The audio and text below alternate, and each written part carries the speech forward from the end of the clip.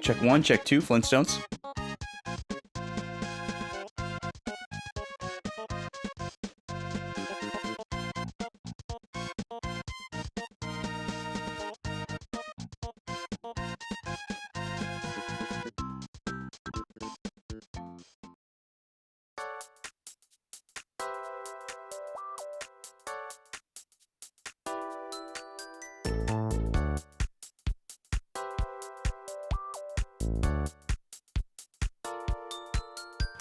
Yo! What's up? How we doing, people? It's Friday. What's going on? How's it hanging? How's your day? How's your week? How's your life? I'm ready today, y'all. Something happened today that never happens. I'm usually rushing to get everything done that I need to get done before stream starts and running late to get going. And I either forget something to be able to start on time, or I start late. That's usually how it goes. And I'm not usually like super late. Sometimes I am super late, absolutely. But usually I'm only a few minutes late when I'm late.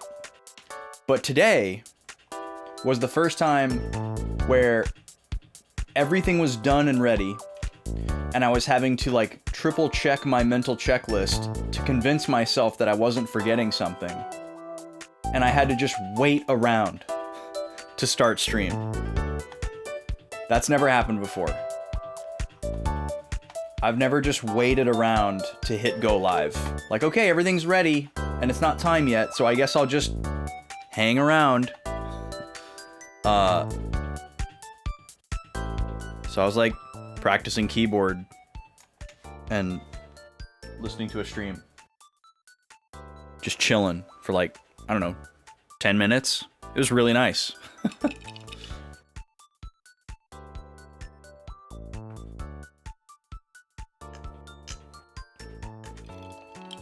I think I would like that to be a normal thing. I kind of enjoy the like hustle and bustle to get going on stream.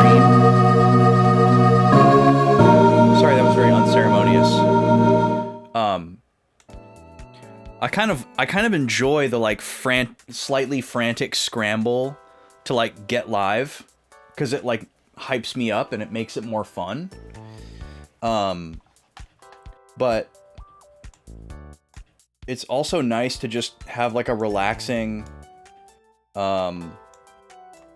like chill little bit of time before going live, before hitting the button. So yeah, I don't know. I guess I don't know what my preference would be. But here we are. It's Friday. We're gonna play more Suikoden. Stoked about that. We played yesterday. We did a Thursday stream for the first time since the old Throwback Thursday theater days. And then I guess the original stream schedule of yore in like 2020, I think I was streaming on Wednesdays and Thursdays. I think those were my original stream days. Maybe it was Tuesday, Wednesday. I can't remember. What's up, Bragg? You know who it is. You know who it is right here. Dude, this shirt. You need one of these shirts, Bragg. This shirt is far and away, like, aside from how ridiculous it looks, It is the single most comfortable shirt I've ever worn. I bought it because it was on clearance for like $4. This shirt is made by the same company that makes my underwear. And it's made out of like the same material. It's kind of like Lycra, but it's microfiber. So it's like stretchy, breathable, moisture wicking, synthetic. Yeah, it's a MeUndies shirt. So this is a shirt. MeUndies makes all kinds of stuff now, not just undies. But I've never bought anything from them other than undies. Yeah, dude, the undies, that's all I wear. It's literally the only thing that I will wear. Not a sponsor. But if they wanted to sponsor me, you know, hit me up. But, I've never ventured anything beyond the undies. But the shirt was like $4, and I was like, that's kind of a wild, loud shirt, but maybe I could pull it off, and I'm curious. So I just added it, because it was like $4. They're trying to get rid of it. And it is the most comfortable shirt I've ever worn. It's nuts. I'm afraid to wash it, because I'm afraid it's gonna like pill, and not be super duper soft anymore, so I hardly ever wear it. And I just kind of like this doesn't mean anything to you. I kind of just like bachelor wash it. I've only worn it like 3 times since I got it. This was me doing Febreze, by the way. You know the bachelor laundry where you like hang the shirt up and like Febreze the heck out of it and then just like air it out?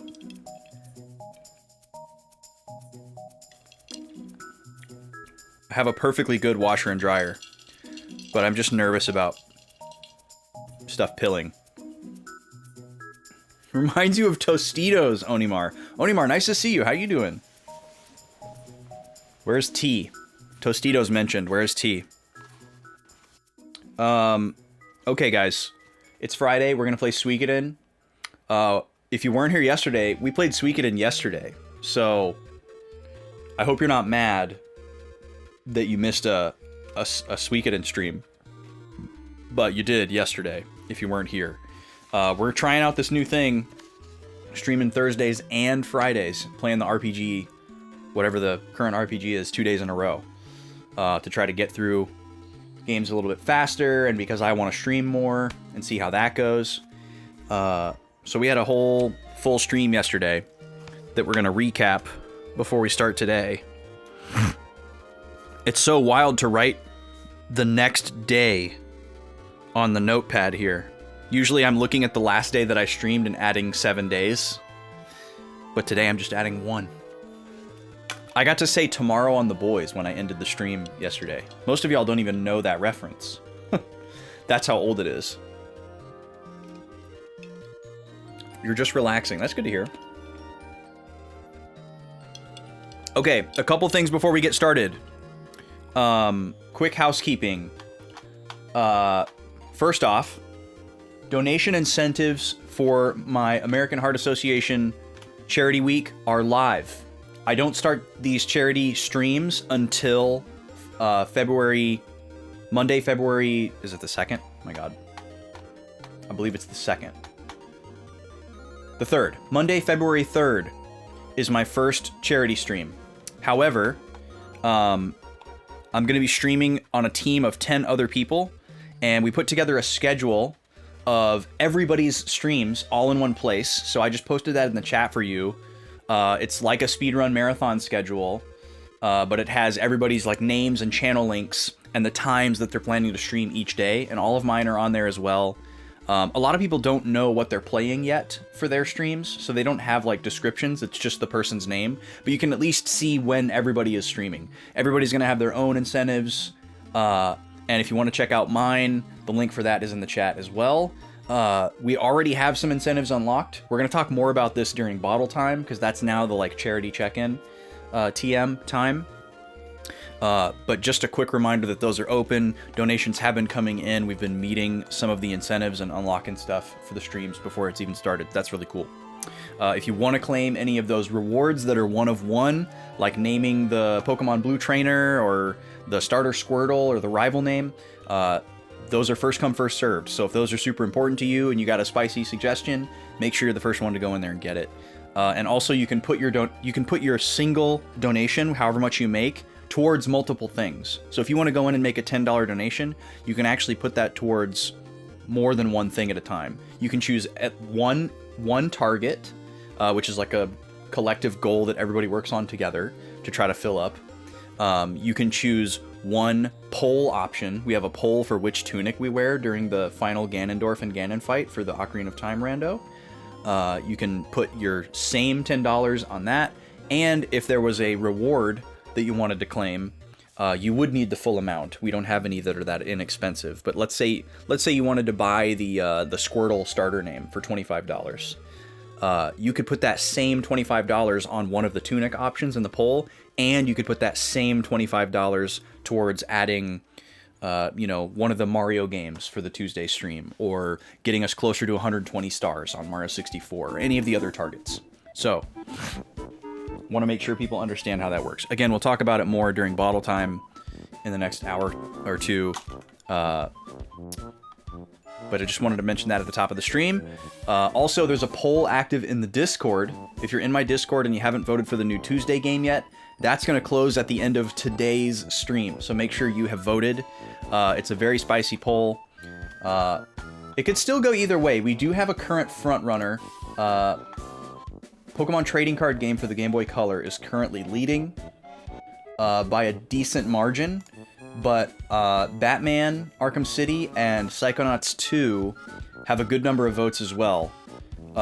They could definitely claw it back if some of y'all get activated. And it's Pikmin 2 is gonna need a miracle. Sorry to Halo Killer who added it to the poll. Pikmin 2 would need a miracle to win the poll, but it is on there. All right, let's jump into the game. Pause the Mii Plaza, and let's get into it. I've got the matcha running here. It's tasting good. Baby boy is in his crib, taking a nap. We have finally cracked the code on the noon wizard time that we were dealing with for such a long time. For a while, the cheat code was put him in the swing for like a half an hour to 45 minutes, and then when he gets sick of being in the swing, he'll let you know, and then you can take him out and he's usually fine, either on his playmat or in the chair, the bouncer. But lately what we've been doing is he needs to have like scheduled nap times during the day. And we didn't really have we had one, but we didn't really have a second one, and he's kind of supposed to have a second one. So what we did was we're like, well, what if we tried to force the second nap time to overlap with when he's usually fussing at noon?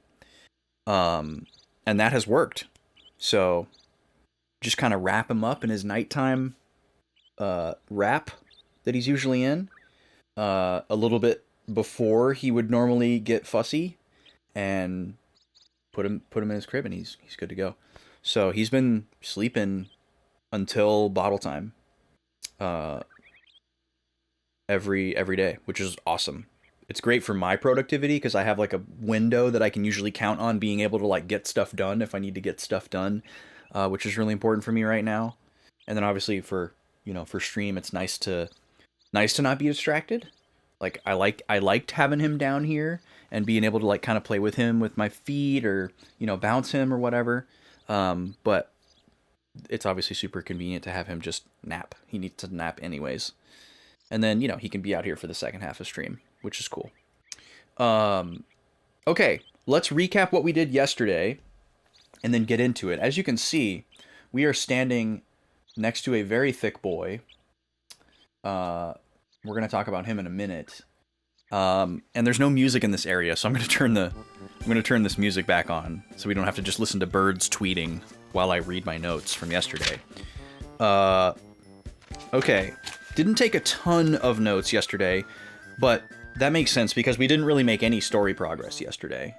We did a bunch of side stuff, but we learned some important things about the story, and we did technically move the plot forward. We know what we need to do next. So, we got a hint about a character. Not going to bother rereading that. We went and read the books in our library that we had accumulated over our playthrough. We, 2 weeks ago, got a character that was able to accept the books so that we could finally turn them in and then look at them. But we didn't look at them until yesterday. We learned about El Eel, which is a town, fort, castle, stronghold of Kuluk. Maybe a capital, not sure. But we found out that it's the southernmost point of the Kuluk nation. We found out that it might be near Middleport.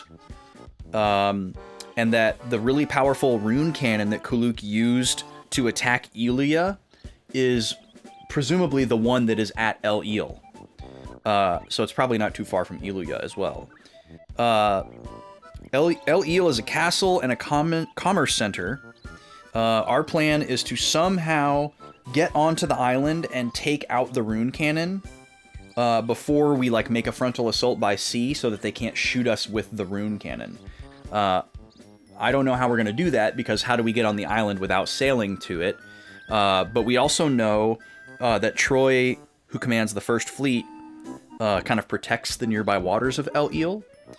So I have a feeling, this hasn't been indicated at all by the game, but I just have a feeling that we're going to somehow make contact with Troy, either through Colton or other means, and we're going to convince him that he should allow us to take out Graham Cray, because he's out of control. He's taken out the governor out of the picture, and Troy is a little bit more by the book. You know, he doesn't really agree with Graham Cray's methods, and we also don't know that Troy has received confirmation about what he and Colton suspected about the governor. So it's possible that if we convey that news to him, you know, he might change his tune a little bit and help us out. So I'm predicting that we'll like sneakily make contact with him and then maybe sneak aboard or sneak on land onto El Eel using one of Troy's ships, because the people running the moon cannon, or the rune cannon, sorry, that's Skies of Arcadia, running the rune cannon aren't gonna shoot at Troy's ships, you know, that kind of thing. I have a feeling it's gonna be something like that. But we went into the war room and we met with Eleanor. Eleanor is our strategist, and she kind of talked through a plan of what we need to do. It's not entirely fleshed out, but we plan to somehow bait the El Eel rune cannon into firing, and then try to destroy it before it can reload and fire again, because apparently it takes a great deal of time and effort to reload it. So getting kind of like Junon cannon vibes here. You know, it's like a big gun like that can shoot across the ocean. But we didn't talk about how we would bait it into shooting the first time. We didn't talk about how we would get onto land and destroy it after that. And we also didn't talk about how, if we make it shoot at us, how are we not getting hit by it? So there's a lot of unanswered questions here about how we're gonna take out this plan, but the concept is straightforward enough. So I was getting a lot of kind of like Point of No Return Act 3 vibes from that scene, and I didn't want to get locked in because we're somewhat close to recruiting all the characters. We probably only have like 15 characters left, just at a rough estimation. And I want to keep getting characters because getting characters has been fun and productive so far, unlike the first two games. And we're looking for a very specific character today. So I'm basically exhausting every little breadcrumb trail and thread that I can, hoping that it's going to lead me to this one specific character that would unlock a specific feature of the game that I am assuming exists, but I really don't know, and I have been avoiding letting y'all confirm it for me. I got some very calculated and tempered help from chat yesterday, answering some very basic yes or no questions. And And for now, I think I have all the information I need, but that may end up happening again today if we hit a dead end. So that's where we're at. We came here to recruit a very specific character. We had to go through this annoying ruins dungeon from early in the game that has upscaled enemies and procedurally generated pathways. We got through it, talked to the guy, and he was like, I don't believe that you have the ability to warp out with an escape talisman. Prove it to me. And then we did it, and then we had to walk all the way through the procedurally generated dungeon again to go and talk to him again for him to join us.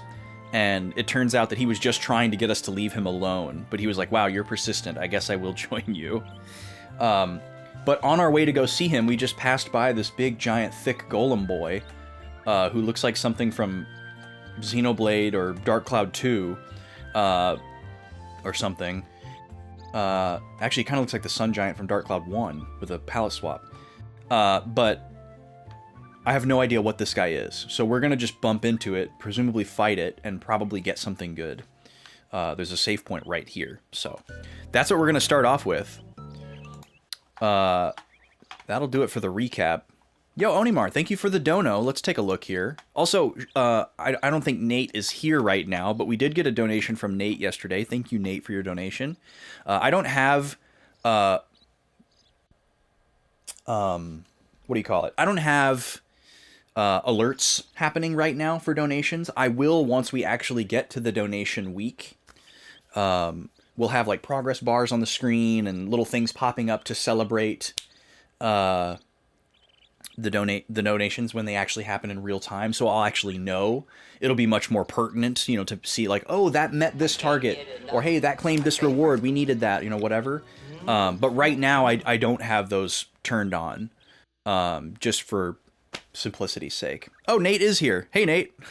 Yeah, thank you for getting us going on the Mario 3 target. Let's see here. It looks like Onimar has claimed one of the rewards. And it looks like Squirtle's name has been claimed. Awesome. I'll have to update my graphic later tonight. Cooper, that's a really good choice, Onimar. So we still have the hero trainer name and the rival trainer name unclaimed for Pokemon Blue. But with the exception of those, all of the other rewards are gone. Our OOT file name is claimed, Squirtle's name is claimed, and Nidoking's name is claimed. So those rewards that are one of one are disappearing. Now y'all have to start working on those buckets.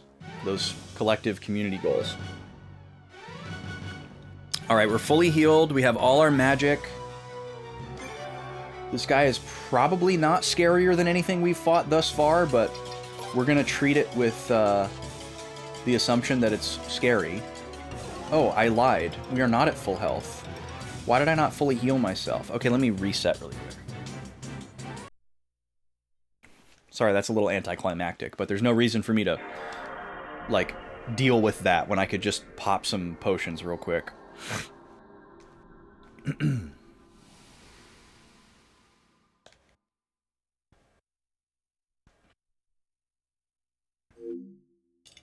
Man, matcha's good. Are any fellow matcha enjoyers with me today? What's your caffeinated beverage of choice? I like it all. I like coffee, I like tea, I like matcha, I like chai. But they're all very different hits for me. You don't drink much caffeine. Coffee boy, if needed, I'll do a Rockstar. I haven't had okay, I take back what I said. I said I do it all. I try to avoid taurine. Taurine makes me feel pretty bad. I don't drink a lot of energy drinks. Every once in a while, I'll cave in and have a Red Bull. But that's usually like I'm on vacation at a convention and we're going hard tonight in the paint, you know, kind of thing. And it's like in the spirit of debauchery or something. As long as it's not peppermint, all coffee all day long. Is peppermint coffee a common thing? I mean, I've definitely had it before. I've had like peppermint mochas around like Christmas time. But I feel like that's very seasonal. at least for the US.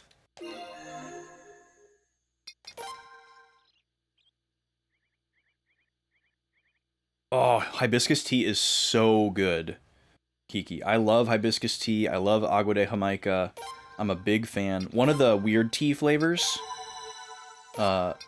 is hibiscus, and it's my favorite one. Before they rotated their flavors, the hibiscus one was the only flavor they made that was not caffeinated. It was just tea, like herbal tea. And I was like, man, I really like drinking these for the kick, but this one is the best flavor, even though it's not caffeinated. But they rotated it, and now it is caffeinated. So, but yeah, that one did get bumped by their new flavor. The one I drank yesterday is their newest flavor, and it's a grapefruit. I do have to say that I think I like that one better than the hibiscus, just barely, because I'm such a naughty word for grapefruit. Some places have peppermint year-round. I guess I have just had, like, peppermint tea as, like, a... You know, it's like a stomach soothe kind of thing. Or, like, a mood soothe.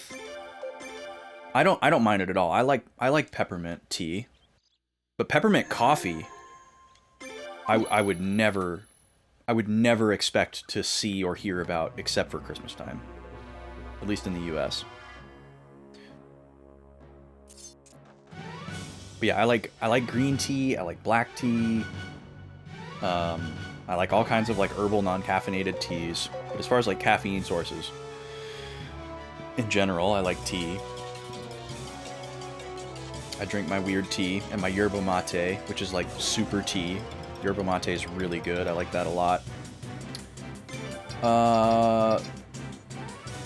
Coffee is beautiful, but it's just so hard and fast. Coffee gives me this like euphoric kind of feeling and like such a strong buzz, but it's usually gone within like an hour or two for me, even if I drink like a huge coffee. And then there's like a nuclear fallout afterwards. Both like digestively and like energy mood-wise. Like coffee is very much like you have to keep going. You have to keep pounding it. And I can't do that. Like I'll get too jittery. I can have one coffee in a day and that's it. And I have to have it before like 12 p.m. For it to like really do me any good. Oh, I've had plenty of espresso, Onimar. My favorite coffee shop in town only uses espresso roast. But I'm not like a gimme extra shots kind of person. 2 cold brews a morning? Yeah, that's fair. I do like cold brew concentrate a lot. It's very smooth. We keep some in the fridge. I broke my long-standing rule of not keeping coffee in the house, and we do keep coffee in the house now. Now that the lady likes it a little bit. Let's do this. We're gonna open with Blazing Wall, Soaring Bolt, Shrike Rune, and oh yeah, I forgot we got double money now. That's gonna be huge for boss fights. And then Clay Guardian. I gotta pay attention to how much damage these all do. 248 from Shrike Rune.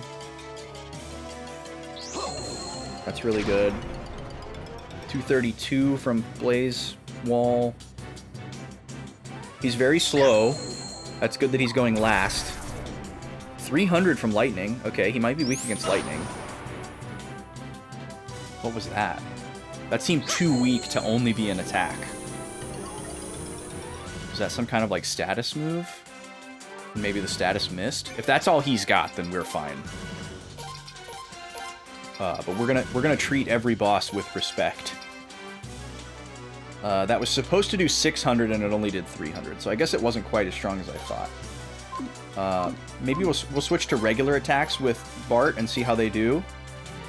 We're gonna keep going with Shrike Rune. We'll keep our Water Dragon in back pocket in case this guy has a really strong attack. Let's do the shredding. But yeah, espresso gets me pretty wigged, Onimar. Definitely not something I could have more than one of. My favorite coffee shop uses espresso roast, and usually when I get a drink from there, it has 2 shots in it. They'll let you add more if you want to, but I never do. 2 is plenty for me. I have a pretty low, like even for drinking it pretty often, caffeine affects me pretty strongly. Like I'm a cheap buzz when it comes to caffeine, which is nice. I can rely on it very heavily. Wait, what did I just... Okay, I did not mean to do that. We're gonna reset. I don't know why I chose that option. I've never done that before. I guess you just pay money and then you run away? Because we didn't win the fight by doing that. That was a complete accident. Luckily, we weren't that far in. But yeah, matcha is definitely the most long-lasting caffeine source I have ever interacted with. And I initially tried it just for the flavor, because I was curious about the flavor. I got introduced to matcha through desserts that use matcha, like, you know, matcha Kit Kats, matcha ice cream, matcha cheesecake, things like that. But I didn't ever think that I would be able to just drink it straight up, because yeah, it's really bitter, it's super earthy. Most people think that matcha just tastes like grass. And I will say, I do think it's an acquired taste, just like coffee or anything else. But I think if you can drink unsweet tea, and you can drink like lightly sweetened or like black coffee, you can definitely drink matcha. It's obviously a different flavor, and there is, you know, a lot of variance in like how it's made. You know, there's good coffee and there's bad coffee. And same with matcha. But I think it's doable. I don't drink it unsweetened. That would be wild. I could never. But I've got it down, like my simple little drink that I make with it. I think it's great. There's definitely a little bit of bitterness, and I am partial to bitter flavors. So it's probably a little bit easier for me because of that. But I still have to have it sweet. I do 1 cup of water and 1 cup of milk. I use oat milk usually. But I'm not super picky about my milk alternatives. If I go to a coffee place, I always order coconut milk. I just don't have coconut milk at home. But I think coconut milk is the best for like drinks. I wouldn't ever use coconut milk to like make like you know, like if you're making like a box of macaroni and you got to put a splash of milk in there. Not gonna use coconut milk for that. It's too sweet. I'm gonna use, you know, oat milk or almond milk or something. So oat is like the most like universal and neutral one for us to keep in the house for that reason, because you can use it for, you know, coffee and tea and matcha, and you can use it for things like, you know, savory cooking, milk substitute. So that's what we usually keep in the house, but I'm not like dead set on oat milk for everything. I actually don't prefer it for some things, but it's just the most convenient. I was using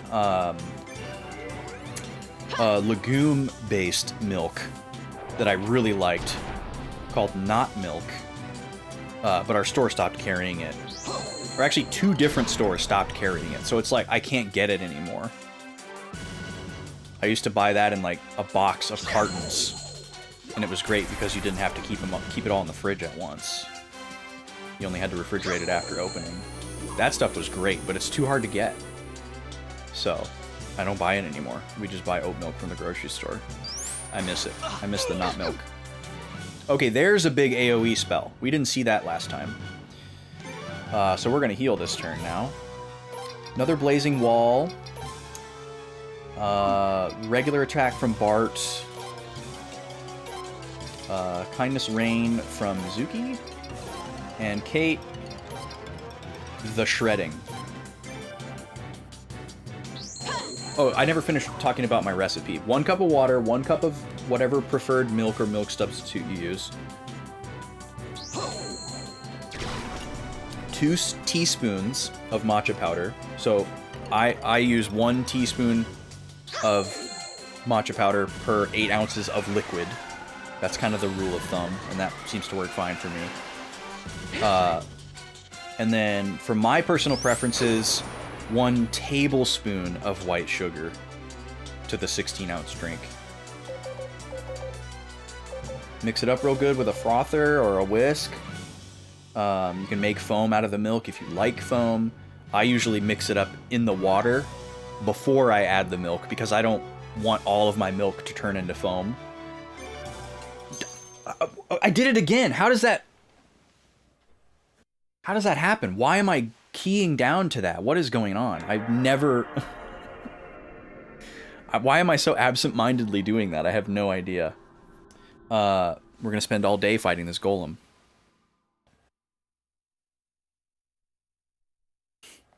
I'm sorry. I'm sorry, Onimar.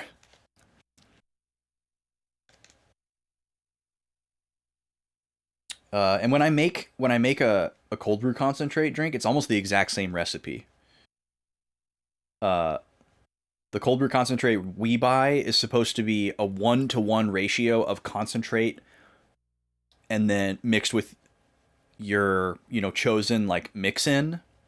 So you can just dilute it with water 1-to-1 if you just want coffee, or you can dilute it with milk, which is probably what most people do.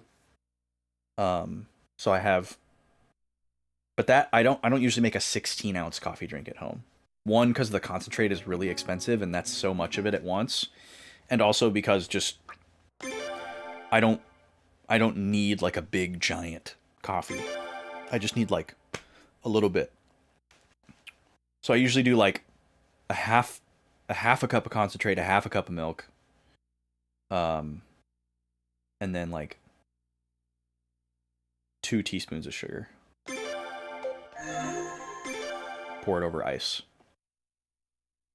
Banana's good.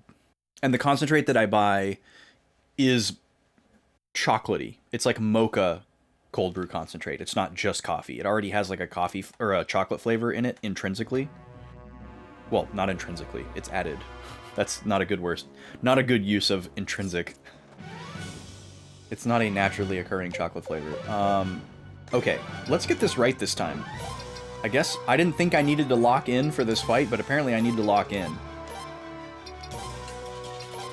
Strike Rune. Play Guardian.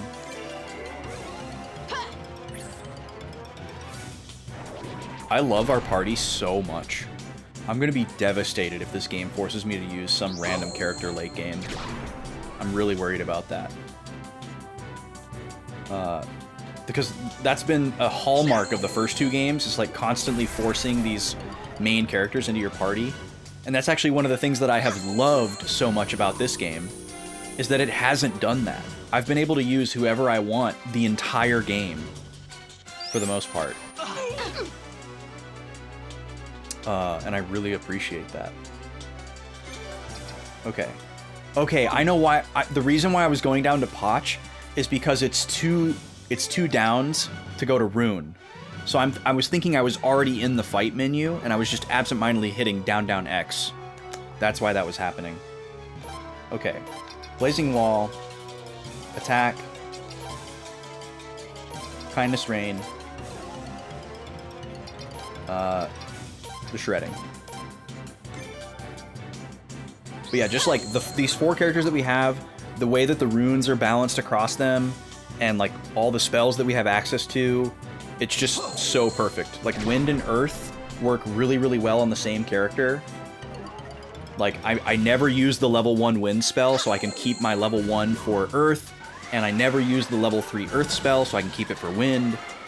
It's just a great little symbiosis there. And then all 3 of these characters have really good magic and physical attack, so they're just super well-rounded. Ugh, it's such a good party. Everybody has a lot of good mana charges. I love this party. Synergy. Okay, we're done with Blazing Wall. Let's try physical with Laszlo. We'll keep up the physical with Bart. Back to Shrike Rune. And we've got another shredding. You're hoping they remove the party lock in 1 and 2. You love Victor, you hate Flick, even though he's a good character. Yeah, I mean, whether or not Victor and Flick are good characters is just totally separate from them being forced into your party, and that's the problem. Like, I get how important they are to the story, and I like how they contribute to the story, but it just sucks that they have to force themselves into your party and kick out the other characters that you're working on. That frustrated me a lot in playing those games because it seemed antithetical to what the games are predicated upon. It's like imagine you're playing Pokemon and you're catching the you're trying to win with your favorites and you're like catching these Pokemon that you like to use, and then randomly Professor Oak is like, "Hey, Ash, what if you used a Beedrill for this next gym leader fight? Maybe try a Beedrill." And you're like, "I don't want to use Beedrill. I used Beedrill for the first gym. I don't want to use Beedrill again for the second gym. Well, what if you used a Beedrill?" You know? And then you have to decide which of your cool Pokemon that you like to bench. It's, okay, I guess I'm using Beedrill. You know, that would suck. Nobody would play that Pokemon game. And it really seems like Suikoden is incentivizing you to go out and explore and meet all these amazing characters they've created for you. But when it comes time to play the story, you know, it's kind of just about these 4 people, like a standard RPG. It's like, oh, come on. I like when we get to key events at the story and characters who aren't in my party but are integral to the story just kind of magically show up and contribute to the plot.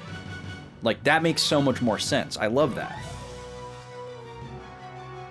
Yeah, exactly. You're just like, okay, you just kind of relegate yourself to, okay, I'm going to have Victor and Flick in my party most of the time, so I'm just going to keep them in my party so that I stop getting frustrated and that they stay leveled up because the game's going to keep forcing me to use them, you know? And then just, you know, pick one character to, like, rotate or work on. Yeah, that really made me mad. Let's see here. We did about 200 with our physical attack with Laszlo.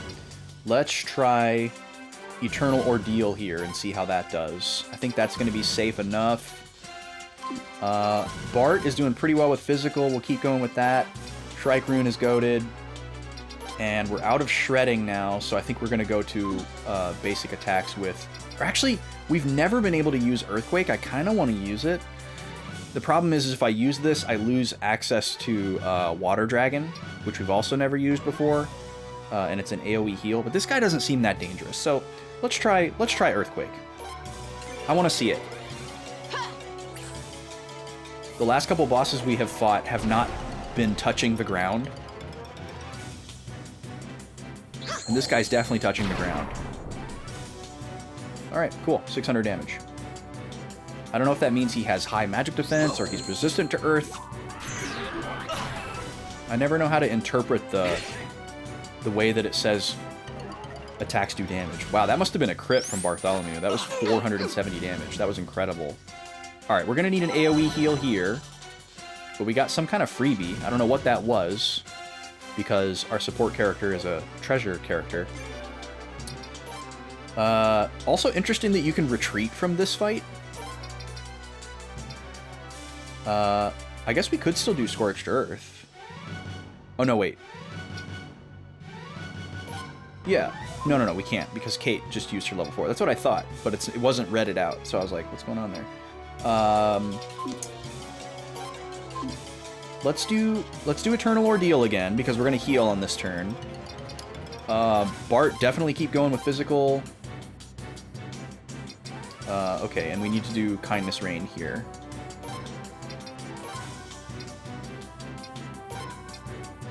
We do have 5 single target heals with Kate, but it's still a little bit scary to get rid of our last AoE heal. Although, actually, Laszlo has one now. his level 4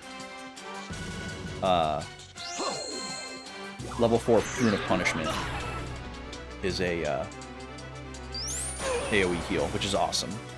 So we do still have that. And I forgot to put Clay Guardian back on, so we need to get that back on while our health is high.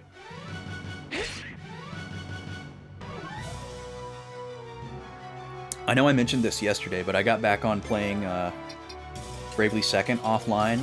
It's been my offline game for a while, but I kind of fell off with it for a little while. Feels really good to be playing it again. It's such a good game. God, it's so good.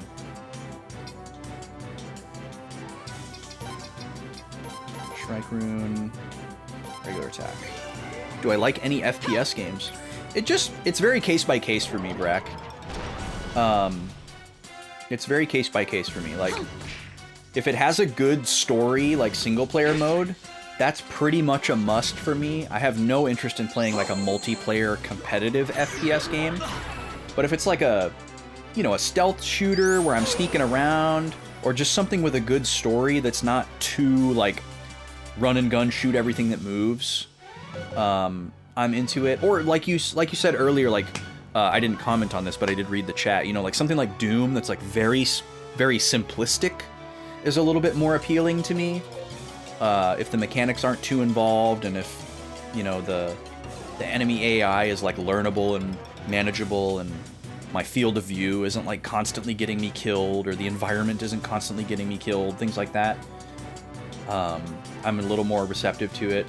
But it's mostly like, if it is a game like Doom where it's just shoot and kill everything, it needs to be kind of like,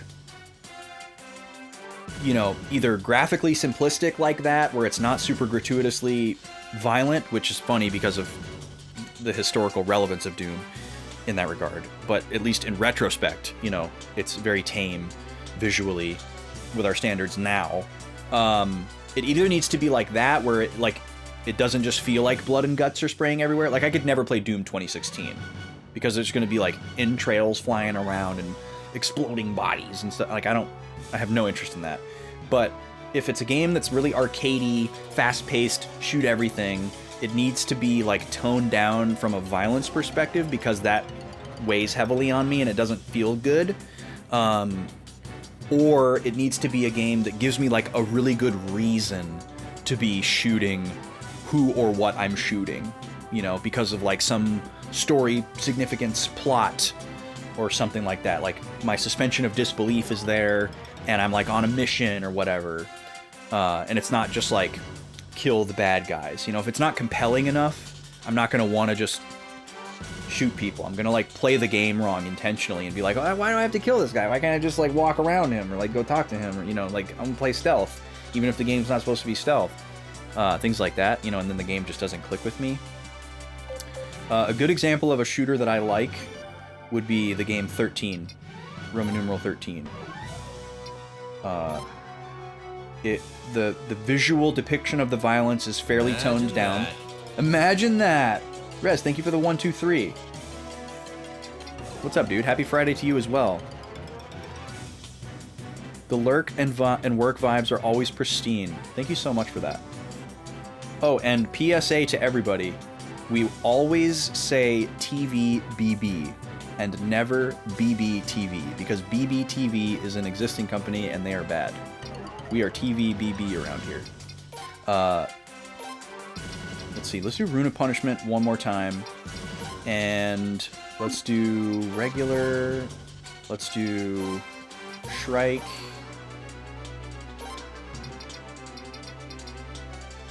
Yeah, oh no. It's okay. It's always been TVBB. It's always been TVBB. This is not a pivot. Just an important distinction to make. All right, Healing Wind on Bart. Imagine that. Another 1, 2, 3.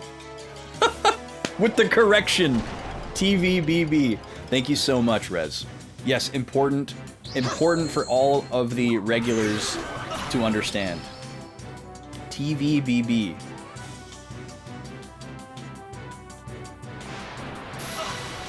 That's a big attack.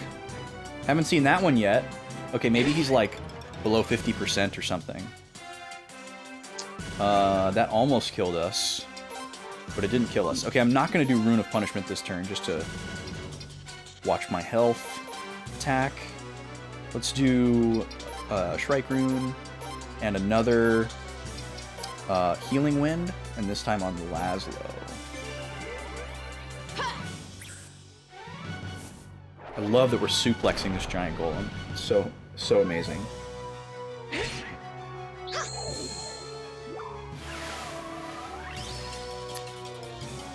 Thank you so much, Rez, though. That's so nice of you to say. I didn't mean to gloss over you showering us with compliments with that correction. Oh, that's my buff running out. That's what that is. Okay, I almost hit Potch. Did you see that? Eternal Ordeal. Actually, wait. We kind of need AoE heal on this turn.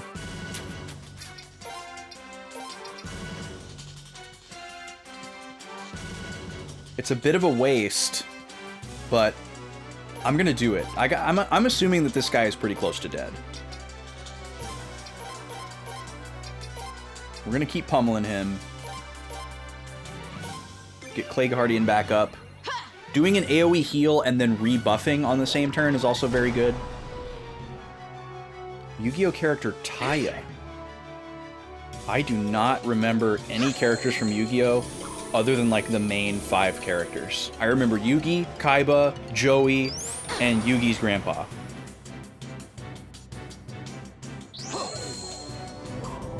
Whoa. That was weird. We went into portrait mode for a second there.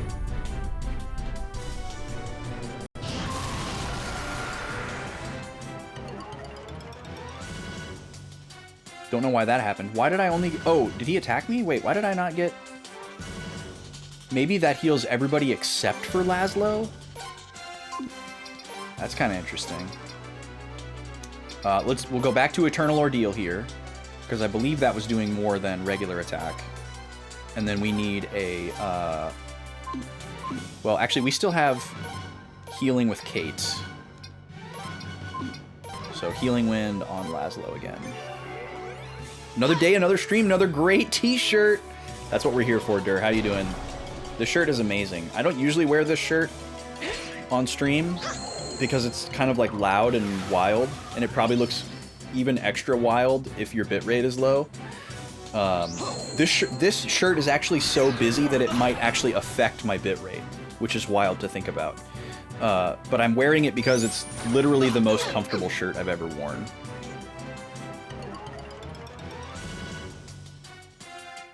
T in English, Anzu in Japanese. She's the main girl character who fights with all the subjectively cute monsters. I do not remember. Is it like Tia? Tia? Is that? It's pronounced like... Oh, Taya. Taya, I see. It was spelled T with an accent over the E. Interesting, but it's pronounced Taya. Huh. I don't remember her at all. Okay, I was kind of like anti the show Yu-Gi-Oh! Because I got really into the card game, and the card game was not like the TV show. The card game works like very differently in the TV show than it does in real life, and we thought we were super cool for like going to the card shop and like participating in tournaments and stuff like that, and we wanted other people to think we were cool too. But all people knew was the TV show, and they were like, oh, that's a lame TV show. You guys aren't cool for liking Yu-Gi-Oh! And we're like, no, you don't understand. So we kind of resented the TV show a little bit. I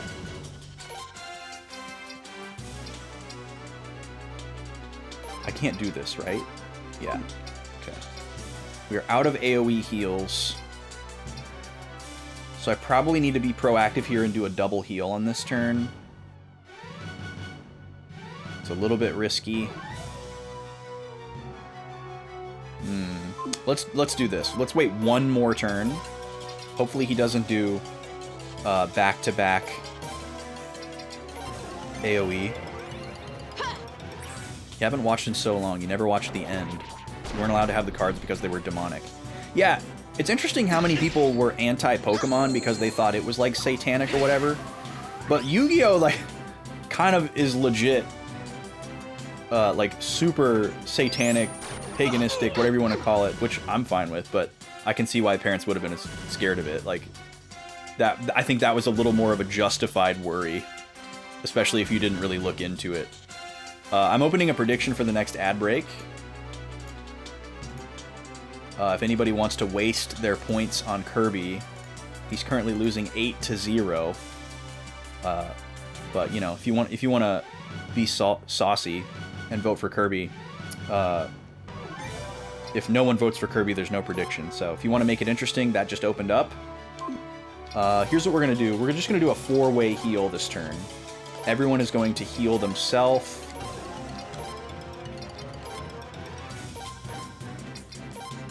That's how we're gonna do this.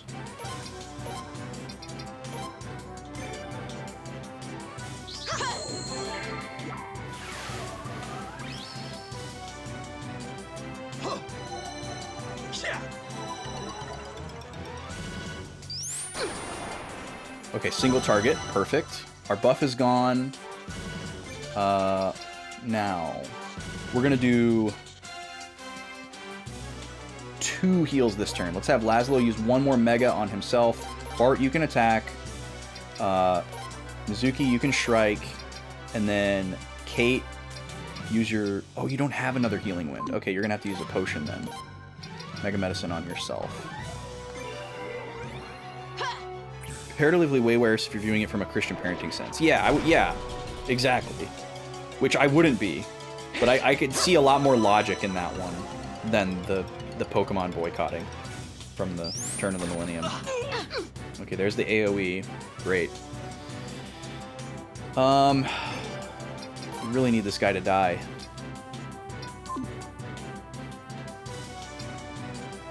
I need to press the attack, so I think I'm going to turn Laszlo into a potion healer and Kate into a potion healer so that we just do 2 heals every turn, and then I'm just going to keep Bart and Mizuki attacking and just rotate who's getting healed. This should work fine because he only does about half our max HP with his AoE spell, so if he doesn't use it every turn, we should be fine. Card games on motorcycle thing. Wow, that sounds wild, Kiki. He just healed himself for 1,000. What the heck? That's the first time we've seen a boss heal itself. Man, this guy sucks.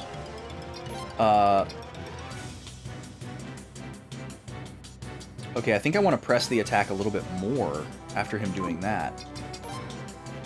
Because who knows how many times in a row he can do that.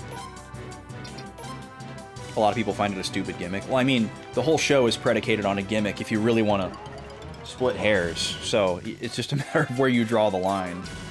But I guess I understand how people could see that as sillier than just playing a card game with an armband thingy and giant holographic monsters. I don't know how adding the fact that you're on a motorcycle makes it so much sillier. But it's probably a nostalgia thing, too. Where people like the original because they saw it when they were younger and they think that it's better, but they're just looking back on it with kid brain. It's like how people think that there were no silly Pokemon when Gen 1 came out, and they think all of a sudden that like the new Pokemon are super silly and not cool anymore. And it's like, bro, have you looked at the Gen 1 Pokemon? Like 90% of them are like silly little guys with really dumb low effort names. Jigglypuff exists. Like, I rest my case. Jigglypuff. She's a circle. She is a Jigglypuff. You're telling me that's more creative than an ice cream cone? Everyone always brings up the ice cream cone. But like, you got Ditto in Gen 1. He's literally a blob with a smiley face. You got Grimer and Muck, who are just puddles of goo. Yeah, Voltorb is a Pokeball with a face. And then, ooh, when he evolves, what if we flipped him upside down and changed his facial expression, huh? Make him a little bit bigger, maybe? So creative. Creativity off the charts, y'all. Voltorb and Electrode? Wow. There are no silly Pokemon in Gen 1, let me tell ya. Wow. That's all I have to say about that.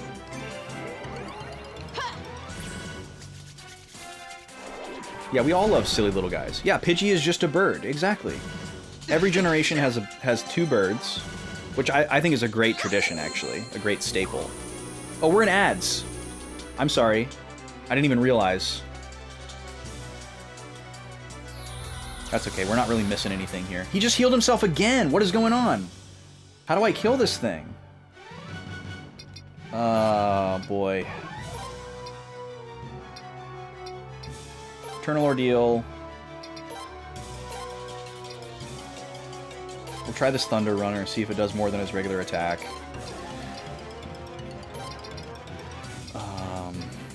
I don't think suppressing his magic would stop him from healing, but...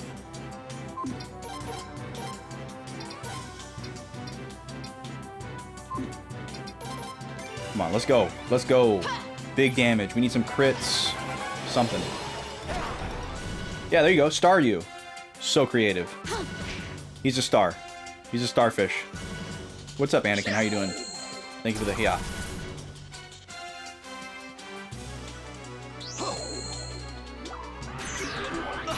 I gotta assume he's close to death if he's trying to heal himself.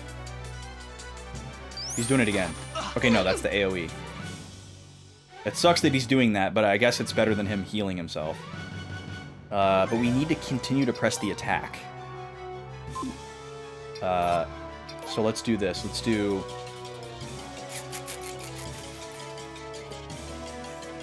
We'll do Mega Medicine on Kate.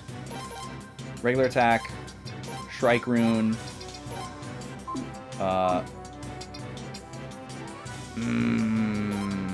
We need her to do Kindness Drops on herself, unfortunately. And then Kate, you can do a regular attack.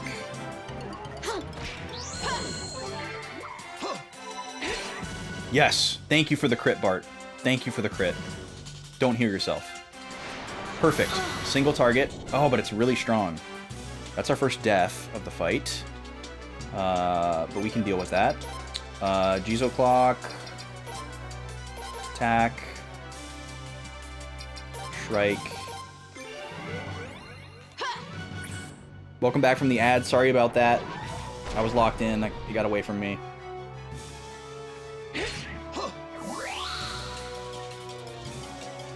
Yeah, I'm with you, Dur. I think every generation of Pokemon is equally as creative in its mix of cool Pokemon and silly little guys. And, you know, while the art may have changed and designs maybe became more complicated over time, it's really not all that different than where we started out. We're in a rough spot now. This is going to be a full heal turn. H-E-A-L space T-U-R-N. Not a heal turn like we're running away and changing our opinion. A turn dedicated to healing. I wish I could target downed allies with something other than a Jizo Clock. You know, I wish I could bring her back and heal her in the same turn. Bravely Second would let me do it. Laszlo... Wait, no. You use a medicine on yourself, and you use Kindness Drops on Laszlo. Okay, don't target Kate. Please don't target Kate.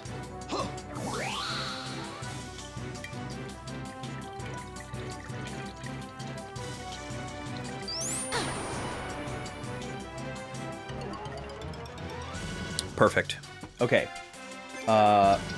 Another Mega Medicine on Mizuki. Attack. Kindness Drops on Kate. And attack. Come on.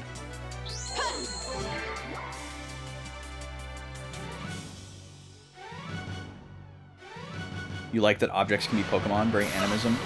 Very inanimate objects can have souls kind of thing. Yeah, that's an interesting way to look at it there. I always appreciate how much thought they put into the Pokedex entries that most people don't look at. That's kind of like the lore significance and the like reason for existing. You know, I think of it in the other direction. It's not that the Pokemon is made from an inanimate object. It's that it resembles an inanimate object for a reason, but it is still like an animal. Like, and that's not applicable to all Pokemon that represent inanimate objects, but I think it's the majority. Like, I think the Pokedex entries for Voltorb, it's like a Pokemon was left in its Pokeball too long, and it turned into a Voltorb. But for something like Klefki, where it's like a Pokemon that looks like a ring of keys, like there's a reason why it looks like a ring of keys. It's not like a ring of keys that came to life. And then, you know, the ice cream cone Pokemon, they look like ice cream cones for a specific reason. And, you know, the reasons are like, oh, this Pokemon is trying to look cute to disarm its enemy or to attract humans to take care of it because it can't take care of itself. Yeah, they're like evolutionary adaptations to their environment. I think it's really cool, even though they don't need to do that. Clearly, they just make the Pokemon and they're like, this Pokemon is cute or this Pokemon looks cool. That is its reason for existing. But what if we made it more fun and, you know, wrote this little story? That's like the second step of the process. What's for lunch in the jar? Well, I wouldn't call it lunch, but this is matcha. I'm drinking a matcha latte. I have Friday is matcha day. Okay, we can get away with only one heal this turn. That's fantastic. We're gonna have Kate do that. Let's do our last Eternal Ordeal. Attack, Shrike, and then Mega Medicine on Laszlo.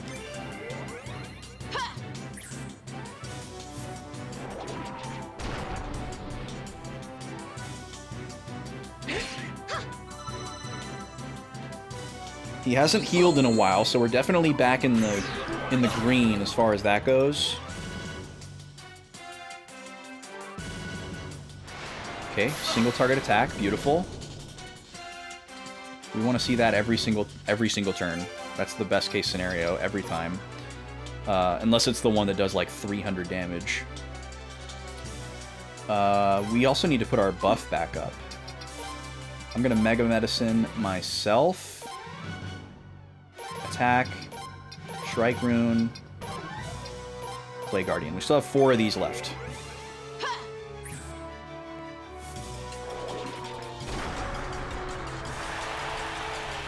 We got him! Oh my god, we beat him. Yo, MN! Welcome in! Raiders, hello! Welcome in. We just got 60,000 potch. Holy moly. Holy mackerel. And we just leveled up to level 50. Thank you all for blessing the boss fight with your raid to get us over the hump there. We were kind of getting into scary territory there. We were running out of heals. But welcome in, everybody. How was pinball today? How did it go? Everybody go follow MN Retro Gamer. Good friend of mine, IRL, drummer for Do a Barrel Roll, my video game cover band. And just an all-around great dude. He's doing pinball streams, like real pinball tables, talking about the tech, doing work on them, showing you how they work. He's got the glass off and touching stuff and showing you all the technical stuff and playing. It's really cool. You should go check it out. Almost beat the high score. Oh man, that's exciting. Yeah, go drop a follow over there. If you're new here, welcome in. My name's Austin. I stream Tuesdays, Thursdays, and Fridays right now. Thursdays and Fridays, I stream Japanese RPGs. It's kind of my bread and butter. We're playing through Suikoden IV right now. My first time through the series. Having a good time with this one. This one's really good. This is the one that everybody likes to dog on and hate on, but I really, really like it. It's probably my favorite one so far, over 1 and 2, which are the other 2 that I've played so far. Still yet to play 3 and 5. doing kind of a weird playing order. On Tuesdays, I'm going to be starting a new game. We just finished the first Pikmin, the remaster. Really enjoyed that. Currently have a poll open in my Discord for what we're going to play next. That's going to end today. We got a couple games duking it out in a poll there, so we'll see what it's going to be. We just beat a optional boss that was pretty tough, actually. Probably one of the tougher ones we fought. We didn't get anything. We didn't get any items from that guy. We just got a bunch of money. So, okay. I guess we'll head back to our ship now, somewhat unceremoniously.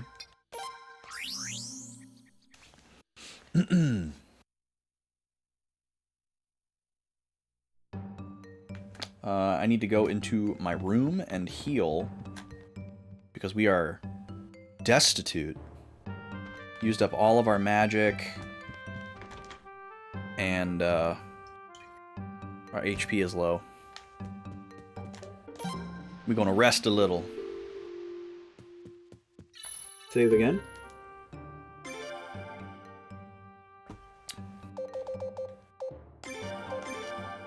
Yeah, we're pretty far along in this game. I feel like we're heading into kind of the Act 3, you know, downward slope towards the end.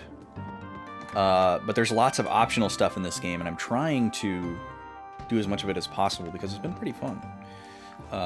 Before we get locked into some kind of point of no return. So, I'm going to revisit my notes here. I take notes when I play. And we're looking for a very specific character. And we don't know how to find them. Let's go talk to Deborah. I have a couple of other leads. But let's go talk to Deborah really quick. Deborah gives us... She's a fortune teller. And she kind of gives us these loose breadcrumb trails towards finding other characters. And the hint that she gives you kind of cycles around. Ah, here we go. There's a swordsman in Razoril. This person is waiting for you someplace high up. That is incredibly pointed. There's pretty much only one place where that could be. So let's go there. Haven't seen that hint yet. We're gonna go to Razoril. Yeah, that is a much better hint than the ones yesterday, isn't it? Yeah, one of the ones we got yesterday was like, there is a man in a forest, and he resembles the forest. And we're like, alright. And the other one was like, there is a woman running an equipment shop. It's like, alright. But that one is like, hey, it's in this city, and it's in a high place, and there's only one high place in that city. So, we're gonna go back to Vicky over here so we can teleport to Razoril. Oh, we get 2 locations as well. That's really nice.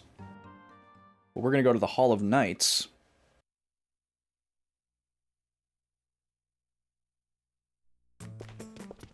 What if it's snow? Or what if it's the ghost of Glenn? What if this is like the most shocking revelation of the game? For the record, I don't think it will be, but... Oh, this is the wrong one. This is the audience chamber.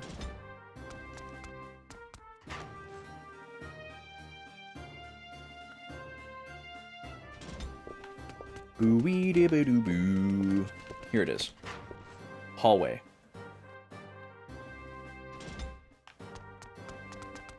Alright, someplace high up. It's gotta be this, right?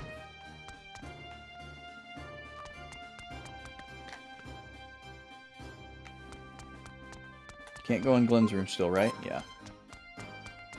Wonder if we'll ever get to go in there at some point.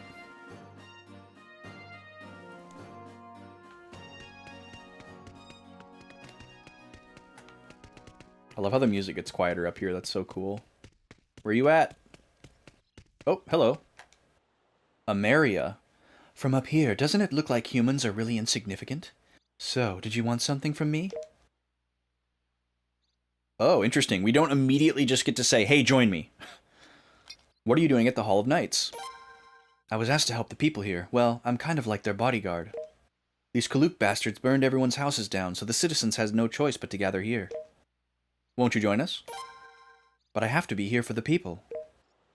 Lady Amara, please go on ahead. Everyone, will you be all right now? Yes, Razaril has been rescued. This will be a fresh start for us. Thank you so much for everything. We hope you put your incredible skills to good use for the caffeine.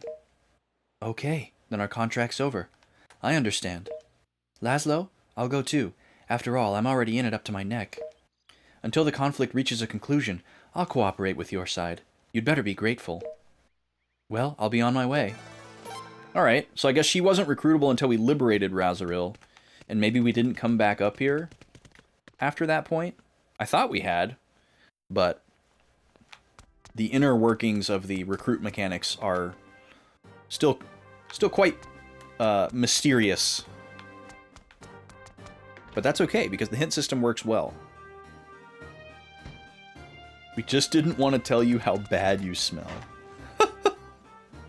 Yeah, it was like an elaborate ruse. Just to get rid of her for other reasons.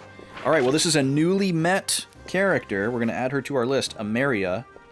She gives off very strong, independent woman vibes. Razaril.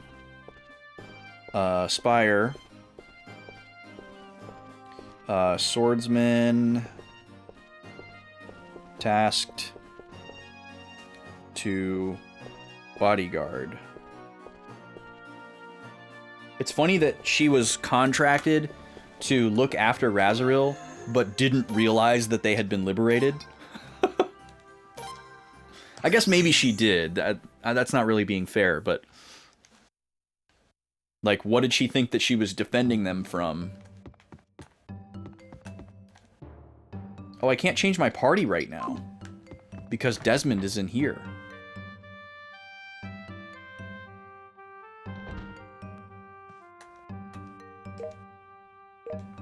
That's interesting. I can't change my party right now. Okay, shall we go with this plan then?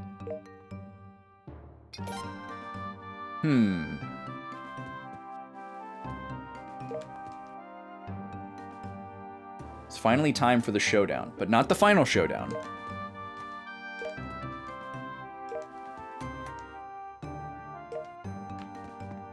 Maybe I can change my party members in the tavern. I think we could also change party members in the tavern.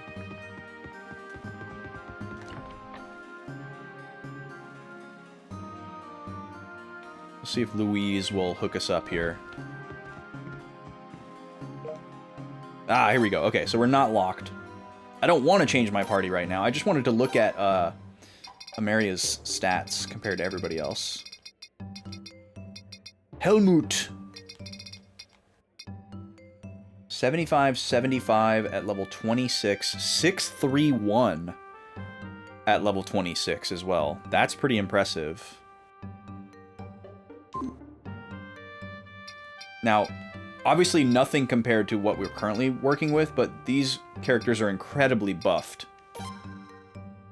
But like, compared to this guy, let's see, 112, 93. Maybe she's not that strong. Stronger than Wendell.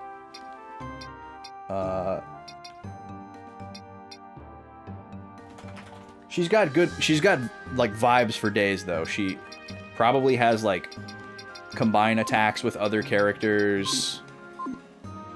She seems cool. But we've got a lot invested in this party. I don't think I'm gonna change at this point.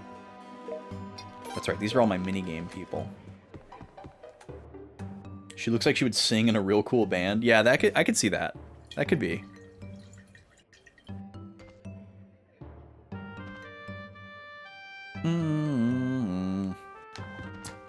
Okay. Let's go talk to Deborah again. Because she definitely won't give us that hint for the character that we've already recruited.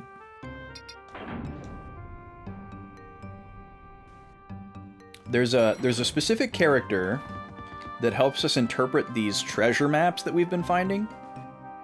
And I don't know who it is, but I know that they exist, and I really want to find them. I can see someone fishing at sea. Maybe you should get to know him better by fishing alongside him.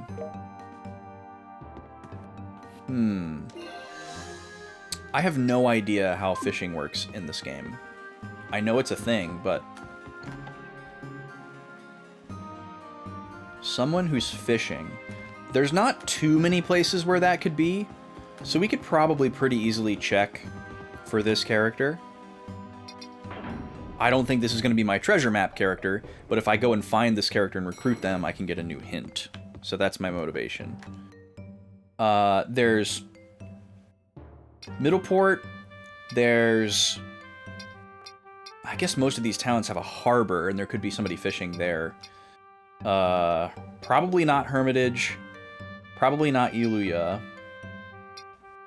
We're just in Obel. Could be Razaril.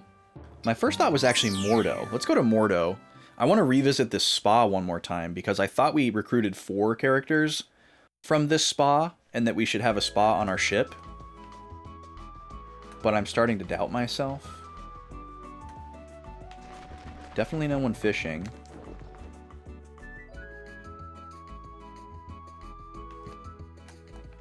Nobody in here. Take a quick dip, see if anything happens.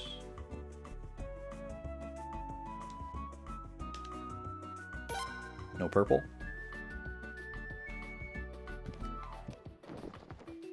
I just don't remember what happened to that 4th character. Oh,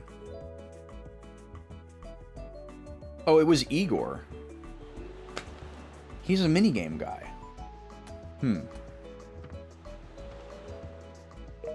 No, I don't care about your insider trading secrets. And then this guy's just a random shop.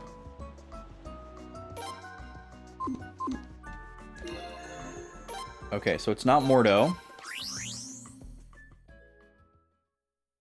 Destiny Islands. It does kind of resemble it, doesn't it, Rez? A much less colorful and not Purgatory island. I guess we'll just go down the list here. Let's just go down the list. Let's just go to every location. We might find a different character that's not the one related to our hint. It's very easy to warp around. We'll just kind of do a lap, as it were.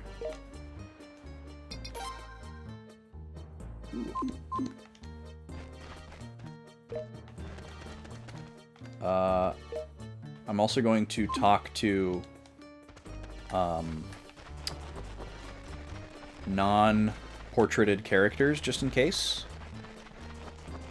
We've only seen one character in the whole game so far that has talked about fishing, and they didn't really give us the option to speak with them further, or inquire about anything, or fish, or anything like that. So I don't think that is who Deborah is referring to. Oh, got an item from you. Thank you, Miss Two-Tone Bandana. Okay, so some of the pirates like me. That's nice.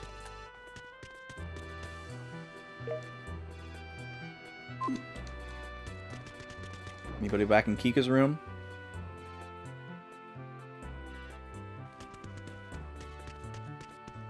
No. I love how there's just treasure strewn about. And that her room is half of the hideout, even though she's not even there. She doesn't even live here anymore. Okay. Back to the ship.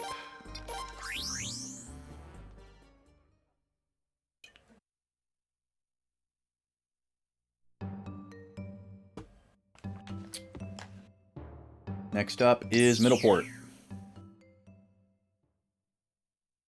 I'm still thinking about that treasure chest text box that I accidentally mashed through yesterday. I'm going to be thinking about that one for a long time. What I might have missed. Cat. Cat. I hate it when a cat hits me with the ellipses. Oh, hold on. This is new. My daughter would never have a chance to marry the Reinbach family, no matter how hard she wished it were so. Oh, he didn't say the first thing again. You kidding me, dude? Sure, I'll take your gossip. It's probably about merchant. Yeah, I don't care. He said something about a named character, which is probably a recruit.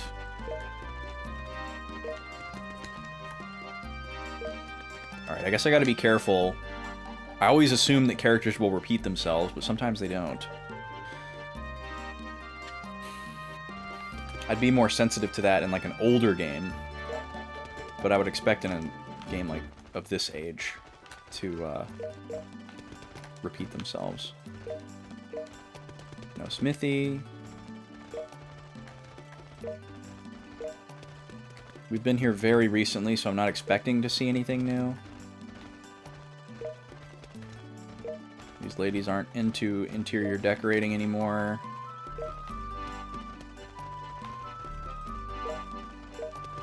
They only like cultivating herbs now.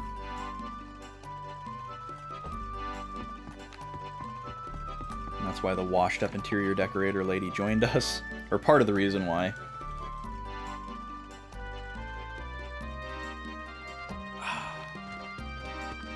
Good pops, good stretch.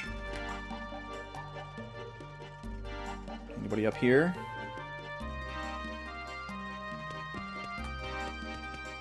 No. I don't want to go in there. It's just Reinbach 2 standing there being a curmudgeon. I don't think he's recruitable. I think he's just a major character, and that's why he has a portrait. We recruited his son.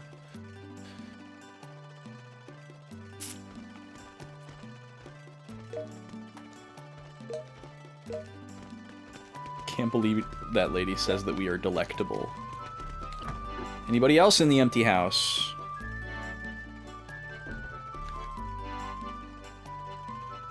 No. Okay. Leaving Mordo. Okay, I'm gonna ask another question about this recruitable character.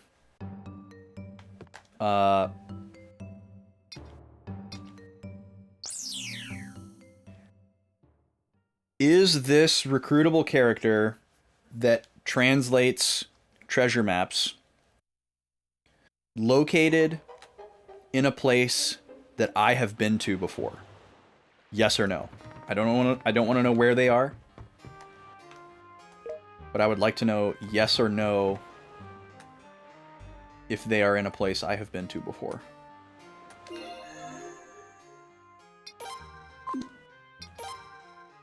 Or if they're in a new place that I haven't been. I gotta imagine, yes, they're in a place I've been to before. But if they're in a place I haven't been to before, that would be very valuable information.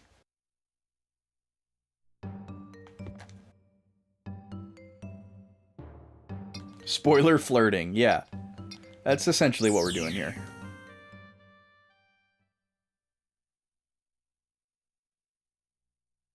Or like spoiler filtering.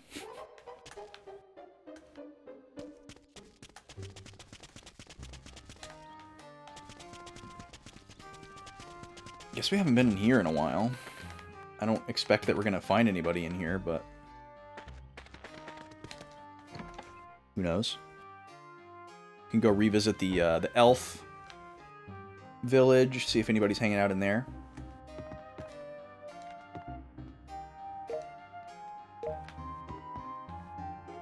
What was the question? So there's a certain character that can translate these treasure maps for me. And we're pretty confident that I have not recruited that character yet. And I don't want to know where or how I recruit this character, but I do want to know if this treasure map interpreting character is in a place that I have been to before or not. Yes or no? Yeah, sprinting is built into the game. There are actually 3 movement speeds in the game, which is very uncommon. for a game of this time.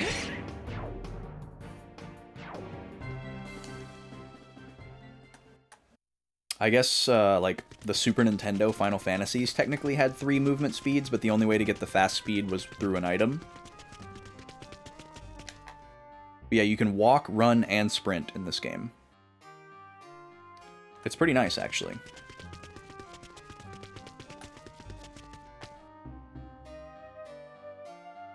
Yeah. Yeah, it is. It does sound like it would be reminiscent of that, Rez. Still can't go in there. I think we tried coming back here with Selma to see if anything would happen, and it didn't, but I don't remember. Don't think I've been there, didn't see it on your teleport list. Okay, interesting.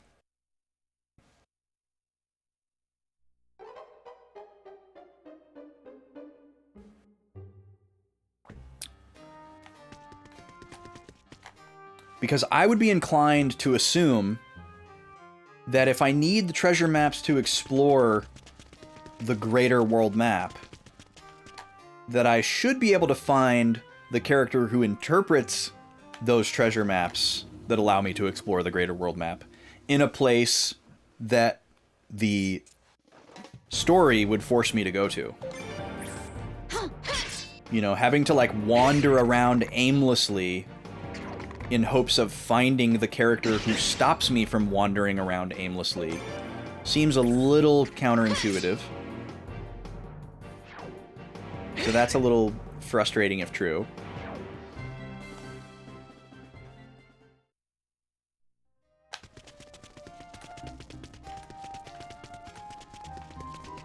But it's not entirely unreasonable, I guess, if there's like a way to find where they are. But if they're just in a completely random location that I have to stumble upon, that's stupid. I hate that.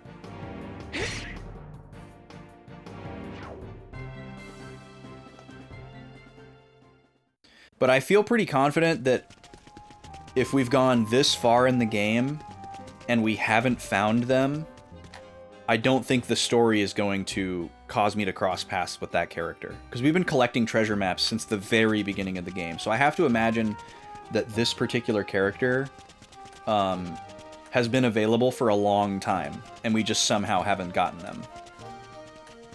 But I guess it would make sense if they're in an uncharted location. Hey, what's up, Wark? How are you? Nice to see you. How you doing today?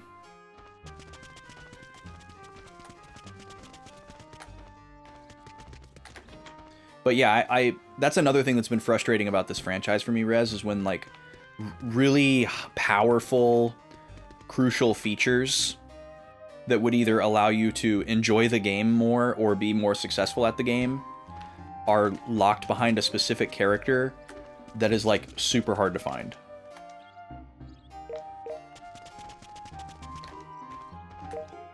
Like how we couldn't get the fortune teller character in Suikoden IV to help us find other characters, because there was some like dumb mechanic to recruiting them that I couldn't figure it out, and I was stubborn and didn't let anybody tell me how to recruit them. But I also didn't know that they were the character that would allow me to get clues about other characters. Doing alright? Tweaked your wrist the other day. Uh-oh. Had to go to the doctor? Yikes. Yeah, we gotta keep gaming. Can't stop doing that. Does anything happen if I go in this hot spring? Any, like, wrist or hand, finger, extremity injuries are, like, one of my biggest nightmares. So I feel for you there. Hope everything's all good. Hope it's not too serious.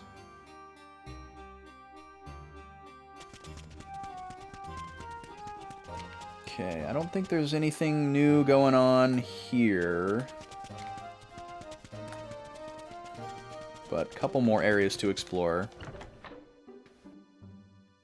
Yeah, you need hands for everything. It's true. Society's built around having 2 hands.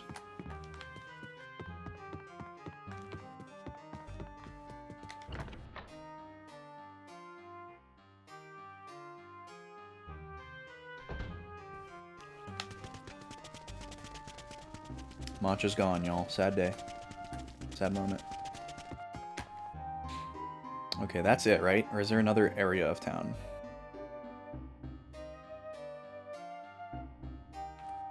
Yeah, that's just the harbor. Okay. So we're all done in Nanal. Oh, I keep doing that. There we go. Even though it's not that far to walk, I like warping back to the ship using the mirror because it puts me right in front of the mirror to warp somewhere new. Okay. We'll check out the Nay Harbor. We're just doing the classic thing here. We're revisiting every place we've ever been to. Talking to everybody. Not because we don't know what to do next, but because we're trying to find more characters. We know what to do next to progress the story. We're just intentionally avoiding it because I feel like it's going to lock me into endgame, even though we might not be there yet. We're looking for a fisherman currently.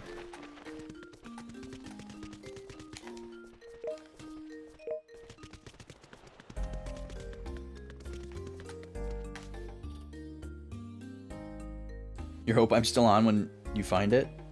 You want to see it? Yeah, trust me, so do I.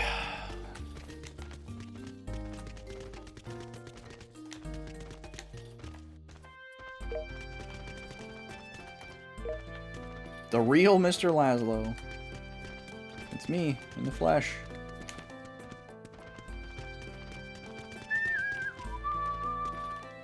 This song is very Dark Cloud. Has that same, like, reed-like instrument that, like, they use for a lot of seaside towns and RPGs. Reminds me of Queens in Dark Cloud.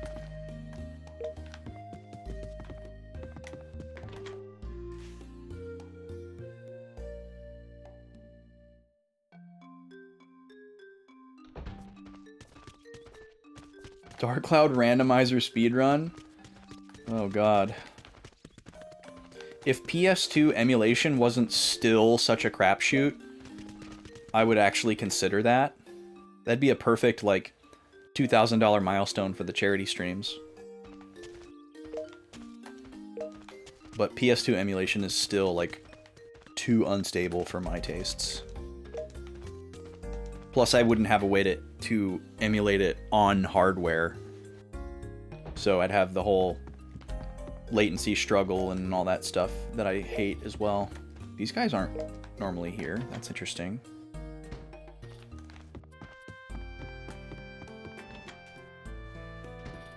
Hi, Gobi.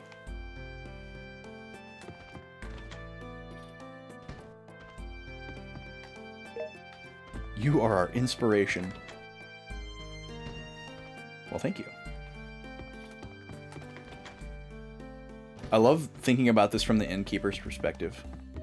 This famous, presumably famous, well-known person, like, wandering into your inn, not engaging with you, the innkeeper, at all. Oh, here we go. Incredibly strong woman is supposed to be unusually tall. Word is she's at the inn in Middleport. Okay, so that might be a flag that causes her to spawn. And she wasn't there before, because we were just there. So we can go check that out next. But yeah, you just... some famous person walks into your hotel, looks in every room, and then walks out without ever, like, saying anything to you, the innkeeper, or the receptionist. He was here. No one believes you. No, Captain Laszlo from the Caffeine, he was here. He walked in, he looked in every room, he didn't say anything, and then he just sprinted out. It was so cool. He was here. I swear. Nah, he wasn't here. Why didn't he didn't stay? He didn't save? He didn't do nothing? No, he just walked in and rooted around and then walked out. I think I can warp separately to Nay Kobold, so I don't have to hoof it. So we'll do that.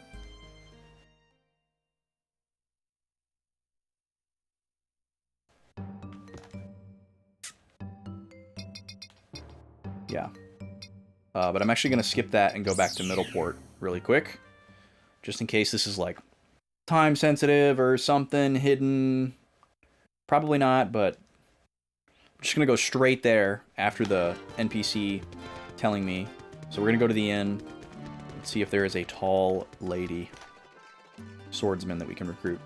Boy, the number of swordsmen in this game is really something.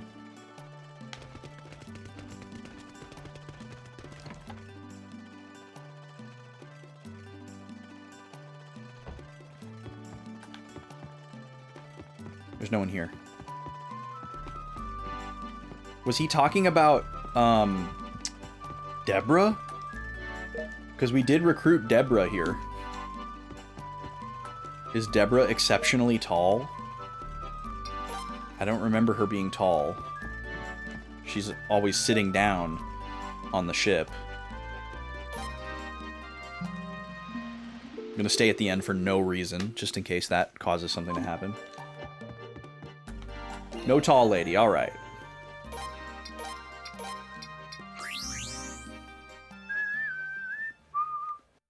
Now we go to Nay Kobold. The puppies have been doing such a good job lately.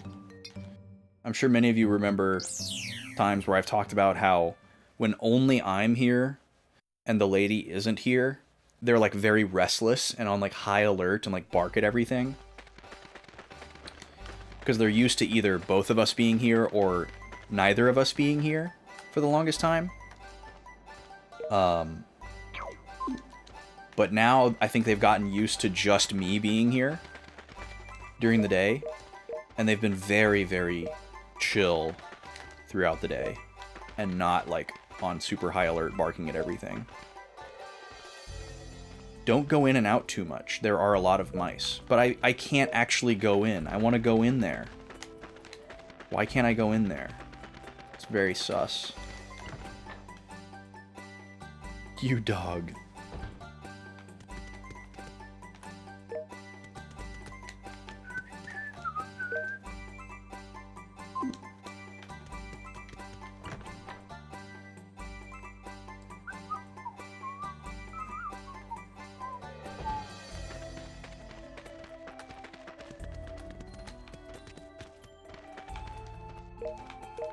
So far, everything is the same here.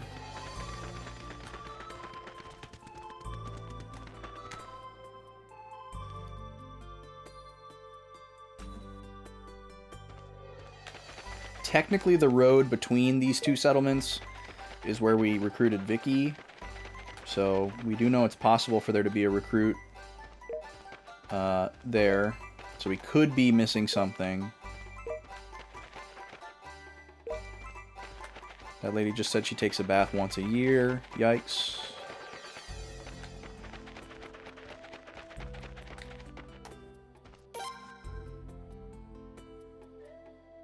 So it looks like this is going to be a bust as well. The settlement, not the hot spring itself.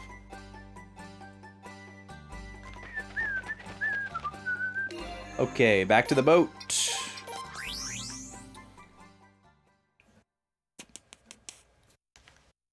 I keep a list here of all the characters that we've met that are recruitable. Just based on whether or not they have a name and a portrait. Seems to be pretty consistent. And the number of characters that I have met but have not recruited is very, very low. I think we're down to like 3. Just wanted to take a quick scan here and see if there was anybody hanging out near the water. There's not. That's good enough for me. I don't think anybody's going to be at Eleanor's old house. They might be. There is a forest here, so maybe our forest guy is there. Might be worth revisiting.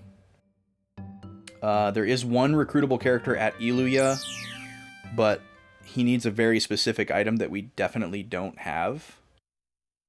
And we have no idea where to find it, so unless we find that character, or find that item, I don't think we're going to get that character. I just wanted to scan the harbor here. See if there was somebody that looked like a fisherman. There's not.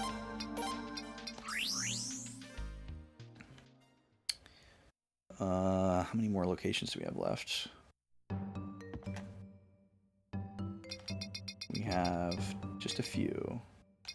Okay, we check Obel again. Check Razoril again, and then that'll be it. Is it the first time the game has stumped me in this way? Left me with a completely cold trail? Well, we don't have a cold trail in terms of the narrative. We know exactly where we're supposed to go next for the main story. I'm just avoiding it because I feel like it's going to lock me into like the final plot chapter of the game. I'm afraid that it's going to send me into this like big plot arc, and then we're going to find out, you know, an hour into it that, hey, this is like the end of the game, and I'm not going to have a chance to like back out and go look for more characters and more stuff. It might not be that, but it feels like it could be. So I'm just trying to like, from that point, like if I assume that point of view, this is my last chance to go and recruit characters. So I'm trying to do like optional content right now. This is not the first time the game has stumped me in terms of optional content, though. There have been many times where we've been given a lead or a hint about something and not been able to find it. But usually there's like another thread to pick up on or something. We've been here a lot of times recently, so I don't feel the need to like talk to these characters again.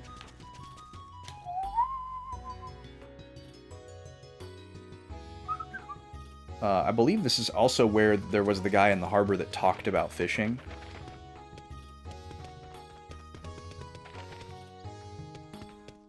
Yep, just a bunch of losers. Bunch of normie losers.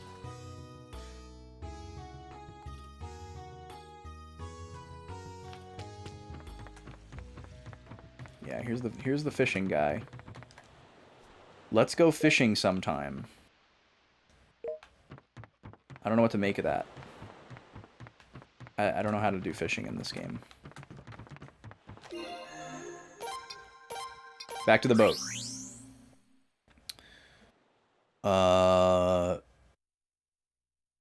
Razoril is the last location we're going to scan here.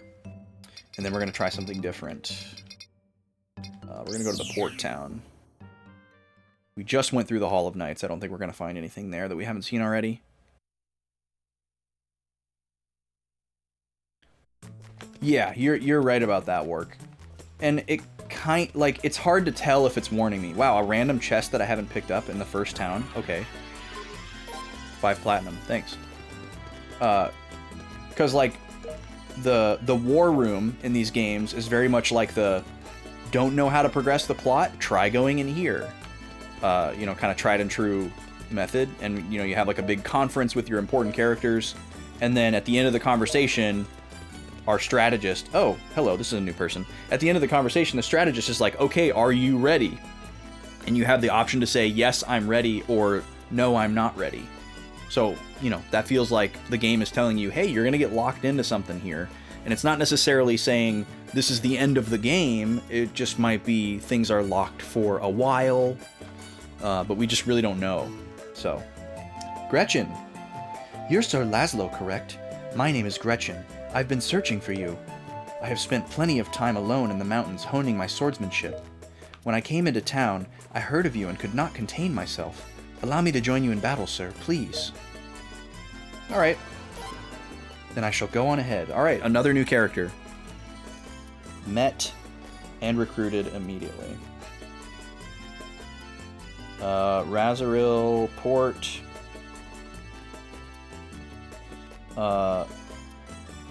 Swordsman. Lady who idolizes Laszlo.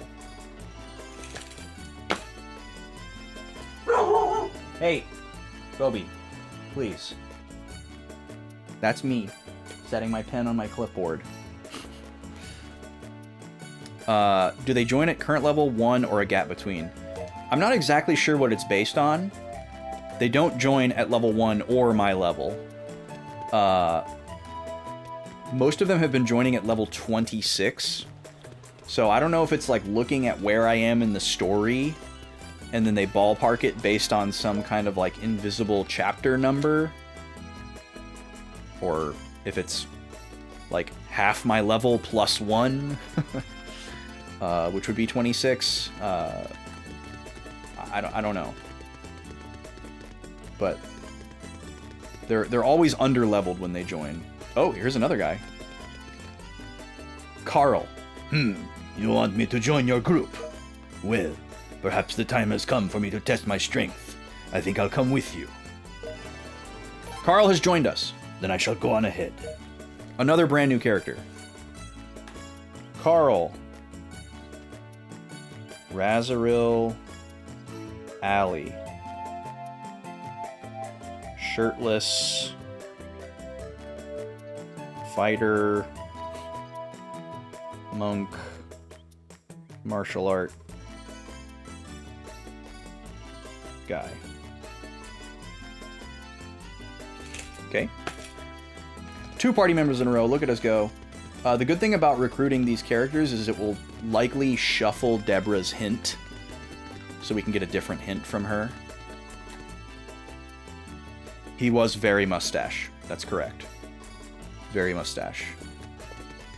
We mustache you to join us, sir.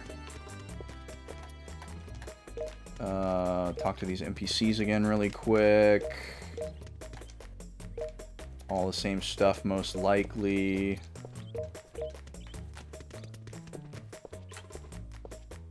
All these little staircases that lead nowhere. Really interesting. This is a cool town, though. I like this town a lot. Very cool first town.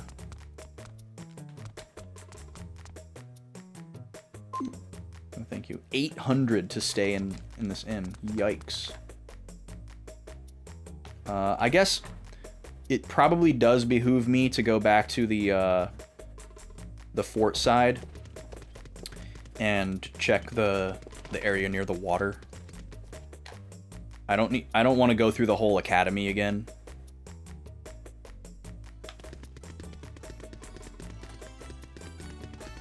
But we'll go back through the back street here one more time. Insync was better, but it's faster this way.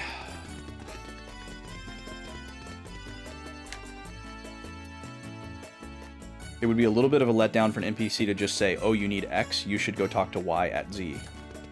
Yeah, I mean, I'm not necessarily entirely opposed to that. I think that can be fine, depending on other nuanced factors.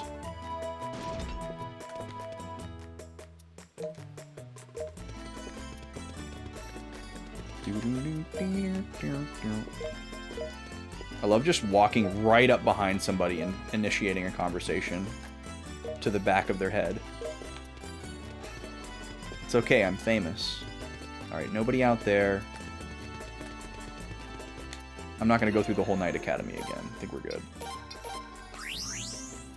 We got 2 characters. Okay, we did a prediction for the last ad break, but I didn't run the Smash match, so we're going to use that same prediction for this one. When I come back from the ad, it's going to be bottle time, aka charity check-in. We're going to talk about charity stuff, and we can talk about whatever y'all want as well. It's not going to take me the full hour of bottle time to talk about the charity stuff. We're just going to check in, revisit all the targets, see where we're at, talk about the streams coming up in 2 weeks here. Less than 2 weeks. Week after next. And when we come back from that, at around 3 o'clock, I'm going to go to the Hermitage Island and walk through the woods and see if we can find the woodsy guy. And then after that, we're going to sail around Razoril and look for a sailless ship in the fog. Those are our next 2 hints for side content that we're going to do. And if that doesn't turn up anything, or after we get whatever it turns up, I think what we'll probably do is maybe just do some arbitrary sailing that has been fruitful every time we've done it. Even if it's just, you know, finding items or whatever. We may try that for a little bit. And then what we'll probably do after that is just make a save, go into the next plot chapter, see if we can figure out if we're getting locked into the end game.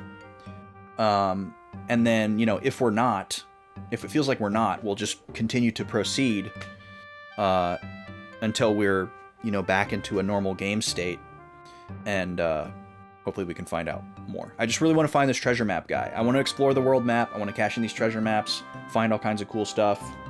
I would love to explore this map, but it's just pretty boring to explore it completely aimlessly. It's not super novel anymore. So I'm gonna switch over. We're gonna run a CPU fight in Super Smash Bros. Between Captain Falcon and Kirby. Captain Falcon has been winning every single one. He's currently up 8-0, but we have 3 more rounds to go before we switch over to our next matchup, which is Ness versus Link.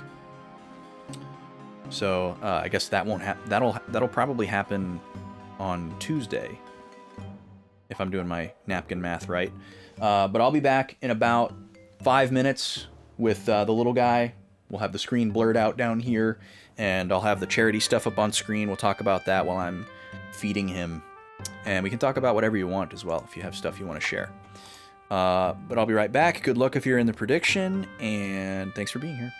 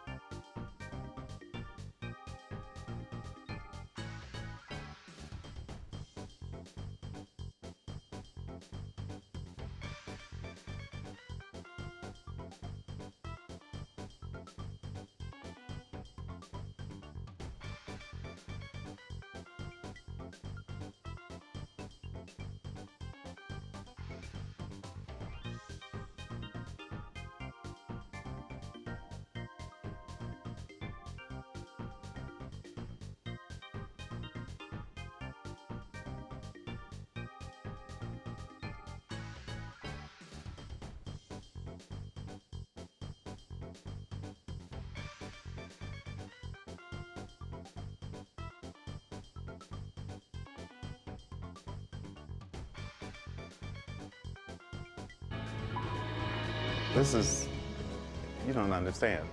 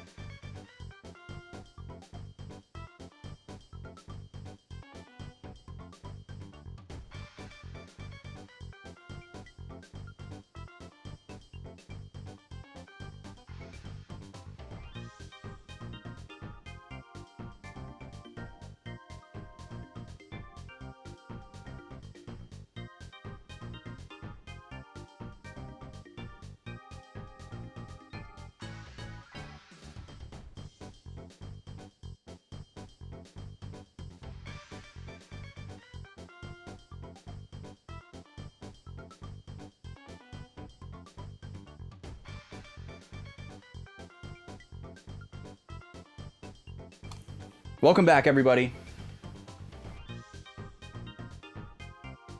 I don't know if y'all happened to catch it right when I switched over to the ad before I started the match, but Kirby won the warm-up today. I don't know how. I don't know how much of a fluke it was, but we know it's possible. Unfortunately, that one didn't count. That was just the setup round that y'all don't get to see before stream. And I don't usually see it either because I walk away. But nonetheless, Captain Falcon goes up 9-0.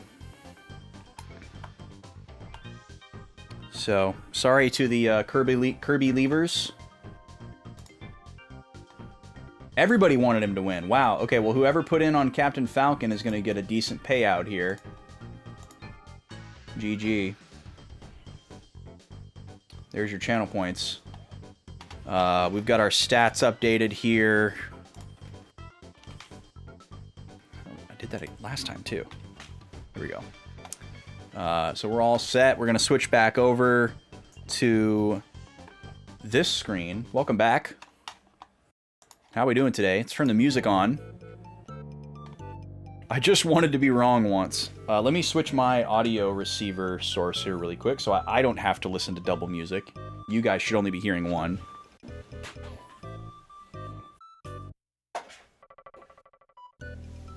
There we go. The little guy is eating. I've got him up in his little chair here, sitting up here with me. He's right here. Kind of this white blob is his outfit.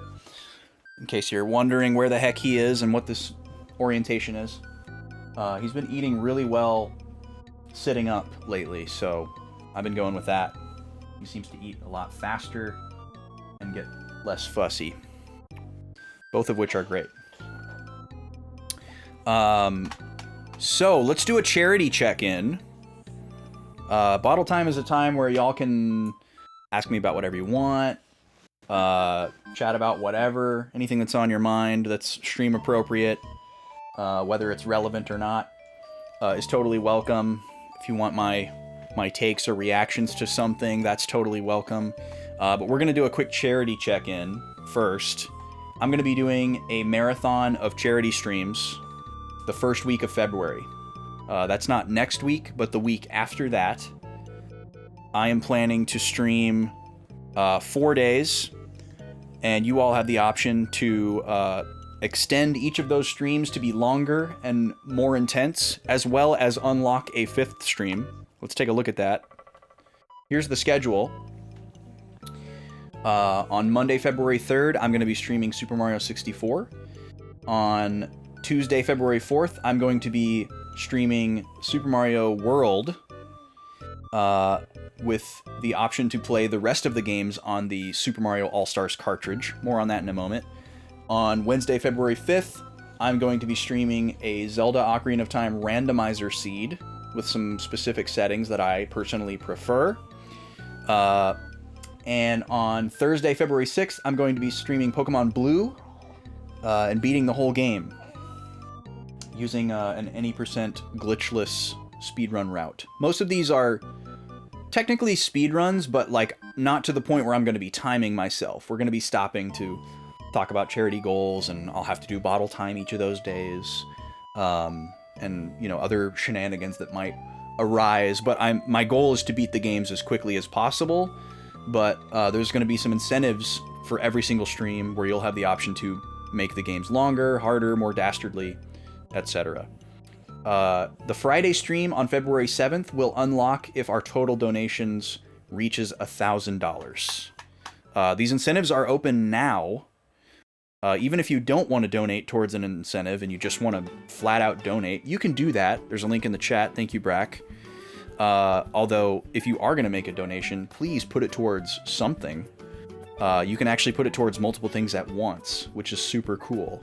I'm going to talk about what you can put it towards in a moment here. But I wanted to first tell you our total. We are already at $235 raised. And we haven't even started yet. So thank you so much for that. We are on our way. Let's get into the nitty-gritty with some of the goals here. Well, actually, let's talk about why we're raising money. I haven't talked about what we're doing here. We are raising money for the American Heart Association, specifically their Live campaign, also called 28 Days of Heart. They do it every February, I believe. Anyone can participate, streamer or not. If you want to participate, you totally can. I'm not in some like exclusive club that's allowed to do this fundraising effort. I'm just helping out a team of streamers because I thought it sounded like fun. I've wanted to do charity stuff on Twitch before, but haven't really felt comfortable / capable / haven't been asked in the perfect storm in the way that I was this time around. Dr. Leandra asked me, and I am at a point where I feel comfortable and capable. So it was the right time to be my first time. So very excited about that. I feel like heart disease is a pretty universally understood concept. But as far as what you're donating towards, you're helping people find access to care. You're making more people aware that they should go and get screened, or that they should be looking after family members and convincing them to get screening if they think that they might be at risk. There are many people who are at risk that need care but don't have the funding or the coverage to get the care. All those sorts of things are what this fundraiser is kind of going towards. Not just treating people who already have heart disease, but also going towards research and treatments to help prevent heart disease. It's the #1 killer on the planet, more than cancer, more than sharks, natural disasters, anything else like that.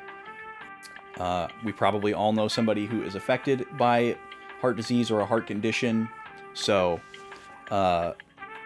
you'll be able to see the impact very closely and understand the impact very easily, I feel. So I'm a big fan of this cause. I definitely know people and have people in my family who are affected by heart disease specifically, and just heart conditions. So I think it's a great cause. Most charitable causes are great causes in a general standpoint, but I particularly like this one. So I'm excited to do it. If it was a more niche charity, I would still be giving it my all and probably doing very similar stuff, but it's more exciting to do it for a charity that makes sense and is easy to communicate. Walter, come on, we're ending this thing cheap, man. No, what's mine is mine. Oh, come on, Walter. What's mine is mine. Maybe we don't carry that donation or carry that that mindset into the charity fundraiser. That was an awesome clip to get. Thank you so much, Brack, for the 100 bits. That puts us dangerously close to a wheel spin as well. We're at like what, 350-ish. Anyways, that's who we're raising money for. Who's with me? I am streaming with a team pictured on screen here of 10 streamers, 10 including me. Dr. Leandra is loosely heading up the team. She established the rapport with AHA and got the assets and the green light and that sort of thing for the campaign, and then recruited the other 9 of us to kind of loosely stream alongside her. I'm putting a link in the chat right now that, of course, isn't working. My Stream Deck needs a shot in the arm. 1 second. This has been happening a lot lately. It's only with buttons that do chat messages. It's really weird. There you go. There's a link in the chat. That's like a full week schedule for everybody on this team. So obviously I want you to watch my streams and, you know, donate towards my incentives and stuff like that, but I encourage you to check out all these other people too, before, during, and after the marathon. They're all cool people. They all have very good vibes, but very different vibes. They all stream different kinds of things at different times. I'm sure we'll see raids going in and out to these streamers. I'm going to try to raid into these streamers whenever possible after our charity streams, and I'm sure we'll receive some raids from them. We're going to try to support each other. But yeah, check out what they got going on too. So that's going to be a good time. And then here are the links to all of their chats, or their channels in the chat, is what I meant to say. If you want to follow them now, strongly recommend. You can see me hanging out in Dr. Leandra's chat all the time because I'm a mod there. I'm in Indy's chat all the time because she's cool. I've been checking out Cal a lot lately at night. He's fun. And I'm trying to make the rounds to everyone else here as well. But I can vouch for them all. They're all good peeps. So check them out. That's who I'm streaming with. We're going to go back to incentives here. Gad is making a threat in the chat. Do I need to check the tracker here? 1 second. Oh my goodness. Yep, Gad has come in with a $75 donation towards Zooter All Dungeons. And believe, let's see here, someone else had made a $25 donation towards it. So that one is, that one's met. Oh, that's right, because, okay, that was a $200 target, and now it's been filled up. Okay, so this is a great segue. Thank you so much, Gad. So let's talk about these targets here, and we'll talk about all dungeons when we get there. So here's the schedule, right? We went over the schedule, but here are all of the incentives. We have 4 different types of incentives here. We have rewards, we have targets, we have polls, and we have milestones. It seems like kind of a lot, but I promise it's pretty straightforward and simple. Let's talk about targets first. Targets are all the ones in pink that you're seeing. And targets, imagine that targets are buckets that need to be filled up. And the bucket doesn't need to be filled up all at once. You can throw a little bit into the bucket and it stays there, and someone else can throw a little bit into the bucket, and eventually the bucket fills up. And once the bucket fills up, then the thing happens. But it doesn't have to be done by one white knight, angel donor. And for example, the all dungeons target for the Legend of Zelda Ocarina of Time randomizer on Wednesday, February 5th has just been met. It was a $200 target. But that doesn't mean somebody went in and made a $200 donation. Somebody made a $25 donation, somebody made a $75 donation, and somebody made a... what was the other one? Where is it? Oh, I'm looking at the wrong screen. A $100 donation. Yes, Brack, thank you so much for $100. Wowie zowie. Yeah, if you go to the donate page, it will show you a number of different views, but it will organize the targets based on what is ending the soonest.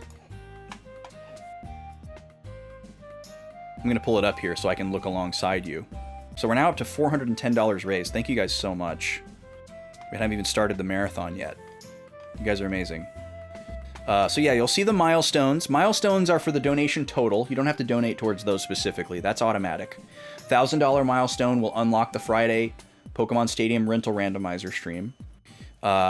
$1,500 raised is going to be some type of like exercise gauntlet that I do on stream where I'm going to wear myself out with some wild exercise challenges that you all get to watch me subject myself to. I'm working out the details of that. I'll say more when I can. And the $2,000 milestone is going to be some type of special on-stream game or activity that I will do after the marathon is over at a to-be-determined date. I haven't decided what that's going to be yet, but something along the lines of like, I play a game that everybody wants me to play that I don't want to play, or I play a game that I wouldn't normally play because it's not a first playthrough, but everybody would love to see it. Something like that. Some type of special game stream. And then as you go further down on that page, you'll see the schedule of my streams. That's fine. And then the rewards. We haven't talked about rewards yet. Rewards are kind of the opposite of targets. Targets are buckets that everybody can fill up together. Rewards are first come, first serve, single donation things that you can buy out. As you can see, we already have 2 of them that are claimed. Or actually 3 of them. I need to update the graphic later today. There's a file name for the Ocarina of Time randomizer, which is like also Link's name. That's been claimed. Nidoking's name for Pokemon Blue has been claimed. Somebody claimed Squirtle's name earlier today as well. But we still have the player name and the rival name for Pokemon Blue as well. The rival name appears on the screen, once at the beginning of the game when we name him, and then like 4 or 5 times throughout the run as we fight the rival. The trainer name is going to appear every time we pause the game, and it's going to, which is a lot, and it's going to appear every time somebody refers to us. It's going to show up in a lot of battle screens, so that one's on the screen quite a bit. That's why it's more expensive than the rival name. Shows up quite a bit more. Those are the only 2 rewards left, but they are first come, first serve. If it's something that you want, that is a single donation that you have to make all by yourself if you want to claim those. Down below the rewards on the donate page, you will see the poll that we have going. I encourage you all to mark an option on that poll whenever you make a donation. Even if you're donating towards a target or a reward, you can also put that same donation towards one of the poll options. And our poll that we have going is which tunic we wear for the Ocarina of Time randomizer end fight against Ganon and Ganondorf. We don't know what colors they're going to be yet because they're going to be randomized. So you're kind of voting on vibes here. But eventually we will know the colors, and we will know the colors before the run starts. So some of you may be holding out. Some of you may be holding out until you actually know the colors, which is totally fine. But I just want you guys to know that you can put a single donation towards multiple incentives. It can go towards a maximum of 1 target, 1 reward, and 1 poll option all at the same time. So if you wanted, for example, if you wanted to go in and donate $25 to claim the rival name for Pokemon Blue, because you really want his name to be Butts or something like that, you could do that with your $25 donation, but the same $25 can also go towards unlocking Mario 3 for the Tuesday stream, or Mario 1, or having me catch the legendaries in Pokemon Blue. That same $25 can go into one of those target buckets, and that same $25 can go into one of the tunic choices for the poll. You can do that all with the same $25 donation, or whatever your donation amount is. It can go towards the 3 different types of incentives all at the same time. It's pretty cool. So just make sure that you make it go as far as it can go. Let's talk more about what the specific incentives are for each stream. My Super Mario 64 run on Monday, February 3rd, which, by the way, all these streams are going to start at noon CST, my normal time. The length of how long they go depends on you all, because all the targets pretty much extend the stream. The Mario 64 stream was going to be a 31-star speedrun, but we have already met the incentive to extend it to 70 stars. So I'm going to have to collect 70 stars and then beat the game. If the target for extending to 120 stars, which is every star in the game. If that gets filled up before I collect my 70th star, then I'll have to, you know, full clear the game. All right, let's see if this little guy has a burp. He's getting a little wriggly. What do you think there, guy? You gonna give us a nice burp into the mic? I think they'd really like that.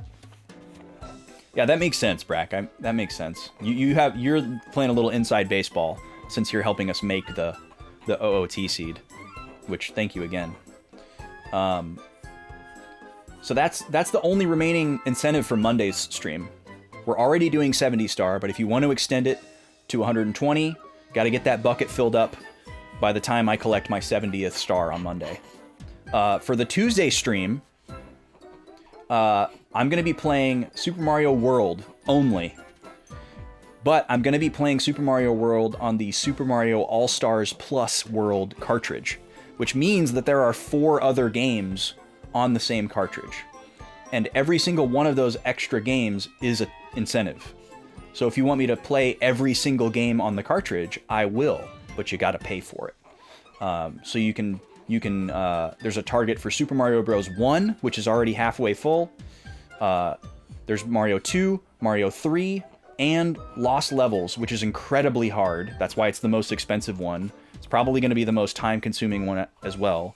And then also, there is an incentive to add the bonus levels for Star Road and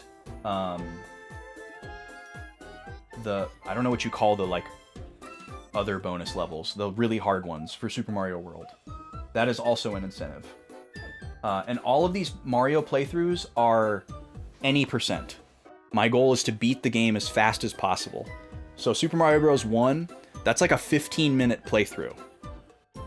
You play 2 levels, warp to World 4, play another 2 levels, warp to World 8, play 4 levels, it's over. I'm not playing every single level, so you got to get in there fast. If you unlock Super Mario Bros. 1, I'll play it after Super Mario World, but if you don't unlock another game by the time I beat Super Mario Bros. 1, stream's over. You missed it. No more chance to get Mario 2, Mario 3 Lost Levels. So they have to be unlocked before I run out of game to play, essentially. If none of the additional games get unlocked, if none of those targets get met, by the time I get to Bowser in Super Mario World, c'est la vie. So that's the challenge being put out to you. And by the way, I have to say, it is absolutely 100% okay if incentives don't get met. I am not trying to push this to the point where I expect all of these to get met. I specifically do not want all of these to get met, because if we run out of things to put things towards, then there's no longer things to put things towards, if that makes sense. It'd be great if we got close. If we meet every single one of these, I'm going to be a little bit scared. It'll be amazing, obviously, but I don't expect them all to get met. That's a ton of money. But I do have some, on the off chance that all of these incentives do get met, I do have some back pocket incentives. So I guess also keep that in mind. So that's the Tuesday stream. Wednesday, things have changed. I was going to do a 5 dungeon randomizer seed, but we have met the target to extend it to all dungeons. So the settings I'm going to use, you only need to beat 5 dungeons in order to get into Ganon's castle and beat the game. The game might force you to do more than that, depending on where items are and how the randomizer works, but we would only need to beat a minimum of 5. But now, I have to do all the dungeons no matter what. Even if I find all my dungeon items that I need to beat the game after I beat my 4 or 5 dungeons, I still have to do the rest of them because you've all paid for it. So we're going to be doing every single dungeon.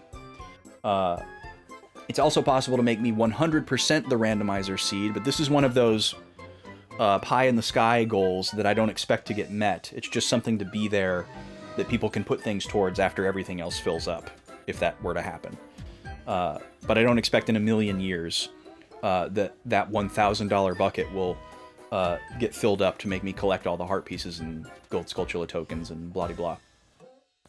All the key items. it basically, what that would mean if the 100% thing is met, it would mean all heart pieces, all gold Skulltula tokens, and every chest would be opened. Because I would have to get like all the ammo upgrades. I'd have to get all the masks. You know, full inventory is what that would mean. So that's it for Zelda. And then Thursday, Pokemon Blue. This one's really exciting. How long would that take hypothetically? That's a good question, Dur. 100% Ocarina of Time takes quite a while. It's not something that I've practiced before. However, it's considerably faster on a randomizer seed. I would use a tracker, first of all. So let's say halfway through my all dungeons play of Zooter, you guys magically meet the 100% goal. What I can do is I can go in to a tracker and check off every single gold Skulltula and heart piece that I have found so far, and then use the tracker to like keep track of all the remaining locations. It's more useful for the Skulltulas because the heart pieces are just shuffled in chests. So in order for me to get all the heart pieces, all I need to know is where treasure chests are and open every single treasure chest and make sure that I have the items that I need to get to those treasure chests, because a lot of them are behind specific items. And, you know, I'd have to do all the mini games. That kind of counts as treasure chests as well. For the gold Skulltulas, they are all in the same locations that they normally are, and they always have gold Skulltula tokens. So I would just have to know where all 100 of them are. I can find 50 gold Skulltulas off the top of my head pretty easily. I usually only collect 30 in a randomizer seed because I usually turn off 40 and 50 just to make seeds faster. But I have 50 gold skulls here for rainy day. I don't have all 100 gold Skulltulas memorized, so I would just use a checklist for that. And that's pretty much all I would need, because opening every chest is fairly straightforward to find all the major items. I can pretty well find every major item in the game without any sort of resource. But that's what 100% would look like. How long would it take? It could take a long time. That could be like an 8, 9, 10 hour stream, depending on how things go. But the randomizer does speed things up quite a bit. Like, cutscenes are taken out of the game. You can get around a little bit quicker and faster. And you're able to do things like super out of order. But depending on how the item pool is, you might have to revisit a bunch of locations and do things in a very inefficient way. But conversely, if, like, let's say, like, for example, if you get, like, hook shot, boomerang, slingshot right away in the game, those are, like, and, like, Sun Song is your first song, you know, that is, like, the perfect Skulltula hunting toolkit. And if you have that right from the beginning of the game, then I can just pick up skulls as I go. But it also depends on, you know, when the goal gets met. If the run, it would be very different if that goal got met before the run, and I knew I was walking into 100 skulls. I would play differently than if the stream started and, you know, that bucket is nearly empty or completely empty. I'm not going to be planning to pick up 100 skulls. I'm going to plan to pick up 30. You know, and then you'd have to, like, rock my world later on. But yeah, that stream could be, if it was 100%, it would probably be around 8 hours. It would take a while. But probably not as long as some of you might think. I know the game very, very well, and a lot of the content is trimmed out as far as, like, cutscenes and story points and stuff like that. Also, I've clarified this before, but I will clarify it again. I would not have to get all 10 big pose, which is just like a minor thing shaved off. It wouldn't really be that much extra time, but it is one thing that I wouldn't have to do, because getting one big Poe in the randomizer gives you the reward. So that counts as 100% in my eyes. So just saying that now so that no one could get mad at me on the off chance. Okay, let's talk about Thursday. Pokemon Blue. Any percent glitchless speedrun route. What does that mean? It means get all 8 badges and fight the Elite Four without skipping anything or cheating. We will make use of a lot of like tricks, like exploiting the AI to our advantage, and kind of ham-fisting the entire playthrough with basically one Pokemon. So it goes by pretty quick. I think the any percent glitchless world record for Pokemon is like around 2 hours. Obviously, it's going to take me a lot longer than that. I'm going to be following a guide, and I'm going to be doing like a slightly easier beginner route that is different than like a world record attempt person would attempt. But I'm very familiar with the game. I've done the route a few times. It's not super intense. It's more just like following instructions. But these targets would extend the playthrough. We have one for catch Mew, catch Mewtwo, and catch legendary birds. I only have to do a few specific things throughout the playthrough to leave the door open for those. It's pretty simple. Can't catch Mewtwo until after the Elite Four anyways, so you'd have until I beat the game to meet that one. Catch Mew, you also have until I beat the game to meet. However, if it gets met during the playthrough, I could catch Mew at basically any time, and I would do it right away. And then the legendary birds, I can catch them before beating the game, but I would save it until after, regardless of when the incentive is met. The only exception would be Moltres. I would catch Moltres on the way to the Elite Four because it's convenient, and then I'd catch Zapdos and Articuno after beating the Elite Four, if the incentive is met by the time I get the 8th badge. And then complete the Pokedex. Same thing. I have to just skip 3 specific trainers. I have to skip fighting 3 specific trainers in the game in order to leave the door open for Mew and completing the Pokedex.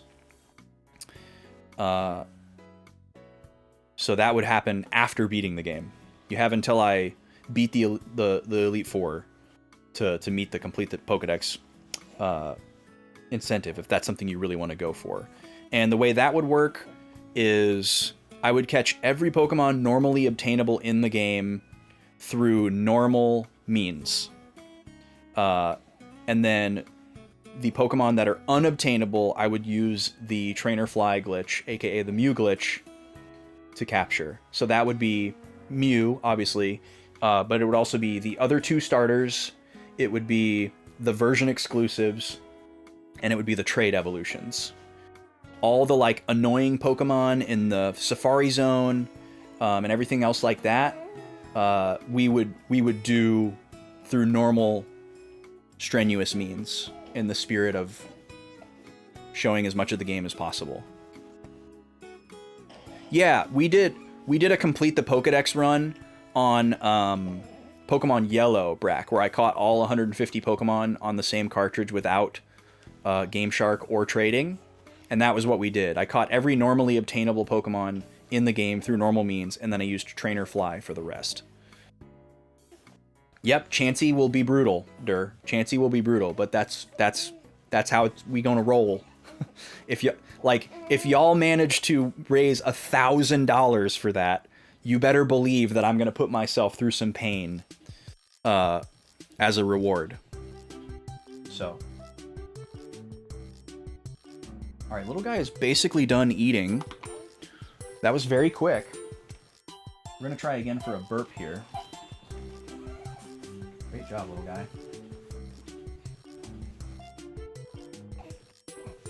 To the coin star I go. You're so snorty today. He's got so many boogers in his nose. I need to get some boogers out before I go put him down. Poor guy can't breathe. No burp. Okay. Good job. All right, I'm going to go put him down for a little bit of tummy time. No ad or anything. I'll be right back. We're going to keep talking.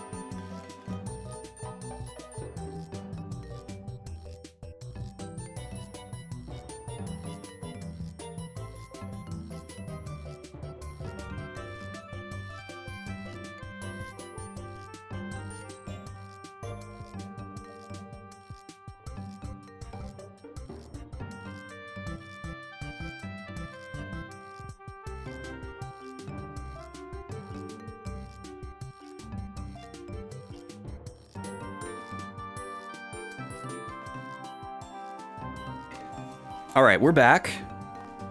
We're back. I can turn off the filter now because he's not in here. Yeah, I think we've gone through all the rewards and targets, so I think we're good there. I've touched on everything. If you have any questions, please fire away. Thank you again to everyone who has donated so far. This is really exciting. I'm really, really looking forward to this. Y'all are cracking away at the incentives. It's really, really cool to see. This also makes me really glad that I had been writing down ideas for a charity marathon style stream for like years, just knowing that it was kind of an eventuality, so that when someone asked me, I was just like ready to go. Chamber was loaded. Very, very cool. Well, thank you so much, Dur. I really appreciate that, man. I am fortunate to have watched a lot of GDQ in my day, so that I have a good understanding of like what typical incentives are. And I'm also fortunate that I have a number of games that I am familiar enough with that I can kind of like loosely speedrun or fast play. Because a lot of my co-streamers on this team have struggled with both what to play for these streams, as well as what to do for incentives. And I feel their pain. Because if you don't have a game, like all of these incentives are entirely based on the games themselves, right? So if you don't have something like that, then your incentives are like, oh, I'm gonna put a sticker on my face every $5. I'm gonna do push-ups. I'm gonna do a silly dance, or I have to like make something. And those are harder in my eyes. You know, some of these people are very artistically inclined. So it's like, oh, I'll make you an emote, or I'll make you a little like bead critter, you know, or something like that. And those are great incentives, but I can't do that. I can't do that. So, this is in my wheelhouse. I'm fortunate that this is in my wheelhouse, and that I'm, you know, good enough at these 5 games to be able to commit to that. So, but yeah, that's what we're looking at. All streams will start at 12 p.m. CST. All streams will pause at exactly 2 o'clock to feed the baby. That's going to be a thing. We will always break away 1 hour for bottle time. That's not going away anytime soon. But then after that, how long the stream continues to go depends on how many incentives get met and how well I play and all that sort of thing. But I am clear after that bottle time to stream uninterrupted until 10 p.m. if it comes down to it. If we managed to still be live at 10 p.m. and I was still raring to go and we had stuff to do and people were down, I guess we would do a second bottle time and then keep going. But I don't think it's going to come to that. I think all of these streams, even at maximum unlockables, would be done by 10 p.m. So, the only ones we would have to worry about would be, I guess, Zelda and Pokemon. Mario 120 star, no way. Full Super Mario All-Stars, full clear, no problem. We could do that in 5 hours for sure. I guess we didn't really talk about the Friday stream, the Pokemon Stadium rental rando. I need to hype y'all up and tell you why you want to get the donation total up to 1,000 so we can unlock it. What is a Pokemon Stadium rental randomizer? Well, if you've played Pokemon Stadium before, you'll probably be loosely familiar with like the tournament system that's built into it. There's these different cups that you can play through that are like different modes, different difficulties. There's a gym leader castle that's kind of like the basic structure of the video games where you fight all the gym leaders in the Elite Four.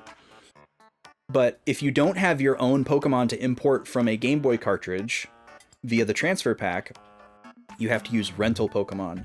And these are like pre-cooked, predetermined Pokemon with very specific move sets that you can rent from the in-game storage, so that if you only have the cartridge with no transfer pack or no Game Boy game, you can still, you know, play the game.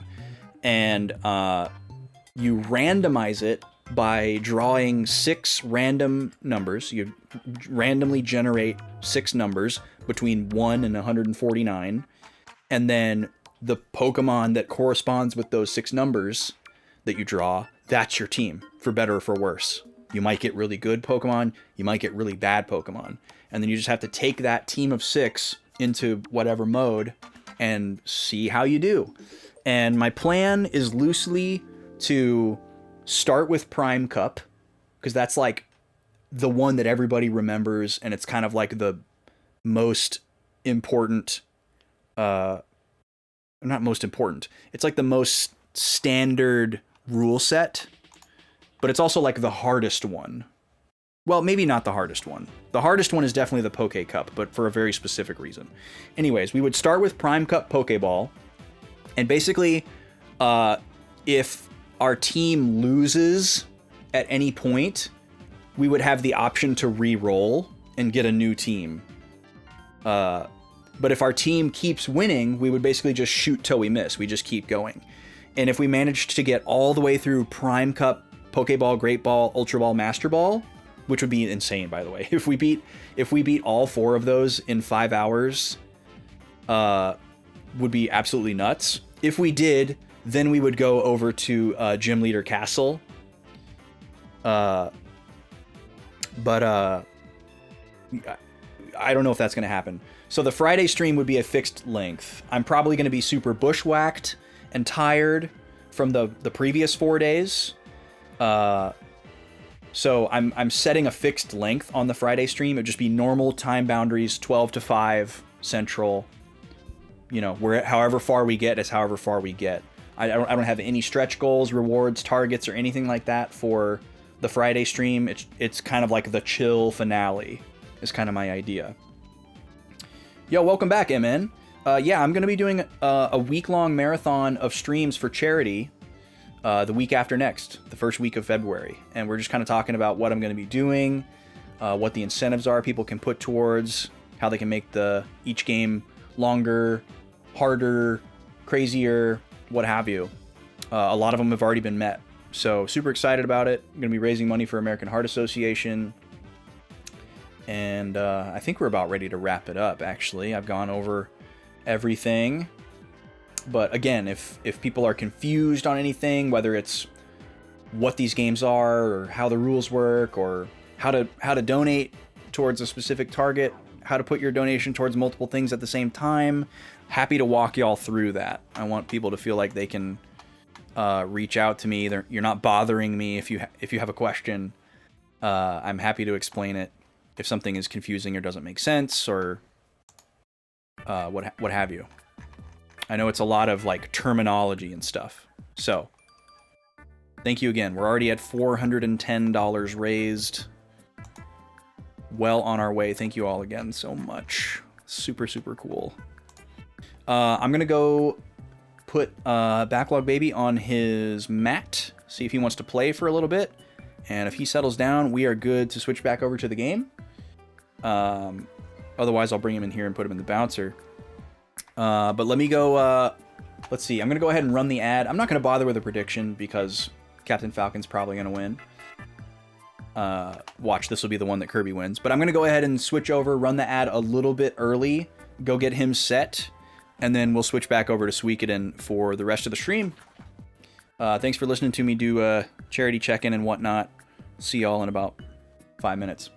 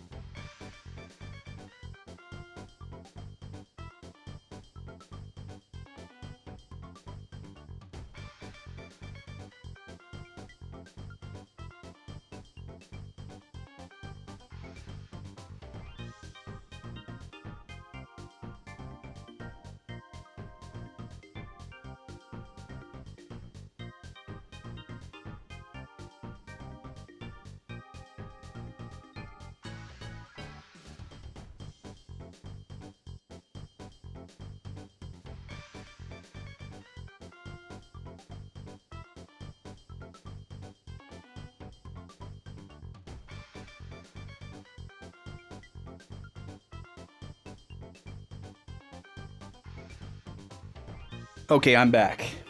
Thanks for waiting.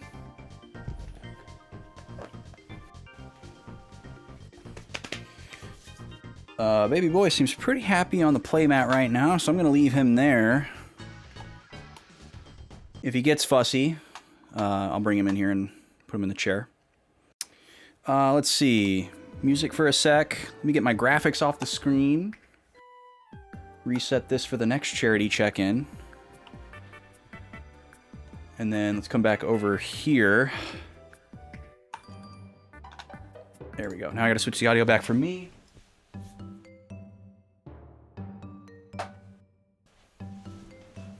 Got some bad static on that one. Luckily everything's okay. Usually the bracelet cancels out the static. That's why I wear these. Alright, and I got some snacks by me as well. I'm gonna be snacking a little bit as we get back into it. Okay. So we are looking for mostly just characters in general, but we are looking for a specific character. There's a specific character that performs a specific function, and we would really, really like to find that person. Gobi! No, no, no. I'm watching her on the monitor. She doesn't know that I can see her. Freaks her out.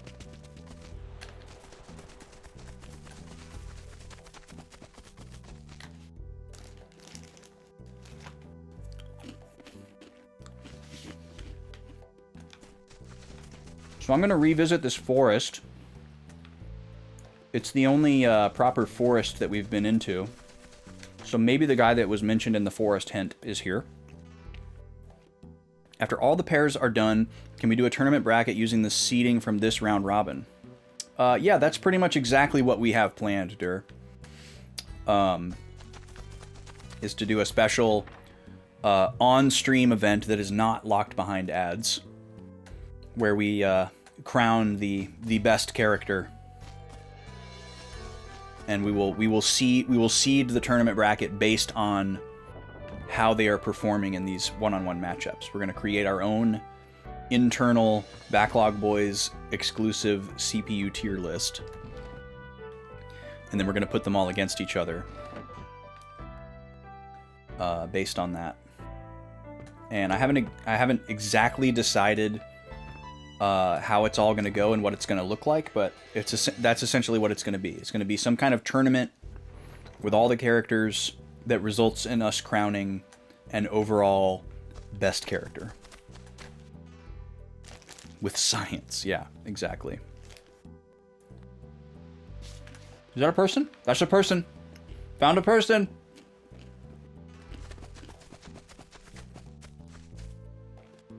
Aldo. What am I doing here? Oh dear, I don't know either. I got separated from my companions a while back, and now... I know. You guys came aboard a ship, right? Well, how about you guys let me on board? Certainly. Really? Yes, I'll finally be able to get off this island now. Farewell, birds. Farewell, beasts.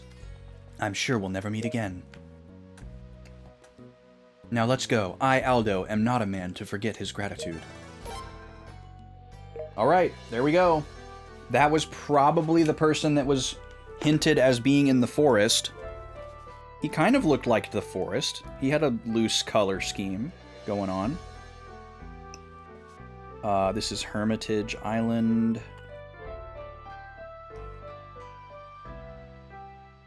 Backwoods. Okay. I might as well go the rest of the way back and make sure there's not anyone or anything back here, and then I can just mirror back to the ship. I'm guessing that Deborah's hint shuffles every time you recruit a character, even if the character you recruit isn't related to the hint. I'm guessing that's how it works. And it probably shuffles every time you change, like, story chapters or something, too.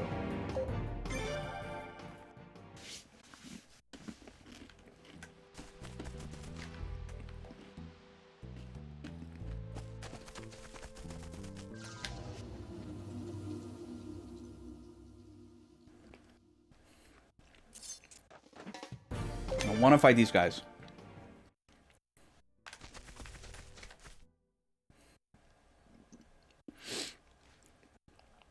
The first time we came here, we had to fight a big chonkin boss to prove ourselves worthy.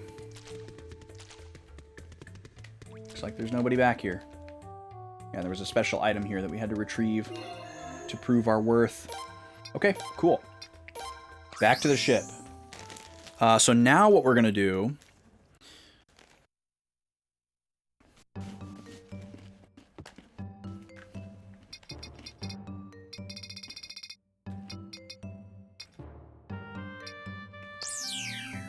we are going to go to Razoril and then actually get in our boat out on the map near Razoril, and then we're going to sail in like a perimeter around Razoril, because we got a hint that there were reported sightings of a sailless ship in a foggy area, which sounds very intriguing. And it sounded to me like it was near Razoril. But it might not be. So we're just going to kind of like jut out here. And we'll sail a very tight perimeter around Razoril first. And then we'll maybe like spiral outwards a little bit. Now this is awkward because Razoril is at the edge of the map. So I might not actually be able to go behind it here, even though it looks like there's a little bit of map behind.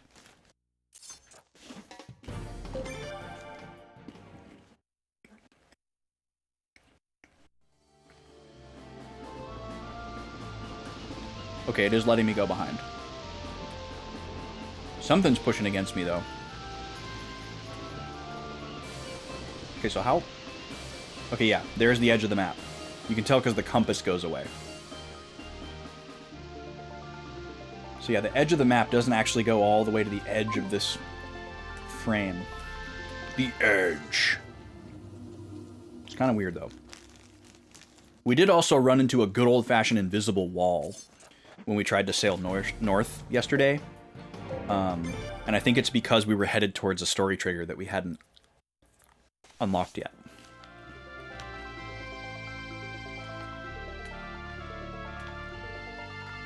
So yeah, we're going to sail a perimeter around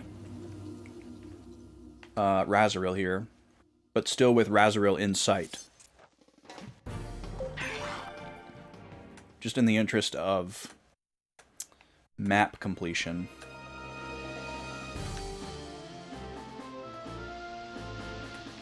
Try to make as wide of a sweep as we can. Boom ba doom bee dum.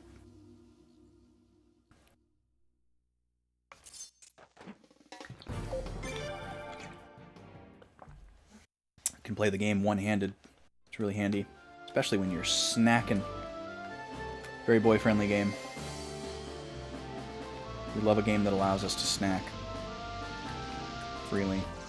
It's probably not going to be on this side because this is the Middleport side of the island, but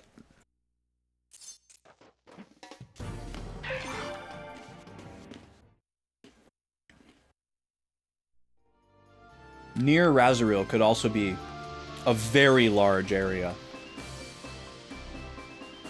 I think that's Middleport. Yeah, that's Middleport. Oh, but look at this. You can actually see something on the map there. So let's turn around and go towards that. That may have been the invisible wall that we were hitting. But there's actually something on the map there. Even though I don't recall seeing it in the water.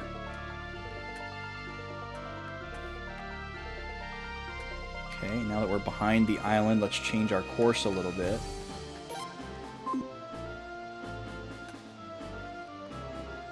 This is very close by, whatever it is.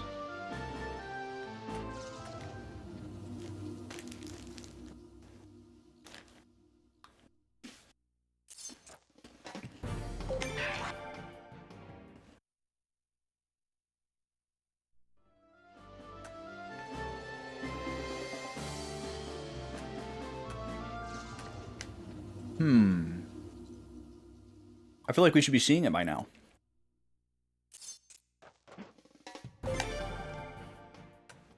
No?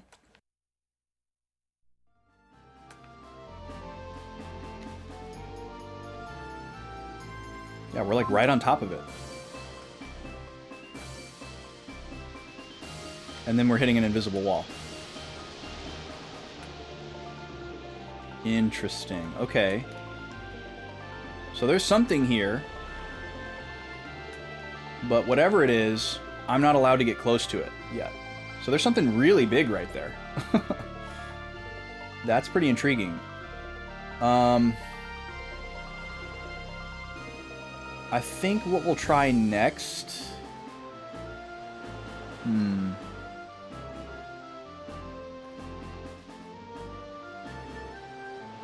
Let's try sailing east from Obel. That could be something. Yeah, it's nice that it shows where we've sailed. That is very nice. I just wish that the swath of map that we uncovered was a little bit bigger. It's very skinny.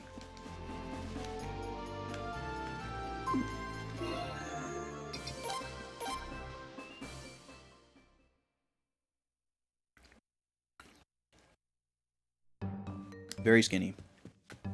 Very skinny swath.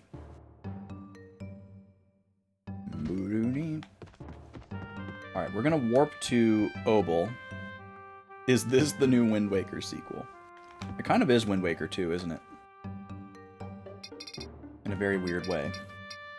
Alright, Obel Harbor.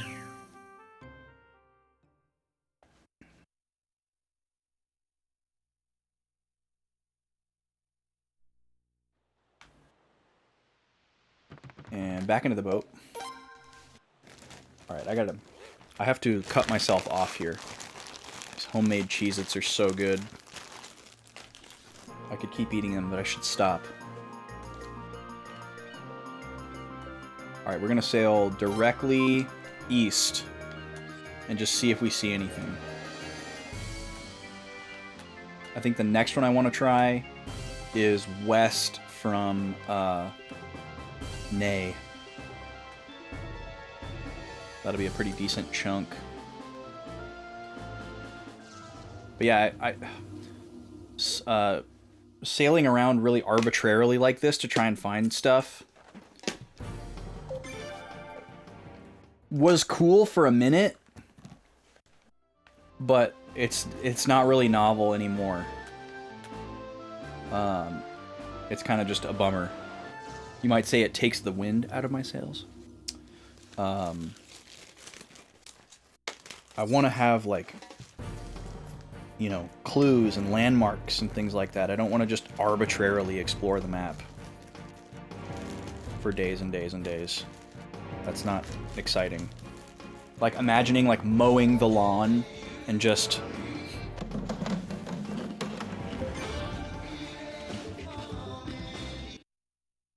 Thank you. Thank you for the drum fill.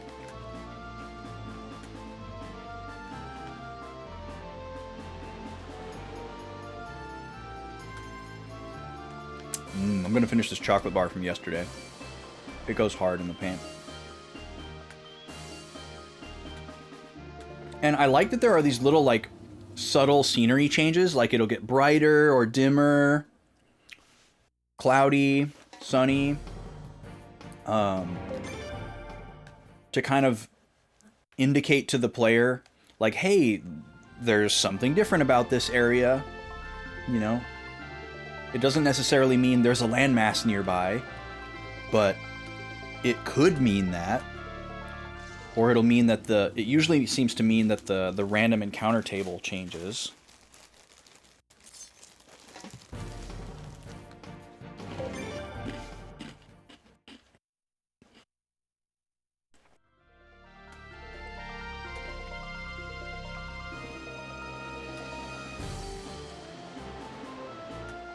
But yeah, I would like to explore this map fully in this game. I want to know every single island that's on the map. but I don't want to arbitrarily uncover the entirety of the map to try and find it all.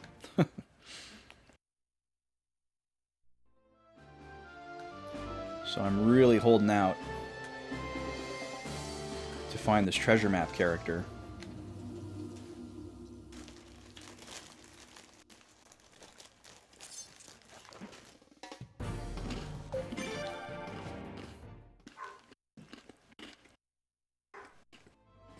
But I don't know how to find him.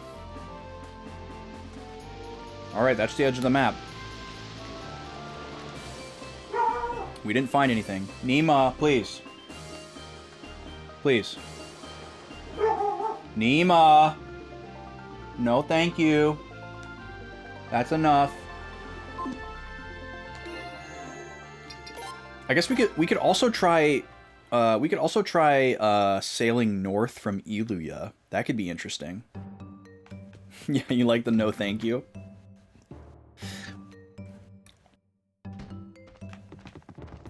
Yeah, sometimes I speak to my dog like I speak to a solicitor.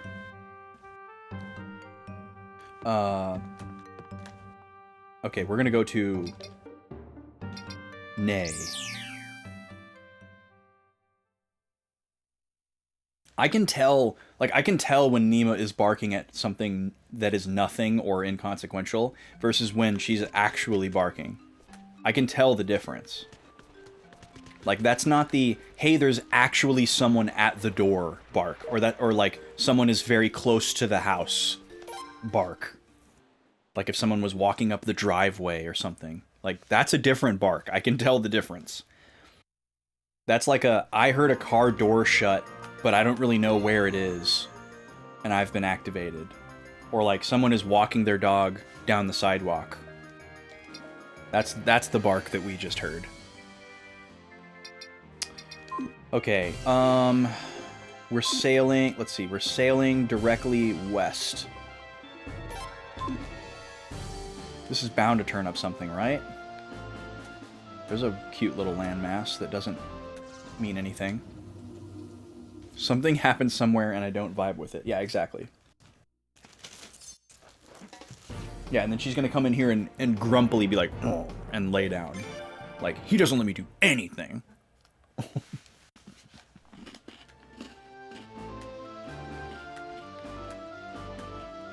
I'm gonna assume I can't land on that, but maybe I can. Does that show up on the map? It does. This little guy. There's no way I can land on that.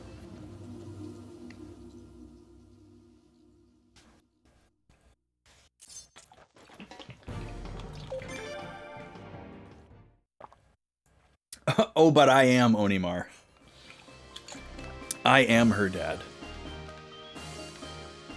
That's the problem. But yeah, same energy.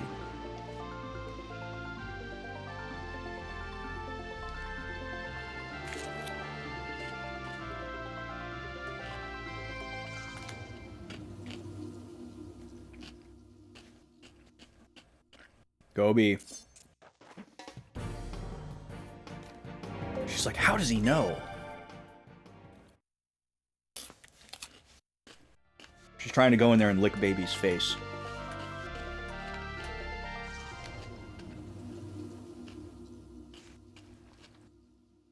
Which would be very sweet if you just did it like 1 or 2 times.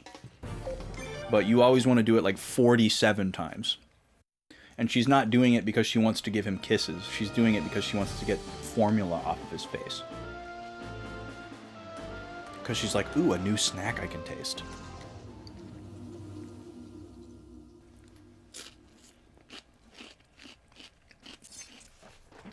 She'll try to lick his used, like, burp cloths, too. She's gross like that. She's a scavenger. Gobi is a true scavenger. She eats bugs and rocks and sticks and whatever. Whatever she can find. That's an awesome emote combo, Gad.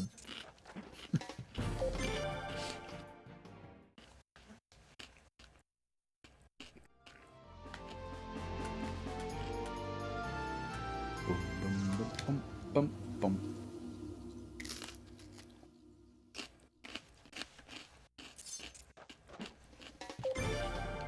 so glad we can at least run away from all of these for free. Yeah, you're right. It is. They are facing the proper directions.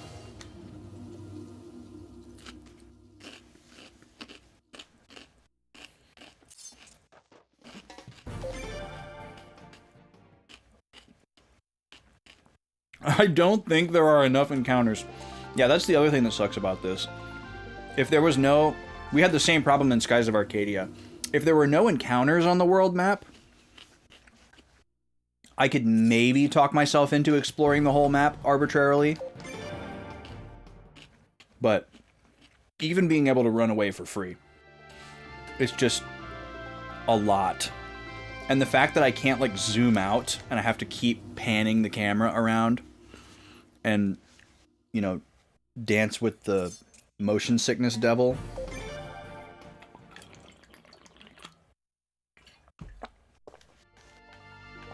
Just to try and make sure I'm not missing a landmass.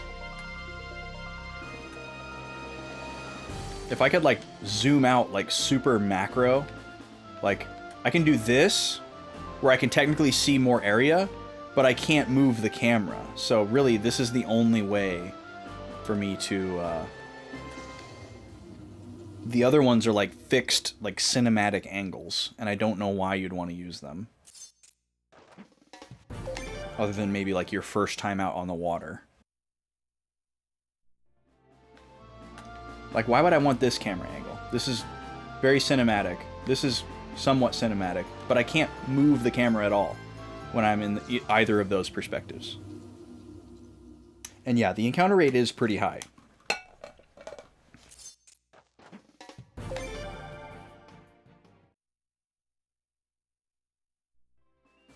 There's probably a rune that gets rid of encounters, but again, that's another thing that the game is not going to tell me how to get or where to find, or even confirm its existence. But it's probably out there. It was a thing in Suikoden IV. I think we saw it in a shop and it was too expensive and we didn't buy it. Hey, no, no. No, no. Gobi, stop. She's growling at something that I can't even hear.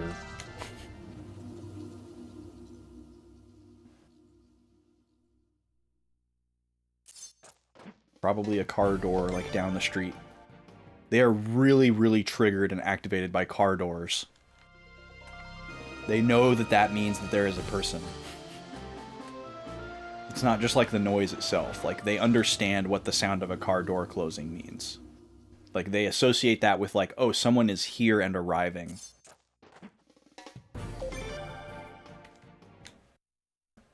Or maybe from their perspective, it's like a person is, like, magically appearing.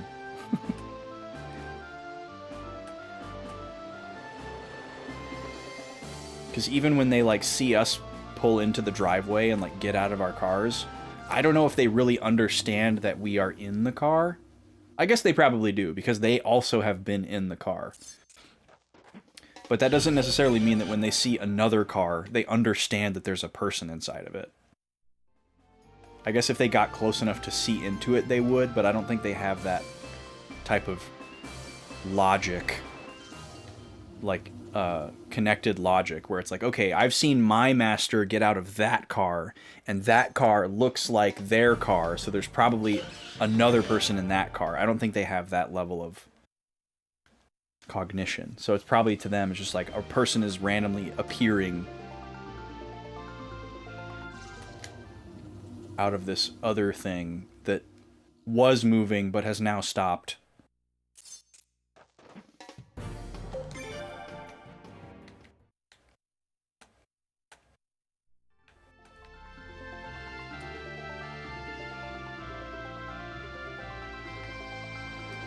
But that's pretty much the only one we have to worry about.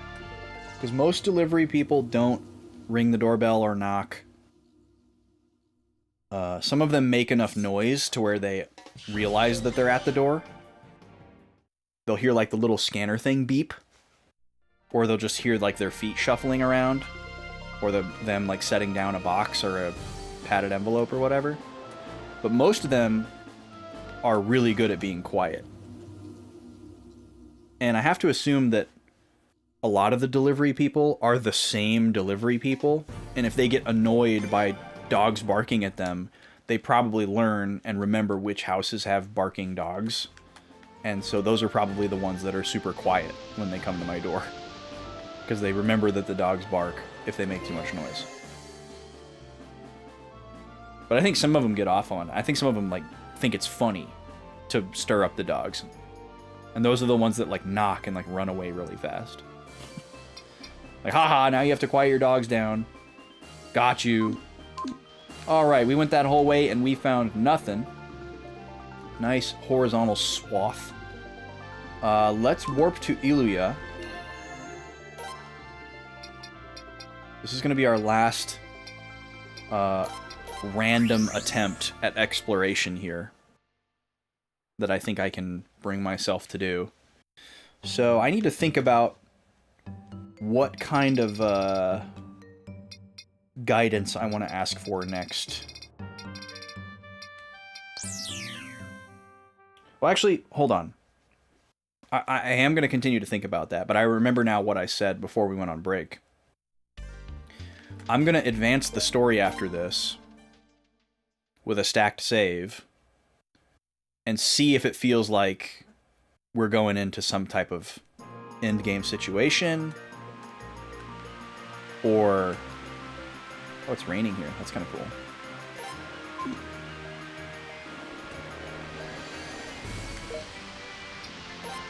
Okay, this is annoying. We have to, like, sail around. Actually, that's fine.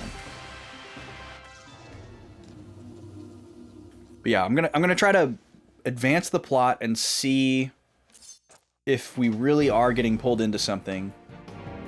If we are, I'll reset the save, and I'll try to ask y'all for more of a hint on how to find this stupid treasure map character. But if it feels like it's just like the next chapter and we're not really locked into anything, I'll just keep going. And we'll worry about map person later. Oh, this is a new enemy.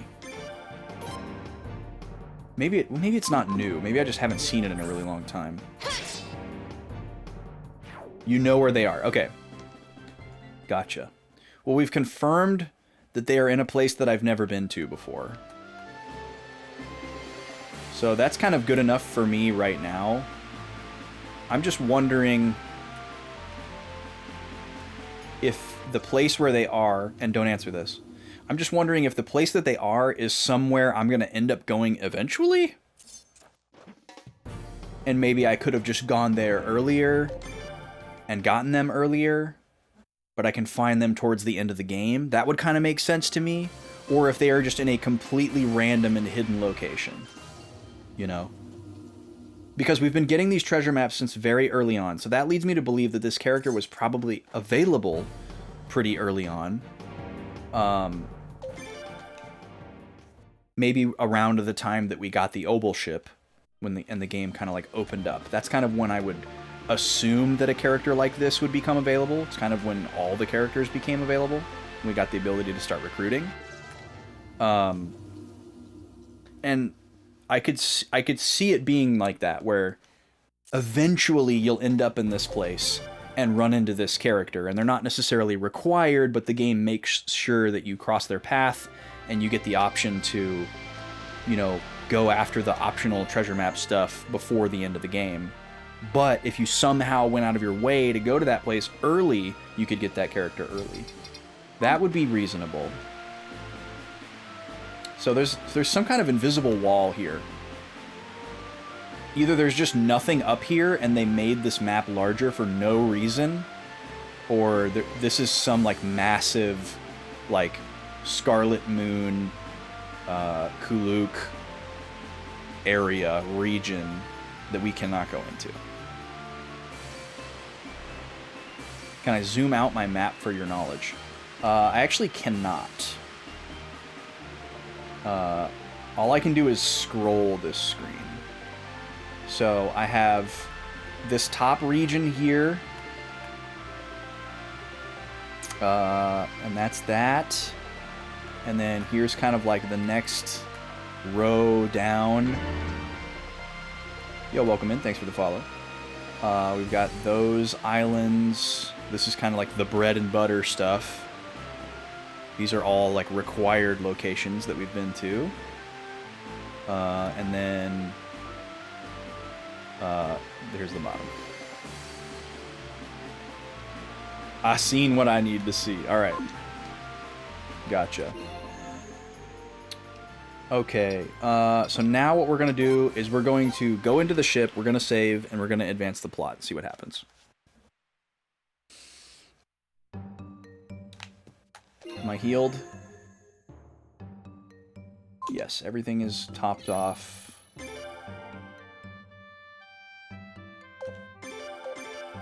Alright.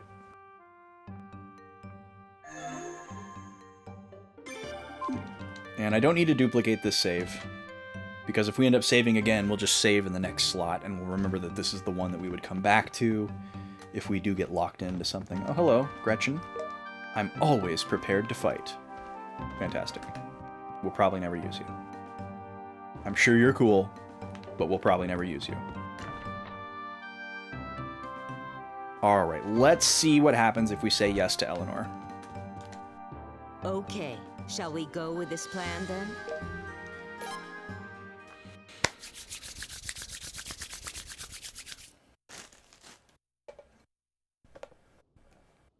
I'd like to execute this in the morning, 3 days from now. Everyone, please use this time to get ready. I'd like you to decide on members for the detachment.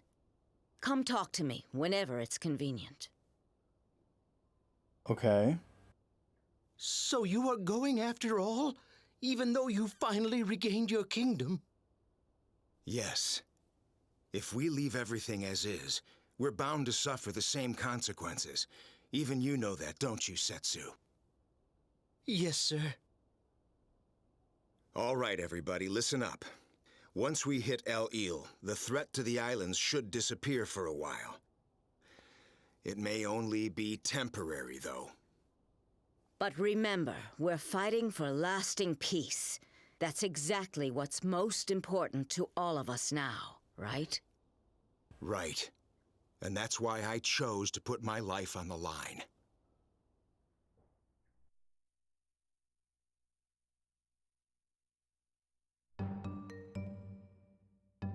Okay.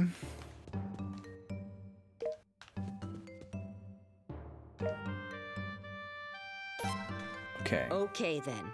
Decide which members you want to assign to the detachment. They'll be separated from the main force for a while, so the ones you choose must be able to hold their own in a fight. Okay. By the way, you can't go. You must stay here and command the forces. Interesting.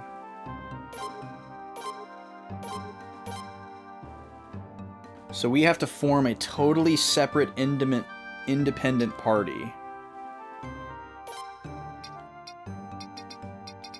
Laszlo can't go. So we would either have to just make a party of our, you know, a B squad and hope that they are good enough, or we would send our best and keep the B squad with us. We don't really have a dedicated B squad right now. We've been using our main team for quite some time. Charlemagne.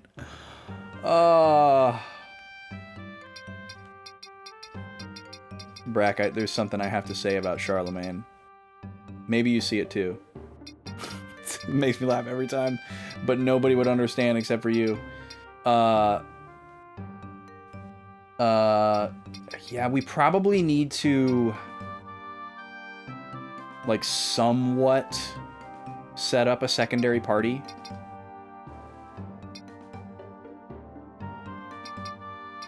And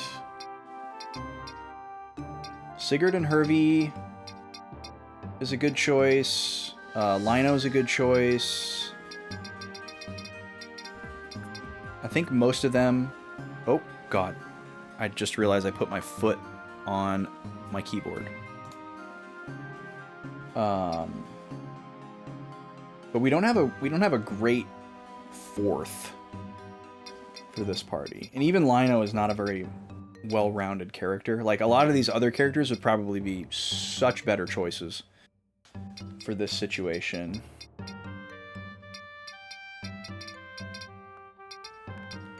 But I don't want to spend a bunch of time grinding up a secondary team, because I have a feeling we won't need to use them very long. We could just do Sigurd, Hervey, Akagi, and Lino, because they're our highest level characters besides the main squad. And we could see how that goes. Because I think our main squad is pretty over-leveled. And I know that those characters have at least some like weapon upgrades. But Warlock might be a really awesome mage. Can I back out of this? I cannot. Okay, so I'm gonna reset here. Because I don't have a way to, look at all of the characters' stats. And now that I know that we need a B squad, I want to figure out who I'd like that to be. We'll probably need to go put some armor on them, things like that. But this is compelling evidence for this being endgame. This is a very endgame thing for an RPG to do. The form multiple parties trope doesn't usually happen in the middle of the game.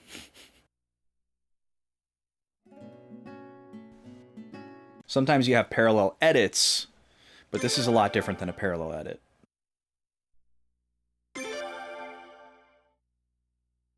So, we're going to go back into this most recent save, and we're going to take a look at our characters.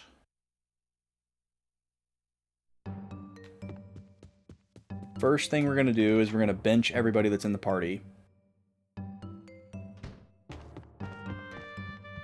Oh, I went up. I didn't mean to go up. Wait. You know, now that I think about it, the treasure map character will probably end up in this room. So I should be paying more attention to who is in this room. Because this is like the navigation center of the...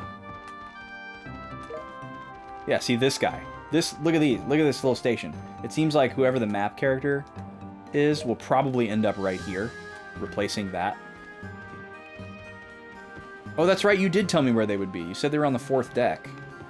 Alright, well that's dumb. They should be right here.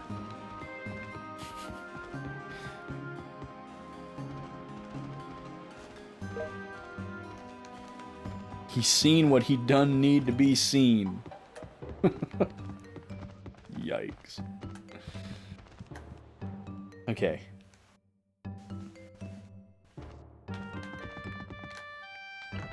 Down to the saloon.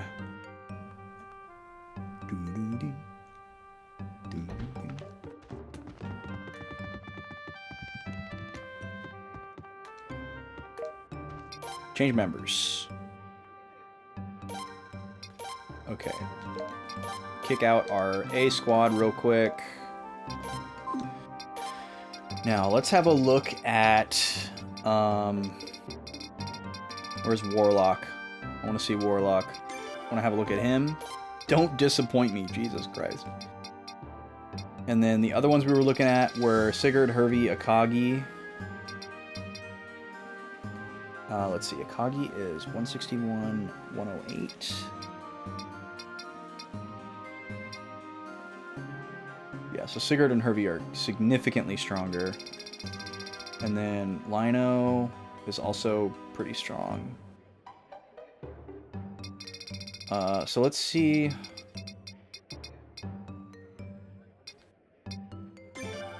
Let's see what Sigurd and Hervey look like as well.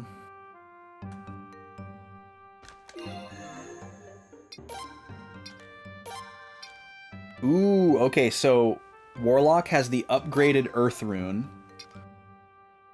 That's pretty awesome. Cure all status ailments.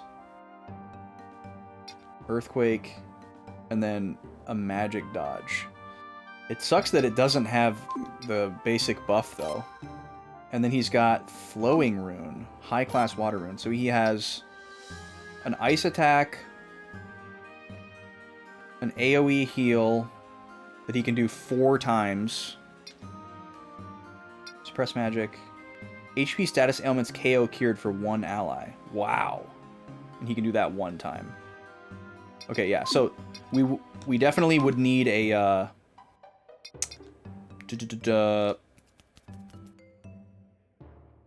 healer. Wow. A healer for this team. Oh, and Sigurd also has a water rune. Okay, that's nice. So double healing. Hervey has fire. So we'd probably want somebody to have a basic earth rune on this team as well. I don't remember what Lino has. Yeah, what's up, Pirate? How you doing? The only excuse for this game to exist is just a meme from the first 2 games. That's funny. Okay, let me bring Lino in here. Take a look at him really quick. See what he's got going on. As hilarious as he is, you remember he's pretty bad. Yeah, we haven't used him at all. He doesn't seem like a high combat character. Lino doesn't have any runes equipped. Interesting. Does he have rune slots? Okay, so here's what we're gonna do. I wish I could remove myself temporarily, because I'd like to have all 4 of these guys in my party at once. Let me take Lino out again, and let me...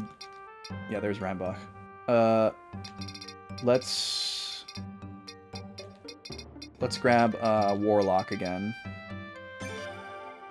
Oh, Mr. Wizard is very upset. All right, let me go grab him.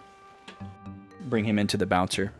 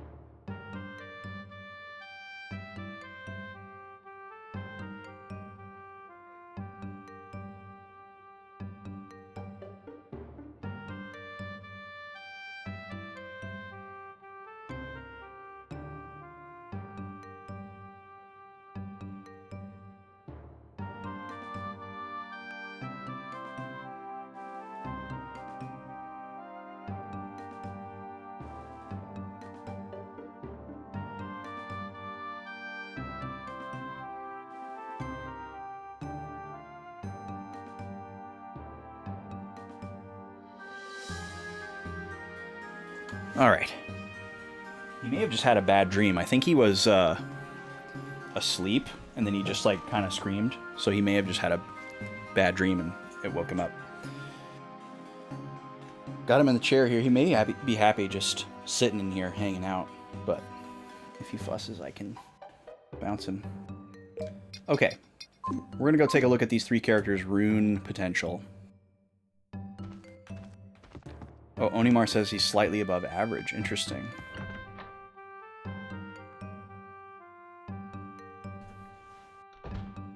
It is ironic that someone named Pirate doesn't like the Pirate Suikoden. I enjoy that. I mean, I know this is like the Suikoden that nobody likes, but it's still funny.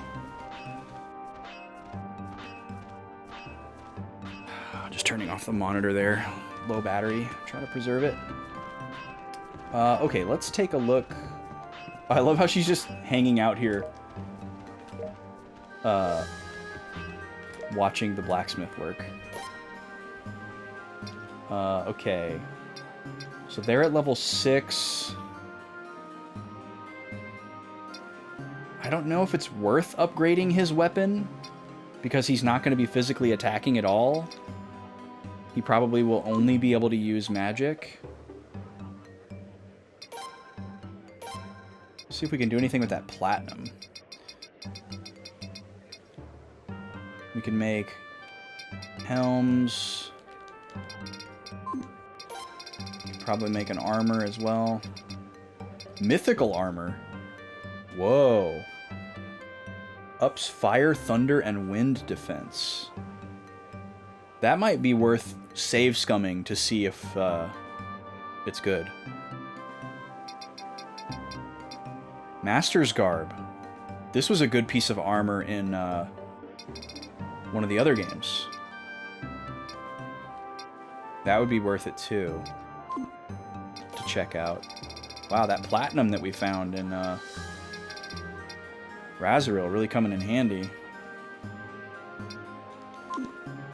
Yeah, I remember the Master's Garb being something that we found in 1 or 2 and being really good. Interesting. Okay, that'd be something for the main party, most likely. We'd probably just buy stuff for the B squad here. I don't want to invest too much in them, but they're probably going to need to be able to beat a boss. So I don't think I'm going to spend any money on upgrading Warlock's weapon, though. I don't think that's worth my time. On the turns that he doesn't use magic attack or heal, he'll probably just defend. That's usually how it works with the dedicated mages in these games, or at least that's how we've played it. But for Sigurd and Hervey, we'd probably want to increase their physical prowess. That's what they're going to be doing most of the time. Okay, let's take a look here. We have a lightning orb. Warlock does have a head rune slot open. That's great. We will utilize that. Sigurd has 1 more. Hervey has none. Okay. So Hervey's going to be all in on whatever 1 rune that he has. And he's mostly going to physically attack. We definitely don't want to berserk him. Let's take a look at their stats really quick. So let's see.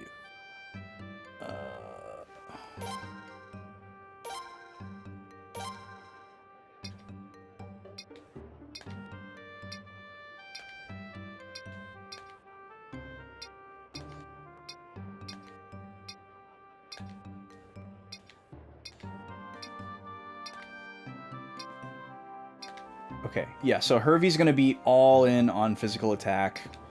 He's kind of a glass cannon. Sigurd is more balanced.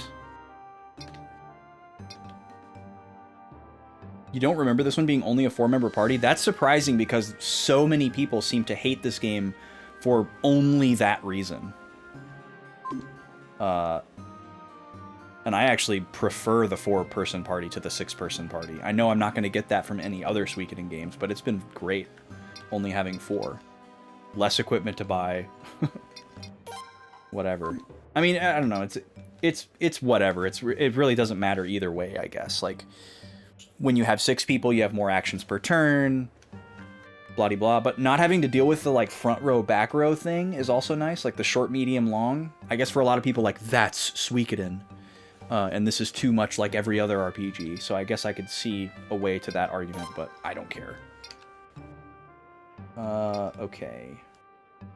These guys do have some basic equipment, but it's probably really outdated. And then Warlock is totally naked.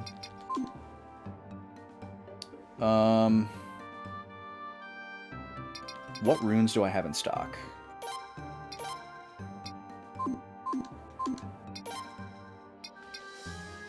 I've got a water, a lightning, and earth. Okay, so I might just want to buy a wind.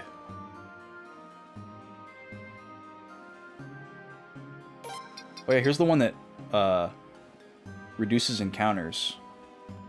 I think this actually helps with the encounter rate and not just actually being aggroed in battle. You want this back? You like having that? Couldn't tell if you dropped it accidentally or if you spit it out because you were all done. Yeah, so we need a wind orb, and then we'd like to put wind and lightning on somebody. Maybe we'd give the extra water one to Warlock, and he could double up. Or actually, he'd probably be better off with the regular Earth Orb, because he doesn't have the basic buff spell, and that one's really good. So we'd probably want to give him that one in addition to the regular Mother Earth one.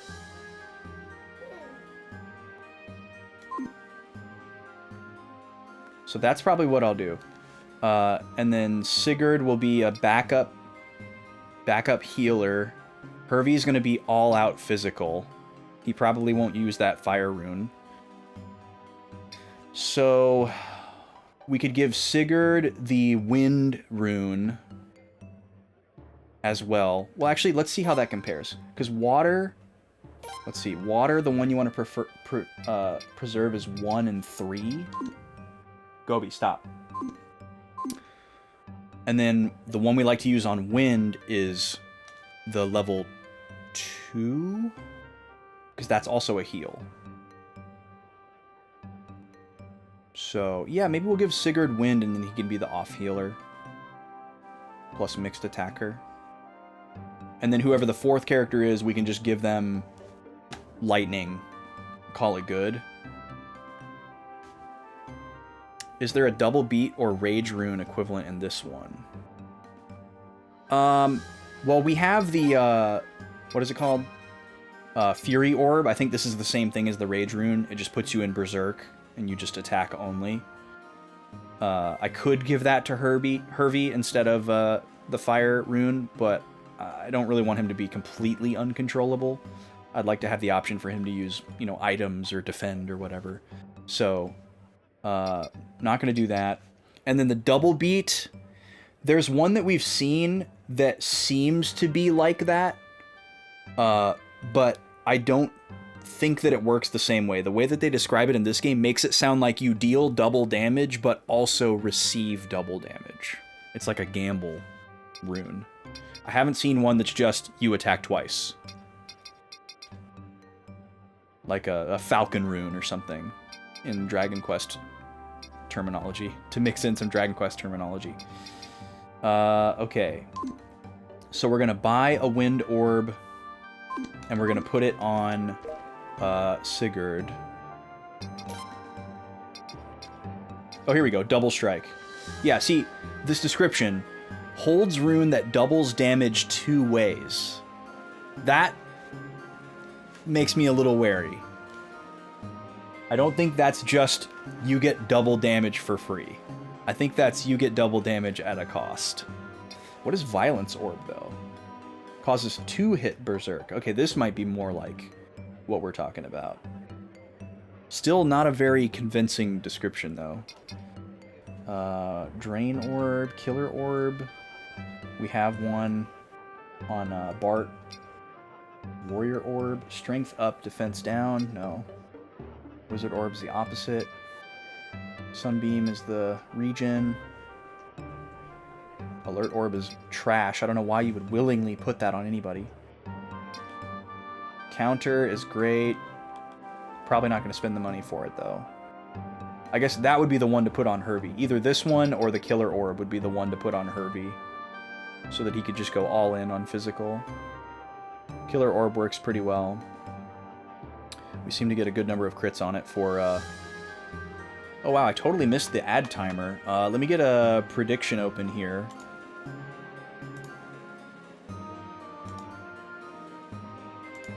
In case anyone's feeling saucy and wants to root for Kirby.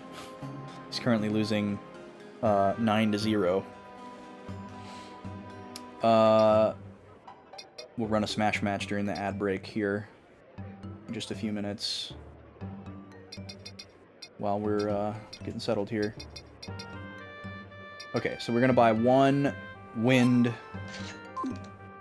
We're going to equip it on Sigurd. And then we're going to equip the basic Earth Orb into Warlock's head. We're going to double up a little bit there.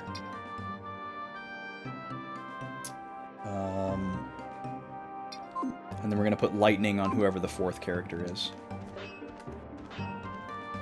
Which is probably going to be Lino.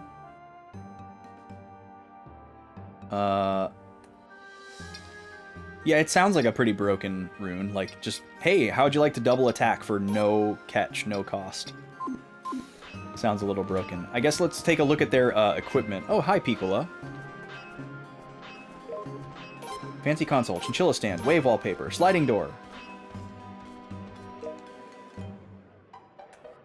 Ah, here we go. Carpet. Don't have any. Wallpaper. Wave wallpaper.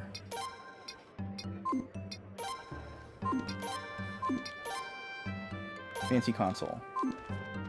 So is this just for this? Yeah, the ornament room. Interesting. So instead of putting it in your bath, you have like a dedicated ornament room. Oh, this wallpaper looks cool.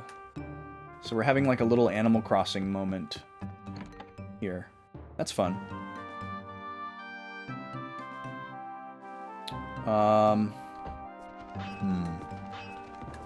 Okay, let's check out equipment for Sigurd and Hervey. Gold helm. Platinum boots. Okay, let me get a sense of what these guys wear, because they're all a little bit different. Silver circlet. Gold circlet. Yeah, so Sigurd's equipment is not exactly the same as Hervey's. He's kind of like between mage equipment and knight equipment. Okay, gold circlet, gold helm. Diamond helm, very good upgrade, but very expensive. The silk hat. Gold circlet is cheaper, so we'll go with that for Warlock.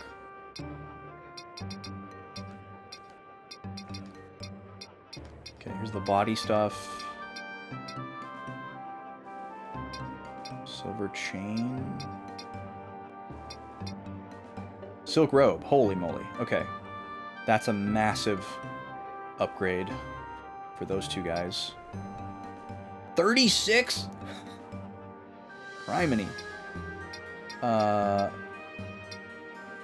Okay. Again, I don't want to invest too much kitting out this party, because I don't think they're going to be doing anything for very long. But depending on how much we have to do before they actually see action, and then we find out what we're up against, and then we have to like reset a save and do a whole bunch of stuff, you know, that would really suck. Oh, this is a very good value here. On the gold anklet. Can we beat that? Magic sandals. I think this also increases magic prowess, so I think it's worth shelling out the extra 800 or 1,000 to get 2 of those instead of 2 of these. Paw shoes. And then we're into accessories.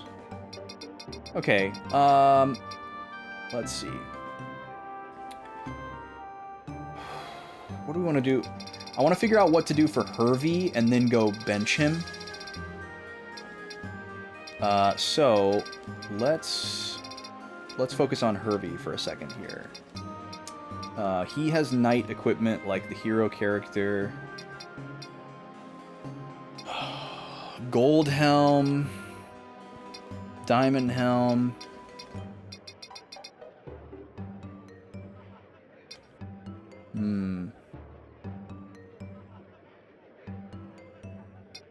Kind of want to try the gold stuff.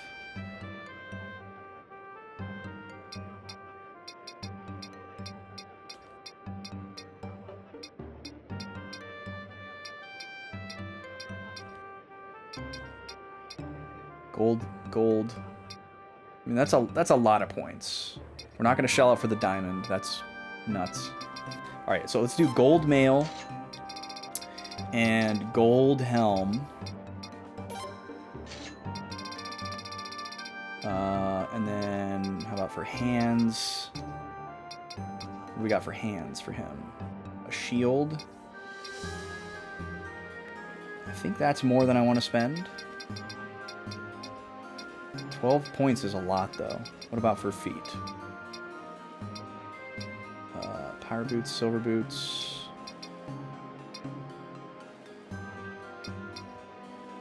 Gold boots. Diamond boots. I think we'll go for gold boots here. That's a good value. It's the same amount of points raised by the shield, but for less. We have not figured out treasure maps yet, Rez. We're seeing about advancing the story to see what happens, to see if we actually get locked into anything. It feels very endgame. We're being asked to make like a secondary party, and we're gonna split the party to do this like mission. But it could very well just be like a chapter of the story, and then everything kind of goes back to normal after that, and there's more game.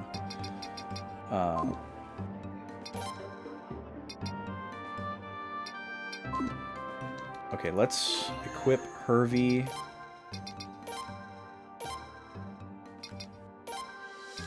I think what we would do if the B squad wasn't able to handle whatever they're up against, rather than grind... Oh, look at this. Hero shield. When did we get that? We can't give that to the hero character because he's two-handed weapon, so sure. What we would end up doing is just flipping the party, and we would just send the A squad instead.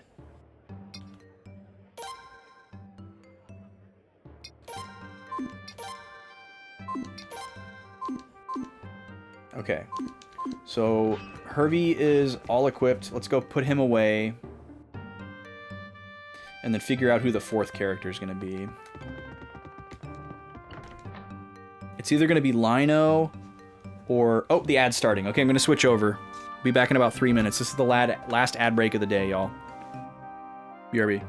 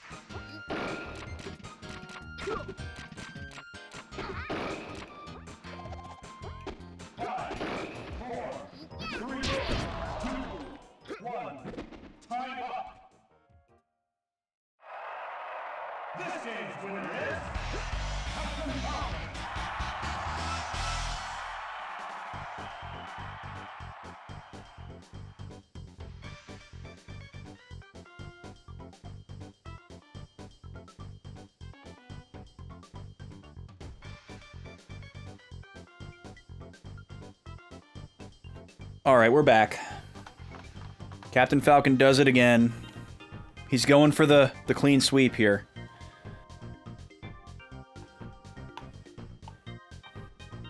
Wait, I did that the wrong way. He's up 10-0. I don't have to key in 10 very often on this screen. But there it is. He's going to try to shut out Kirby 11-0. One more matchup between these two characters before we switch over to Ness versus Link. Which will happen on Tuesday. Alright. Let's get back to the game, shall we?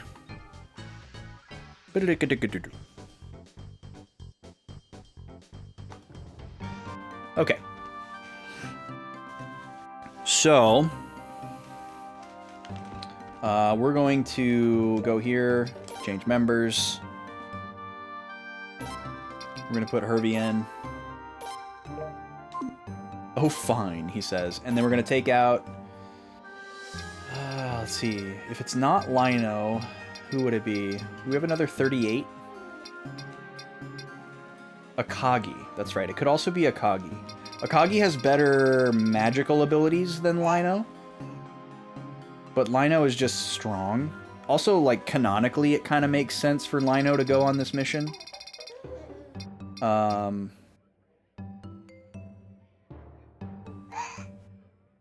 Little guy's having a great time down there. I don't know if you can hear that. I want that. You want what? Let's do... We'll just do Lino. We'll probably need that just straight up raw physical power. He's a little bit tanky as well. Let me take a look at his stats. Is it even worth giving him lightning? How is his magic? His magic is really bad. So yeah, he's just all-in physical attacker, and we kind of already have another one of those characters planned. So let's take a look at Akagi instead.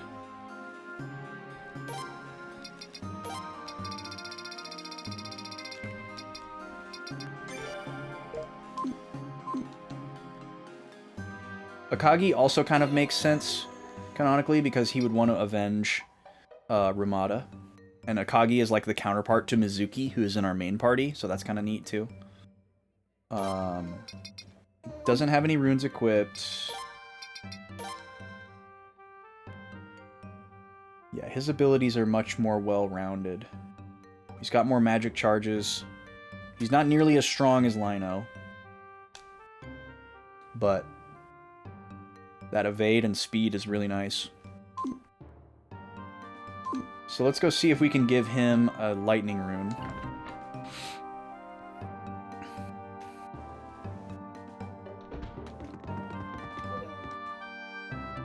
Yeah, you having a good time down there, dude?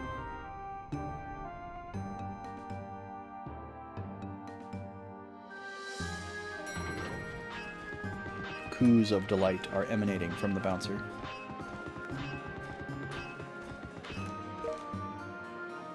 Okay, we're going to equip the lightning orb on Akagi. Oh, he has room for 2. I mean, I feel like we should just give him something. I don't think we need a 3rd water orb. I guess we could give him the gradual HP restore. I don't see any reason not to. It's just something that we have going spare that we're not going to otherwise use, so we might as well just put it on there.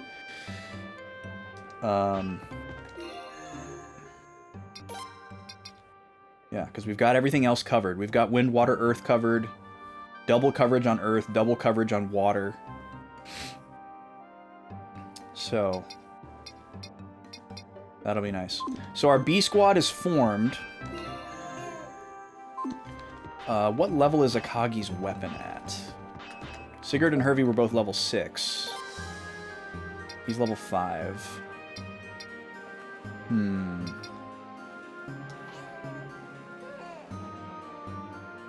It's probably worth it for me to level up the 3 of their weapons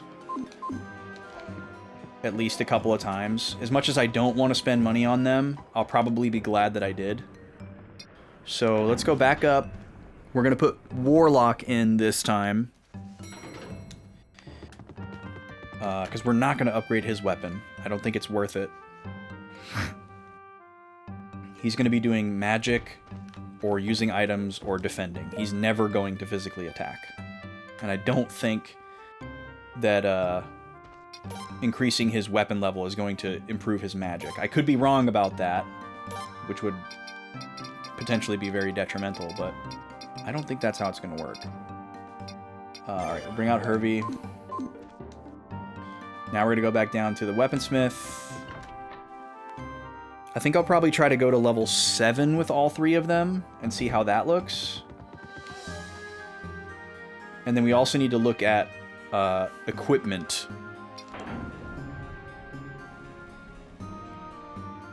See, just doing this is a lot, but you had to do this, like, 15 times throughout the course of the Suikoden 2 playthrough. It was exhausting. Alright, yeah, we're gonna go to level 7 with everybody.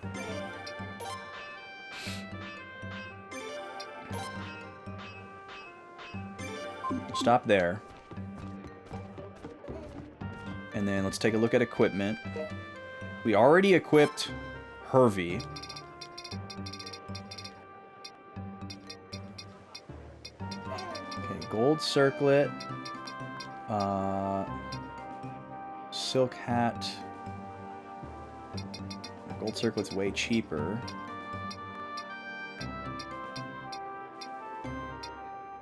And pretty much everything that Sigurd wears, Warlock also wears. Silver chain. Whew, that silk robe. That's so many points.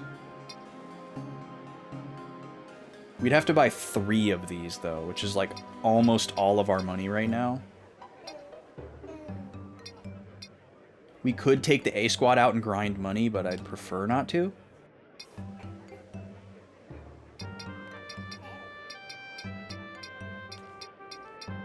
What else?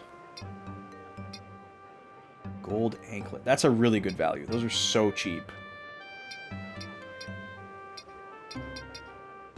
Okay. We gotta go back up one more time. Now I'm gonna put Hervey away, because his equipment is done. And then we're gonna take all 3 guys down there that need equipment. You are talkative today.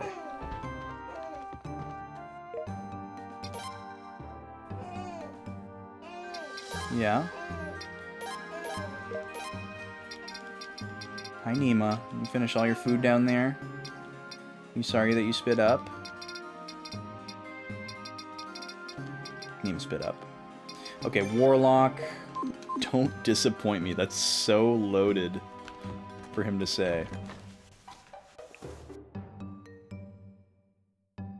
Nima, the baby is supposed to be the only one spitting up around here. You expect better out of you. Okay. Down to deck 3.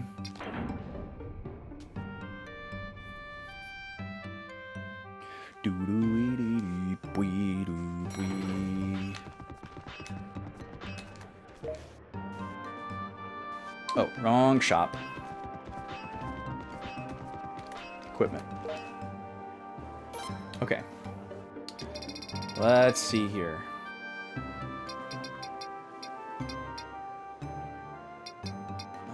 Gold circlet.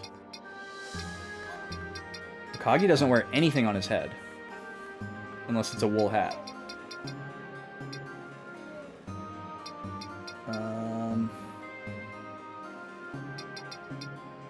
Gold circlet over silk hat. Okay, so give me 2 of these. And then for the body...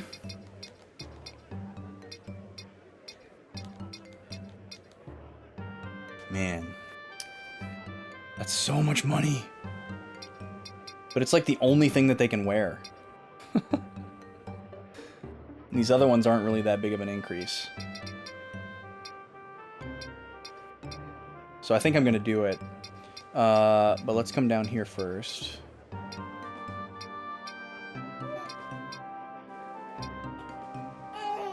This gold anklet is a really good value. We're going to buy 3 of these.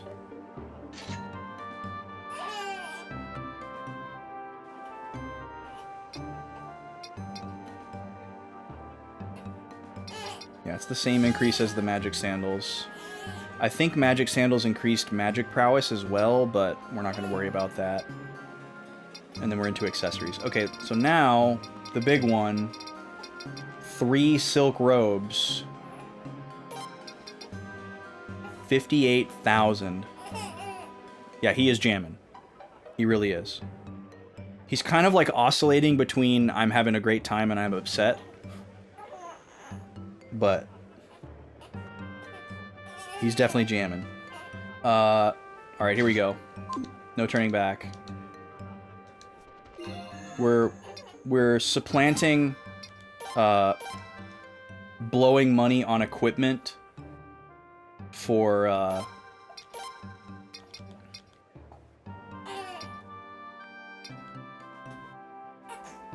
oh, this is something that we picked up on a big grab. We're not going to give him that. We're going to give him the silk robe that we bought. And apparently I already was carrying 2 silk robes. So we might need to reset to get that money back. Here, guy. Here. Here. Like that.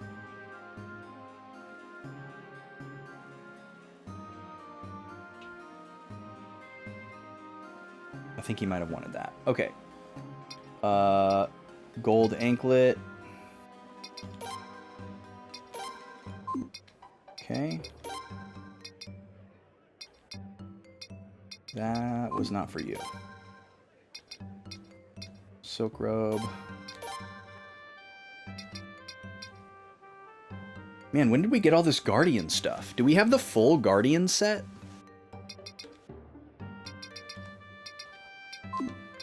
We might have the full Guardian set. Gold anklet.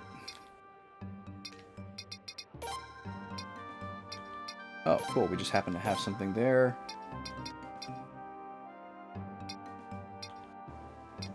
Silk robe.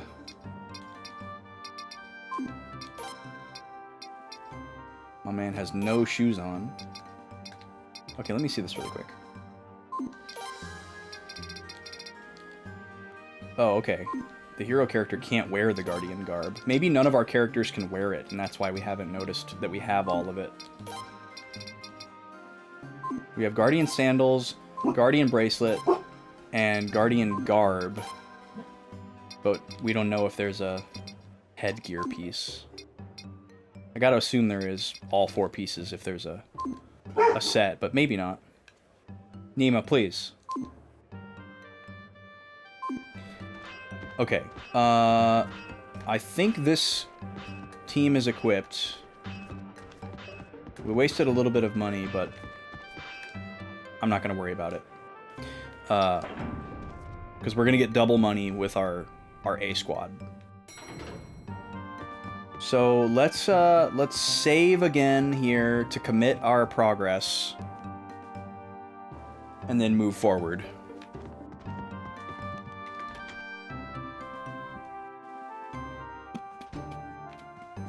I'm not going to swap out my party again because it's just going to reset all that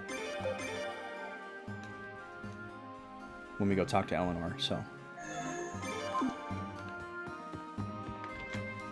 This also is kind of weird because we don't really know how each of these forces are going to be used. Like the detachment is going to go on land and try to take out the rune cannon, and the main party is presumably going to be in a ship battle. So it kind of makes sense to send your number ones to the detachment if that's the case, because it doesn't really matter who's in the ship battle.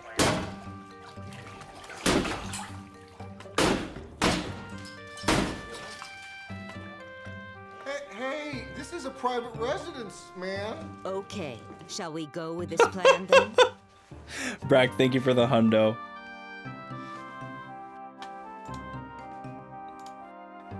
Hey, this is a private residence, man.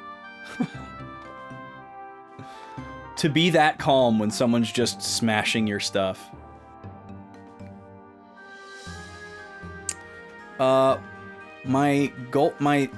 bits bar is not accurately updated right now. I just wanted to make sure we haven't crossed over 500, which we have not yet. It doesn't have, it's weird, it doesn't have one of the 1, 2, 3s. For some, maybe because they were like close together and from the same person, it didn't pick up one of them. I don't know why though.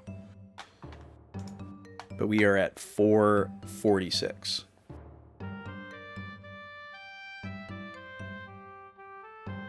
BBB puppies and me were in some kind of tussle? Oh, because you heard the sounds of the alert.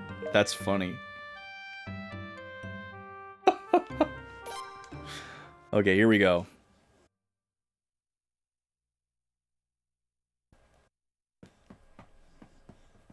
I'd like to execute this in the morning, 3 days from now. Everyone, please use this time to get ready. Are we I'd actually like going to you experience decide those on 3 members days, or are for we the just going to time detachment. jump? Come talk to me whenever it's convenient. So you are going after all? Even though you finally regained your kingdom? It's weird that he's saying this to Yes. Lino, but not looking at If him. we leave everything as is, we're bound to suffer the same consequences.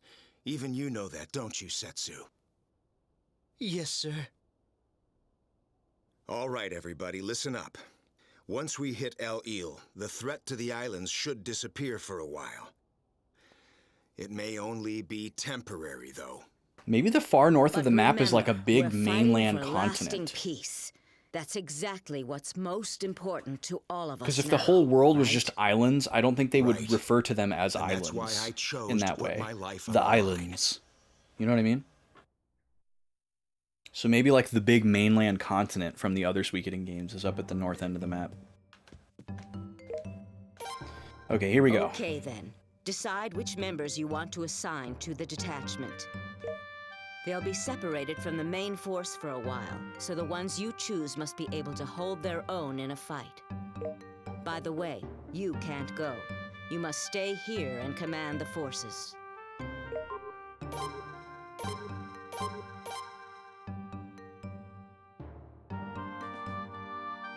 Alright, the separate task force is going to be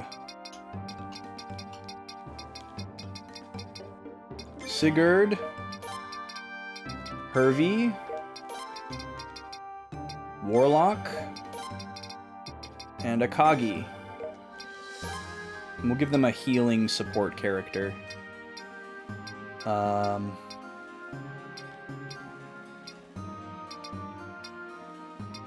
Carrie? I don't even remember recruiting Carrie. Who the heck is Carrie?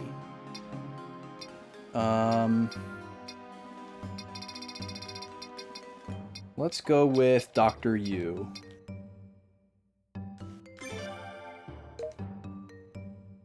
Okay.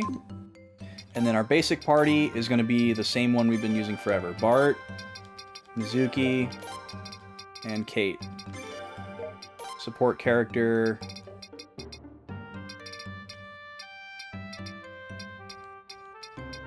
Who else has found treasure? Igor,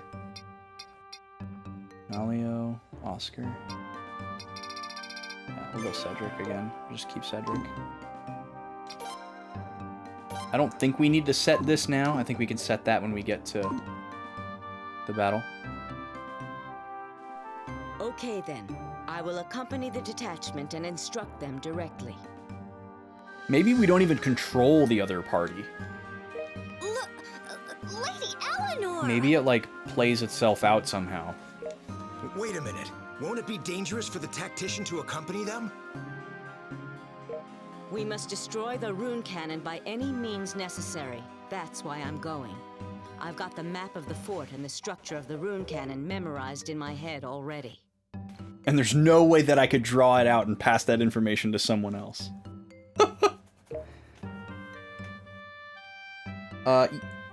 Ooh, okay. I'm probably reading into this too much, and it probably doesn't matter. But I wonder... It's possible that if you send her on this mission, she dies. Or something extremely consequential to the plot happens to her. Like she gets captured, or she flips, or, you know, who knows. It's possible.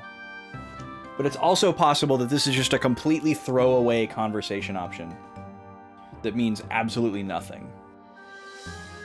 Let me write something down really quick. I actually haven't written down any notes today, but it makes sense because this is the first plot that we've done. We must split into 2 parties to assault El Eel. Eleanor wants to accompany the B squad on the ground. I think if it doesn't matter, there's no reason for me to, or if it doesn't, if this is an inconsequential choice, I don't lose anything by saying you shouldn't go, it's too dangerous. But if it is consequential, this is the choice that I would want to say. So I'm gonna just choose this one. Yeah, I know. Good grief, you're all such worrywarts. Wait, okay.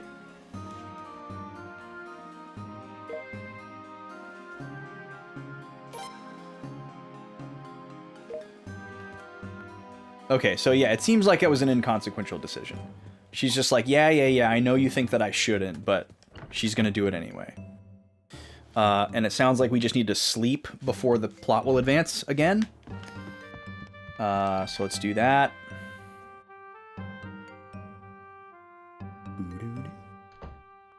Oh, always do that.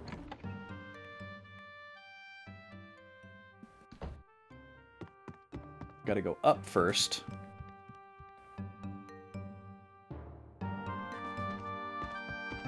Then... Actually, we haven't checked the comment box today.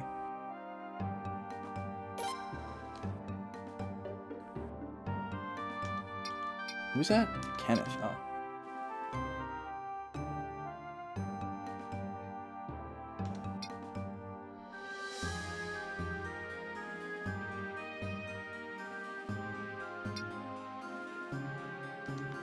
Okay. Oh, yeah, Carrie was like the... Okay, I remember recruiting her. We did that either yesterday or last week. We'll go ahead and save again.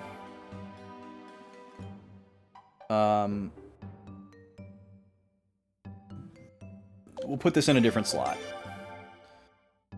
The other one... The previous save is us committing to all that money spent and equipment changes and party configuration and whatnot, but before kicking off the story event. And this one is after.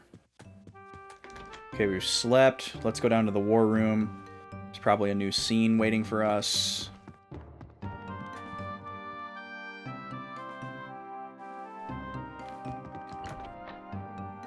I like that it's called the war room too, because I don't think it was called that in 1 or 2. I just called it that.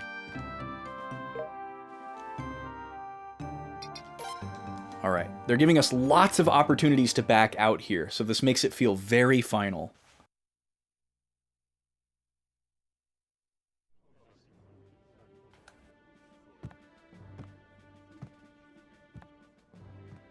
Okay. The decisive battle will take place tomorrow morning. I'm counting on you.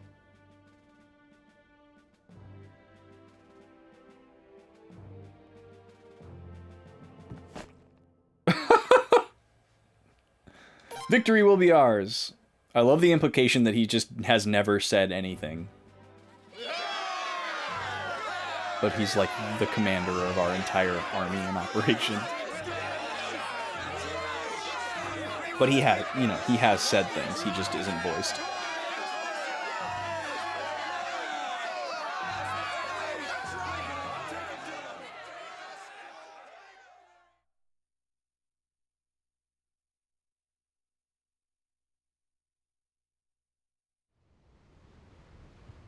Ooh, spooky nighttime boat.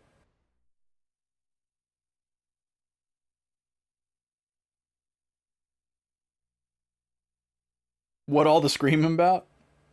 That was us Tomorrow's our big moment. giving a pep talk to our forces. And they were like, woohoo. Watch them hit an iceberg. Hey, at least we would have found something in the ocean. Maybe the treasure map guy's on the iceberg. If we survive tomorrow. Don't worry. We'll be able to return to Rosaril. That's right. Let's do our best tomorrow. I wonder what I'll do when I finally get back to Rosaril.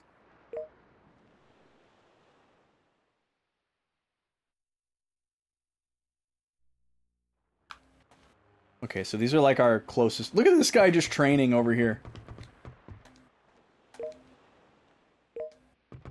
Okay, he's calling this a final battle. So, you're not going back to Middleport or the Rheinbach family fleet after this fight is over? What kind of question is that? No, I'm just asking. I've already severed my ties to that place. In the eyes of Middleport, I'm a dead man. That's right, that assassin was after him. The assassin who now runs a confession booth that is also like a game show. Life repaying Lady Kika for taking me in. What about you? Aren't you going to find your calling? I don't think so. I too would rather stay as Lady Kika's right-hand man. Well, first, we have to get tomorrow over and done with. Oh, right. I think this is definitely endgame. This is very, very endgame. Hey, what are you doing here? We've got to get an early start tomorrow. I can't believe she has a lower back tattoo. I was wondering, that rune of yours, is it a great burden? You know, Brando died alone, but that was his choice. He never let anyone, not even his friends, get close to him. It's pitiful to think about, actually. Did Brando say anything? No, never mind. I'm sorry, forget what I said. Ah, they may have had a history of some kind. Either, like, romantic or something. Not, I don't know, but... Marlon? No, Brando was a famous pirate at the beginning of the game. He was the first person we encountered that had the Rune of Punishment. He used it on us. It passed from him to Glenn when he died. That was how Glenn got it.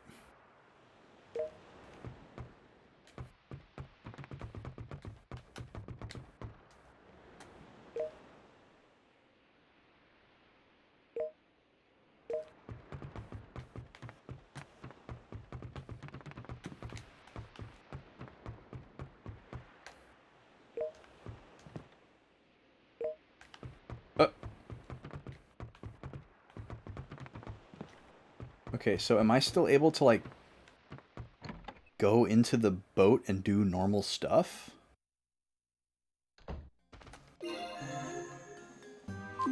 Don't have the option to sail. But yeah, everybody has, like, new, unique dialogue. This feels very definitively endgame. So I think I'm going to end up resetting here. Because I don't think I'm going to be given the option to go back out and do more stuff. This feels like the point of no return, where there might be a decent amount of game left, but we probably won't be able to recruit any more characters if we continue on.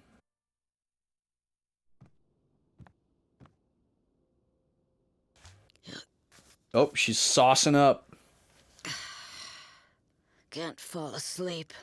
Maybe a drink will do the trick. What kind of example are you setting, Lady Eleanor? We should go to sleep so we'll be ready for tomorrow. She wants to party. Tomorrow. I wonder if I'll see Cray tomorrow. Long ago, he used to be my subordinate. Oh. A tactician and an assistant in the service of the Scarlet Moon Empire. But out of the blue, he attacked the nobles of Scarlet Moon. How many This is a big years lore has it dump. been since then?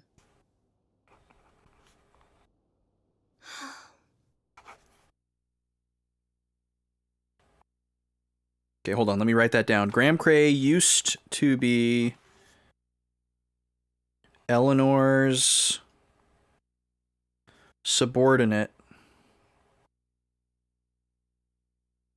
And he attacked Scarlet Moon.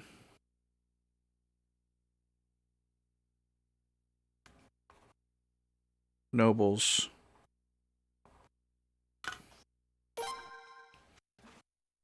Boar dump. Wow, got him. Back then, something definitely happened to Cray. He suddenly exchanged his left hand with a steel one. Oh. Even worse, Cray used his son as a pawn and let him die. Jesus. I'm positive that something triggered his rebellion. He does kind of seem No possessed. matter how much I questioned him, he never answered. In the end, he was expelled and I was discharged. He was a good kid, too. But now, I regret my being unable to save him. Lady Eleanor, would you like some more? Oh, she changed her tune because she's spilling the tea.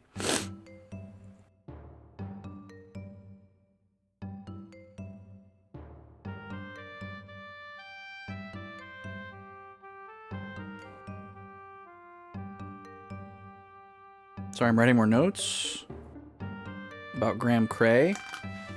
That was interesting.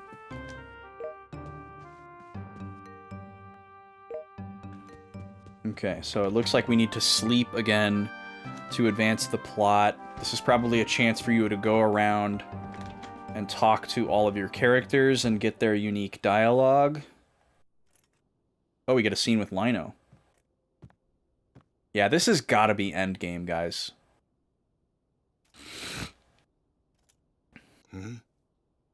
Pretty cool spear. What's wrong? You can't It'd sleep, be funny, huh? so funny if he was like playing guitar. In that case, let me tell you a little story. It was 1993, and I was on my way to see Rage Against the Machine. The rune you now hold? It was summoned from the ruins of the kingdom 15 years ago. You like Stairway? She was my wife. We lived normal lives, resisting the rune's lure. Check this out. Then one day we were attacked by Like pirates. 6 beers on the table in front of him. Our kids were on the ship too. Flair and her younger brother, they were just Crappy little, newborns, like, busted up, no-name practice amp. saving them. She defeated the pirates, but our ship sustained heavy damage. My youngest went missing. Oh, he has another If kid. he were alive, he would be about your age now. Just a couple more years and I might have shared a drink with him. Wow, this is big lore. Oh, but make no mistake. To be missable. I haven't supported you in an attempt to replace my lost son. It's not that at all. Okay. I'm going to sleep now. You should too. Be ready for tomorrow.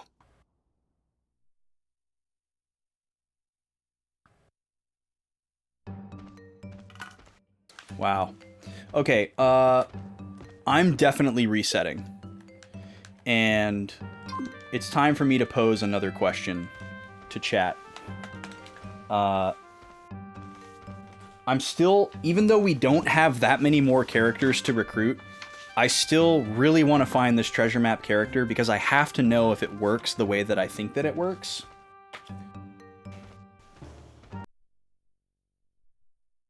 And I want this character.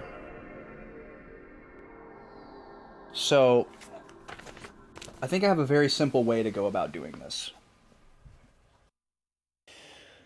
We have confirmed that I don't have the character. And we have confirmed that the character is in a place that I have not been to yet. So my next question is, and this is going to be a little bit more complicated to answer, especially if you're not familiar with the game. But what I'm trying to determine is if I continue playing the game, will I end up at the place where this character is?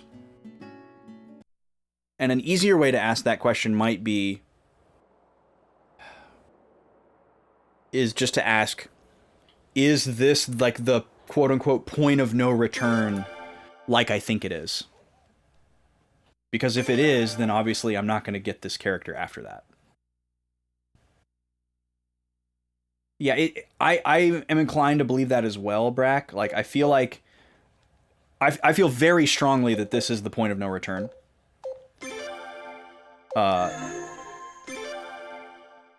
In the game.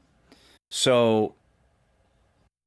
I kind of feel like I don't even need that to be answered, but if you know if this is the point of no return, feel free to confirm or deny it. Because even if it's not a point of no return, it's definitely something where we're going to get locked for a while.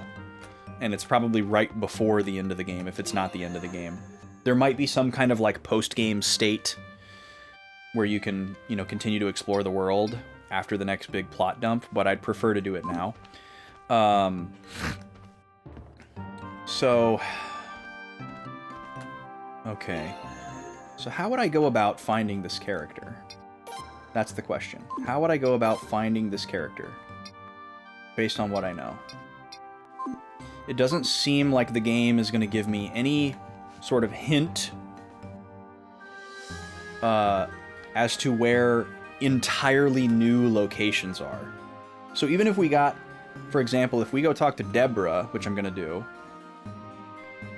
who gives us hints about where recruitable characters are, she might not even be able to give me a hint about a character that is in a place I haven't been to yet. I don't even know if that's possible. It may be coded in such a way where she'll only tell me about characters that exist in places that I can currently get to. An old glass bottle. I can see the girl who stuffed a letter in the bottle. We've had this hint before. I have no idea what this means. An old glass bottle. The only time I can recall seeing an old glass bottle was when we went to meet Eleanor for the first time. A girl who stuffed a letter in the bottle. I have no idea.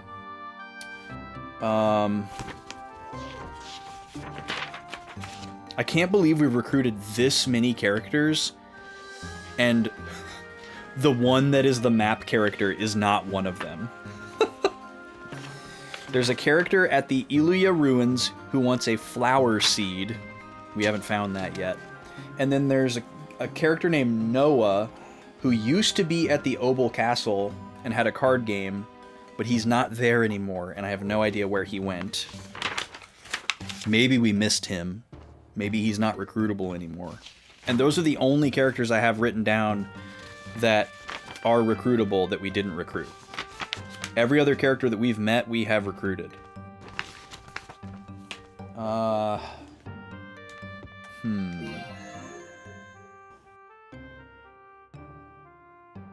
Yes, yeah, one of the questions I asked Onimar was, is that plot point that I was going into the point of no return? Which is what it really, really seemed like. I would be shocked if it's not. But feel free to confirm that if you know.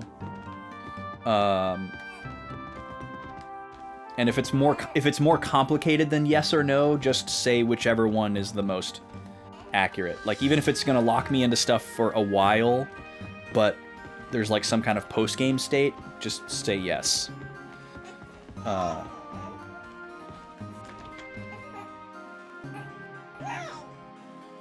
We're jamming again. I still can't believe that this guy's not the map guy.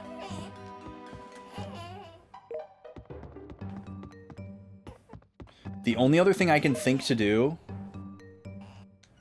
is the confession booth.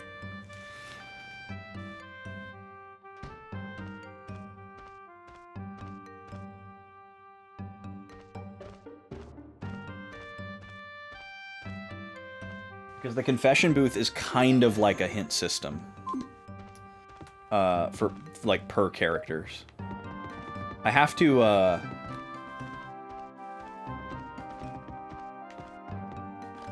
have to empty my party in order to do the,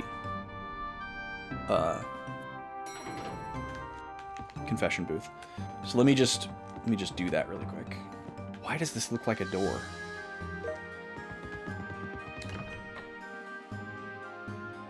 Yeah, it sounds like you're getting the same vibe as me anymore. I would be shocked if that's not the point of no return. That is a point of no return if I've ever seen one. With the amount of times that it gave me the chance to back out, and then those, like, special scenes and everyone talking about, like, oh, are we gonna make it? Like, that, all of that is just, like, so the game is about to end.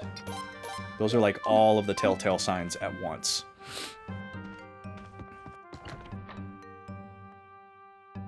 What I'm bummed about is I have no way to go and customize my ship. Tav is just stuck in this room. And he's like, oh, go talk to me in my room later. We finally found something that we can use to customize the ship. We can't use it. Which is a bummer. Okay. I'm gonna go down to 4. Talk to Deborah again.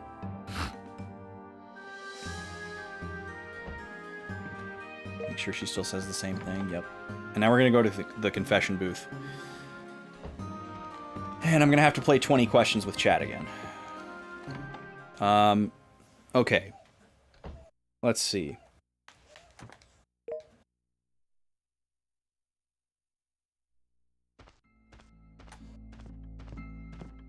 Oh, that is definitely Piccola.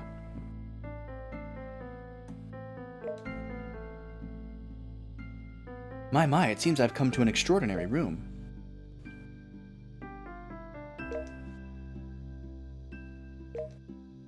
Everyone keeps their rooms quite tidy.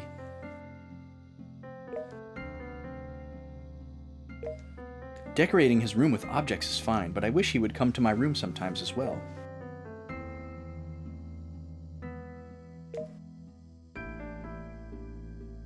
I never do anything that I might later regret. What a thing to say.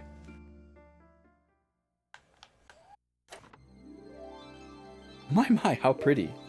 It's like light shining from above. It's very nice. So this is like a way that you can find out what all of your characters think of you, and maybe what they have to say about potentially one other character. This is so interesting. Such a weird mechanic for somebody to put a bunch of time into. It's funny. I appreciate it. And, like, it's fun to try to guess which character it is. But I don't know if I'm actually gonna ever get any legitimately useful information from this.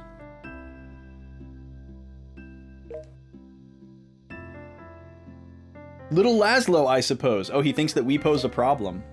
He seems to be burdened by something enormous, like someone may not be able to help him. Oh, someone like me may not be able to help him. I'm sure there will be all sorts of ordeals, but I hope he keeps moving in the right direction. What a diplomatic answer. I should apologize for not getting on board this ship without permission. Or for getting on board this ship without permission. Especially since Oscar came along too. Oh, this is Deborah. Of course we forgive Deborah. Deborah's our goat. Just as I thought. Then I will pardon myself now, little Laszlo, later. What? What? What does that mean? Does that mean she knew that it was us? Okay. So I'm gonna have to, if I want to find this person, I'm gonna have to start sailing around. I'm trying to figure out... Oh, this is that lady we just recruited. Ameria, or something like that? I'm trying to figure out how I could ask a question that would help point me in the right direction of where this island might be on the map. But I don't think that's possible. I think it would just be you either tell me where it is or not. A quadrant. I guess what I would really like to know is like if you look up this character, before we do that, we may resort to that. Before we resort to that, is there like let's say you pulled up like a wiki page for this character or something. I'm assuming that it would tell you what you would need to do in order to recruit them. And if you were to read that section, I'm wondering if it would say anything about like how a player would go about finding them. You know, like is there an NPC somewhere else that's like, oh, I heard that there's an island north of Middleport where a famous cartographer lives. You know, like if there's something like that, I guess I would like to know.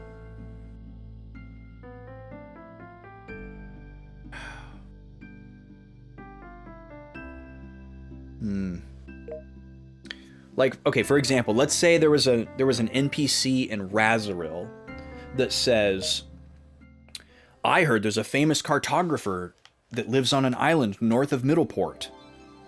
I would want to be told, go talk to everybody in Razoril again. Or, like, if there's any kind of lead that points towards this character that is in a place that I have been, I would want to know what place that is.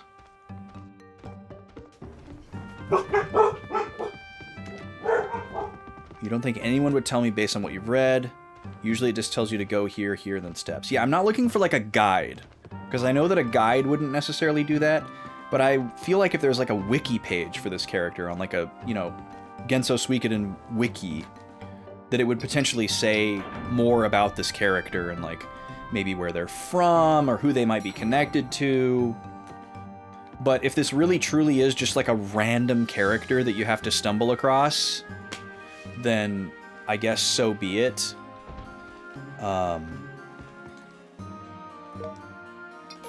Let me put my party back together.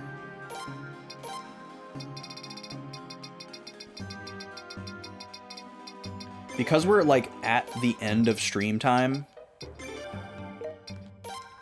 I think the best thing for me to do is just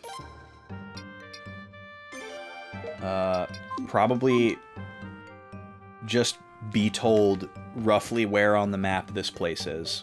I don't really know. Like I could sit here and play 20 questions to try to get kind of loosely pointed in the right direction to try to find it more organically, but it doesn't sound like that's gonna happen.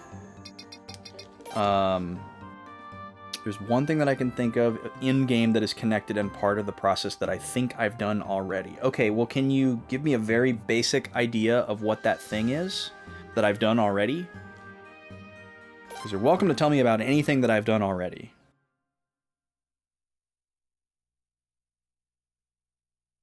Like, maybe there's something on the wiki page about Haruto, and the other characters that are in the library. Is it, or maybe if it's in one of the old books? Because there's, in the other games, there's been an old book that has kind of like hints about how to get certain characters. I would be fine with being told where the old book is, I guess. Do I remember finding a bottle on shore early on? I do not. We've had that hint several times. And the only, like, beach that we have been to is Mordo. All the other ones have, like, harbors. So, I don't know. Maybe there was a...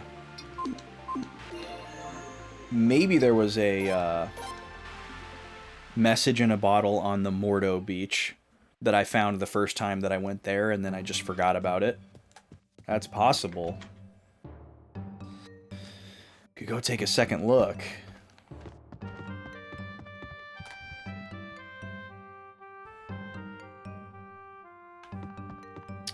It would be interesting if the message in a bottle... I guess the Nest of Pirates also has a beach. We could check there. But it would be interesting if this message in a bottle hint is related to the map character, because Deborah has tried to give us this hint many times. Those are birds.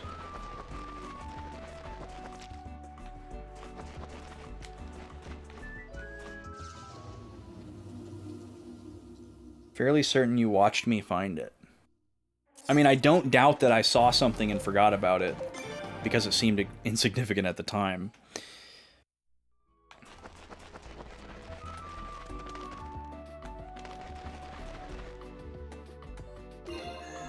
Okay, let's go take a quick look at the pirate hideout. We've revisited all of these places fairly recently, but I certainly wasn't looking for anything like that.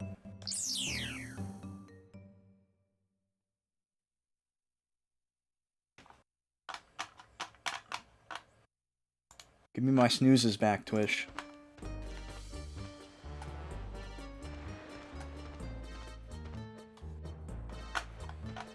There we go. Yeah, nothing here.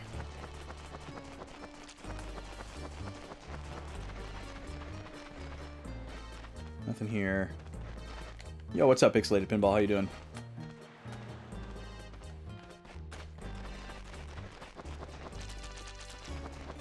Yeah, these are the only locations I can think of that had beaches. Doing alright. Just trying to get to a good stopping point here before we wrap up. We're getting to be about that time where we'll be heading out for the day. For the week, actually.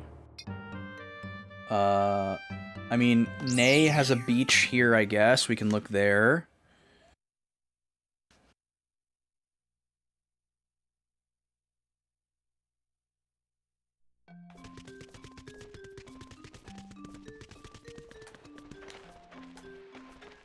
That's rope. Oh, here we go. Here we go. Obtained message bottle. Okay.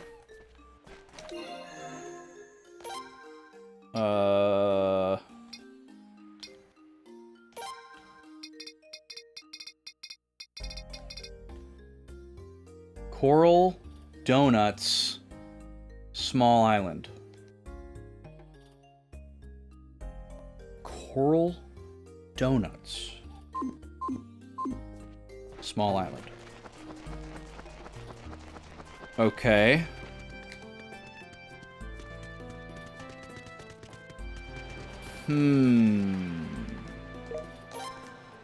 Coral Donuts, Small Island.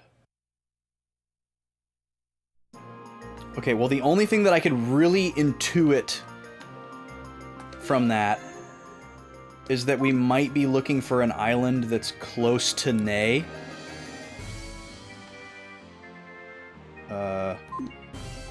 We kind of looked at this big thing. I don't think we can land on this, but I guess I can just sail directly at it and see if something happens. Coral Donuts. What does that mean? There is like a little green spot on here, so you know, that's something. But I doubt we can make landfall on this little thing. I also don't think it would be this close.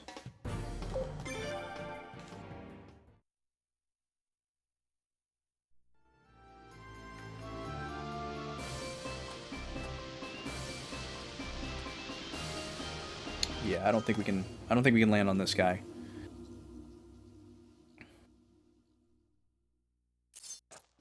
Okay, well, okay, let me just ask y'all this. Is this the track that we're looking for? Like, this is the path? Or is this a completely unrelated side thing? This is it, okay. Okay. Coral Donuts Small Island. What a hint. What a amazing nugget of information. Okay, well, I'm fine stopping here. At least what we know what we're up against next time. Let's save. I am going to save over slot 2 here.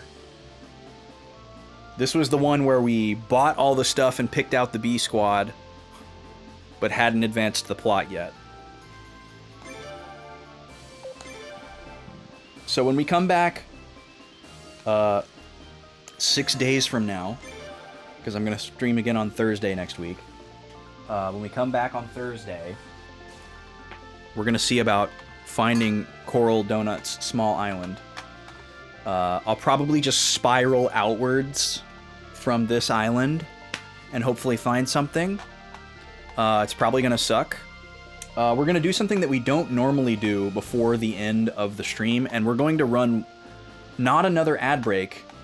I'm going to snooze it, but we're just going to run one more Smash Bros. Fight just to close out the Captain Falcon Kirby matchup so that we can start fresh with a new matchup on Tuesday. So I'm actually going to switch over to the ads layout, and while the Smash match is playing, I'm going to do all my sign-off stuff and plugs and find someone to raid. So this is your last chance to root for Kirby. I'm not going to do a prediction in the interest of time, and we'll come back to the camera before we raid out. But let's do this last 3-minute Smash match here. This is the final round between Captain Falcon and Kirby. Good luck. Let me figure out where we're gonna head out to for a raid. So many notifications, oh my god.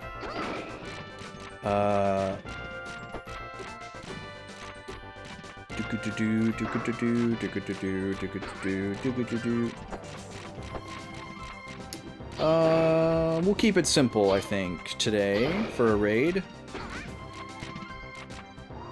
Oh, wait, never mind.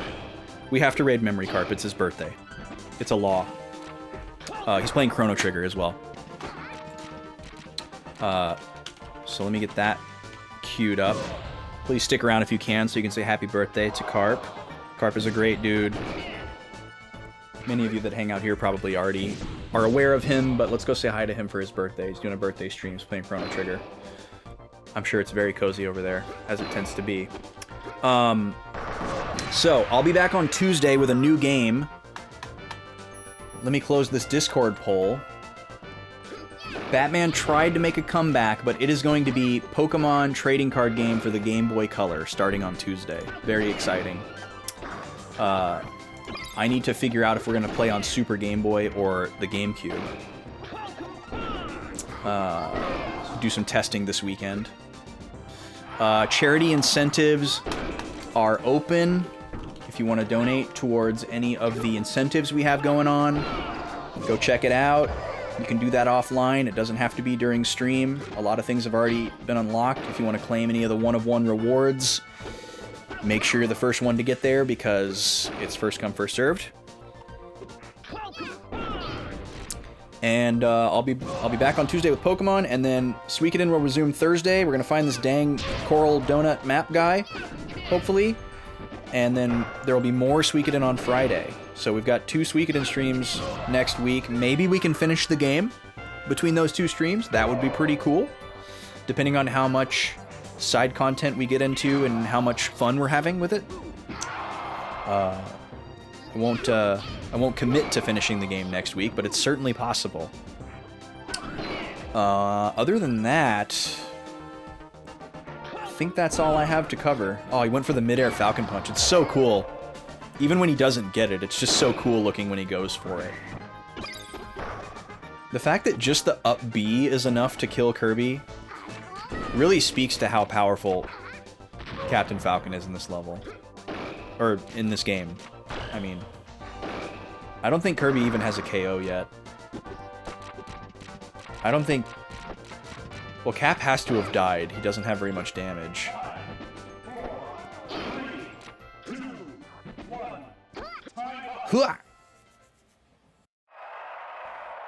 Alright, that's it. Captain Falcon, the second character to go undefeated 11-0. Incredible. Next week, on Tuesday, we'll kick off a new game and a new matchup. Ness versus Link. Hopefully that one's a little more interesting. Let's come back over here for a moment so I can say farewell to you all. We're going to raid Carp. Thank you so much for hanging out today. I've kind of already said the things that I would normally say, so I don't know what I'm going to say right now, but thank you for hanging out. Today was fun. Yesterday was fun. I really enjoyed the 2 days in a row thing. Please hang with the raid if you can and go say happy birthday to Carp. He's a good dude. Very good dude. Streamer you should watch and follow and be aware of. And just a cool dude.